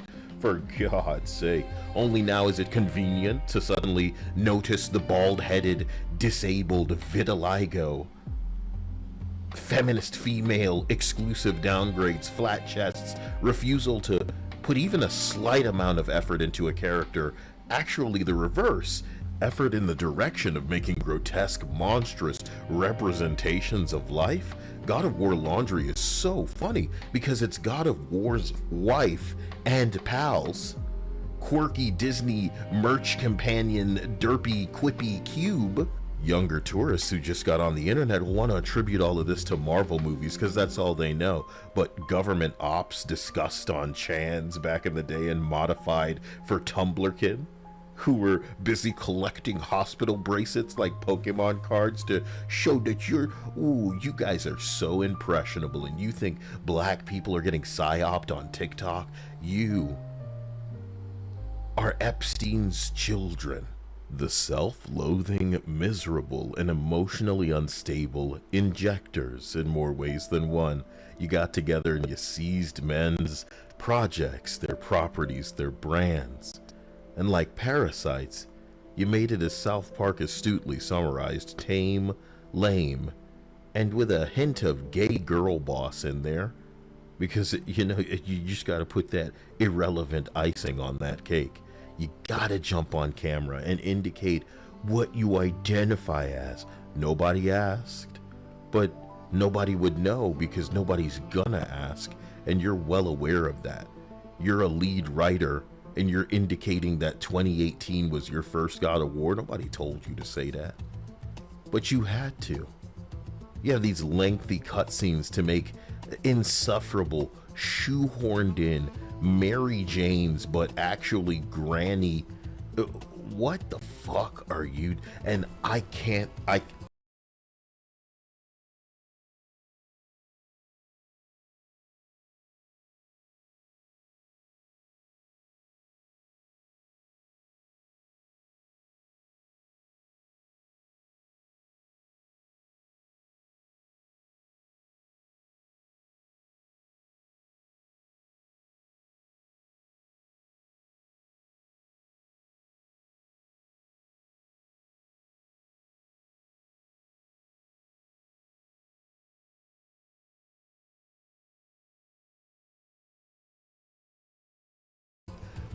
I'm not supposed to interrupt. I've started to realize some of the stuff that I'm saying might be a warning to you people, and we don't want to warn a damn thing. We want you to just keep doing what you're doing. I used to joke about needing a Sherpa to reach them that far up their ass, but at this point, after 20 minutes of what they're calling gameplay in a collection, I remember what I used to say on this channel. I used to say they don't want to make video games, they want to make movies. They want to turn your controller into just a bunch of different unpause buttons, and that very gameplay kept prompting you to hit the R2 button. You know? It's the mixtapeification of gaming. Annapurna Interactive.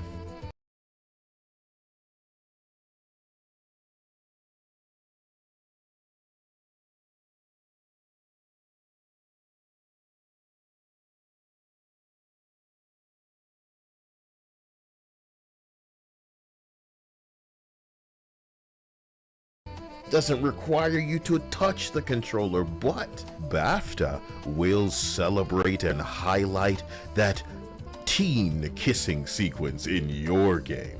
What's the big deal, Kyle?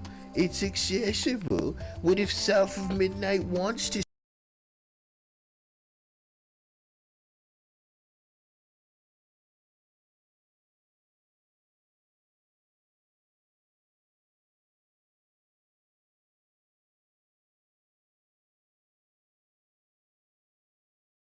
skip the gameplay? What if Life is Strange wants to skip the gameplay? What about a pretend you won button in Death Stranding? Why have to touch the controller at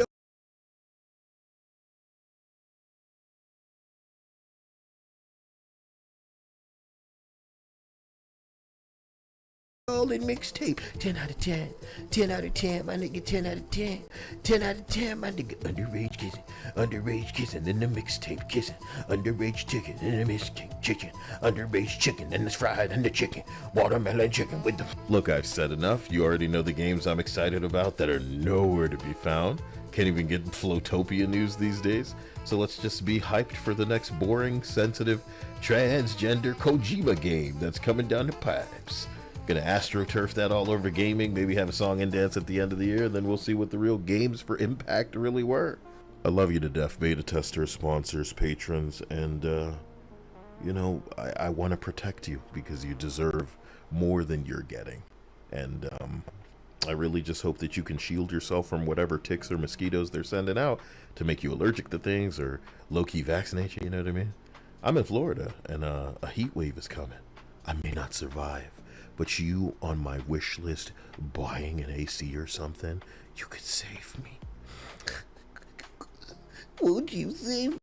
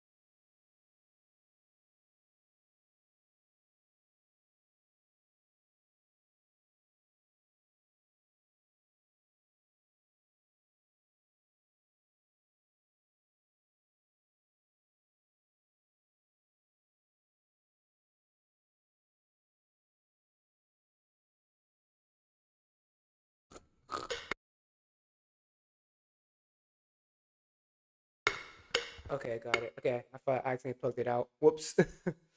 But yeah, I'm gonna end it right here, guys. It was fun just watching some football things and stuff like that.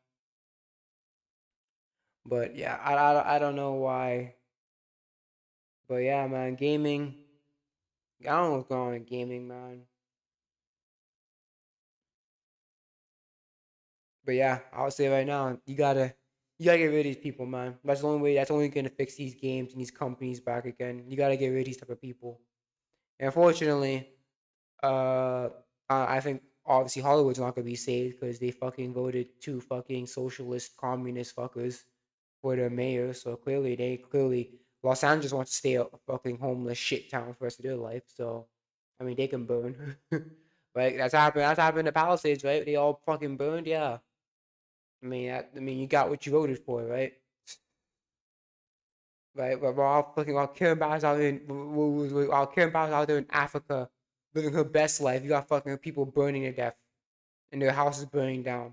Who cares, right? She don't care. All she cares about getting your tax money and calling it a day, you know. But I'll end this stream right here. It's about it's almost 3 o'clock. So I'm gonna end the stream right here. Thanks so much for coming. Tomorrow, it's either gonna be a spectacular Spider-Man stream, or it's gonna be back. Or we're gonna resume some Totally Spies. We'll see. But I'm gonna end it right here. Thanks so much for coming. I'll see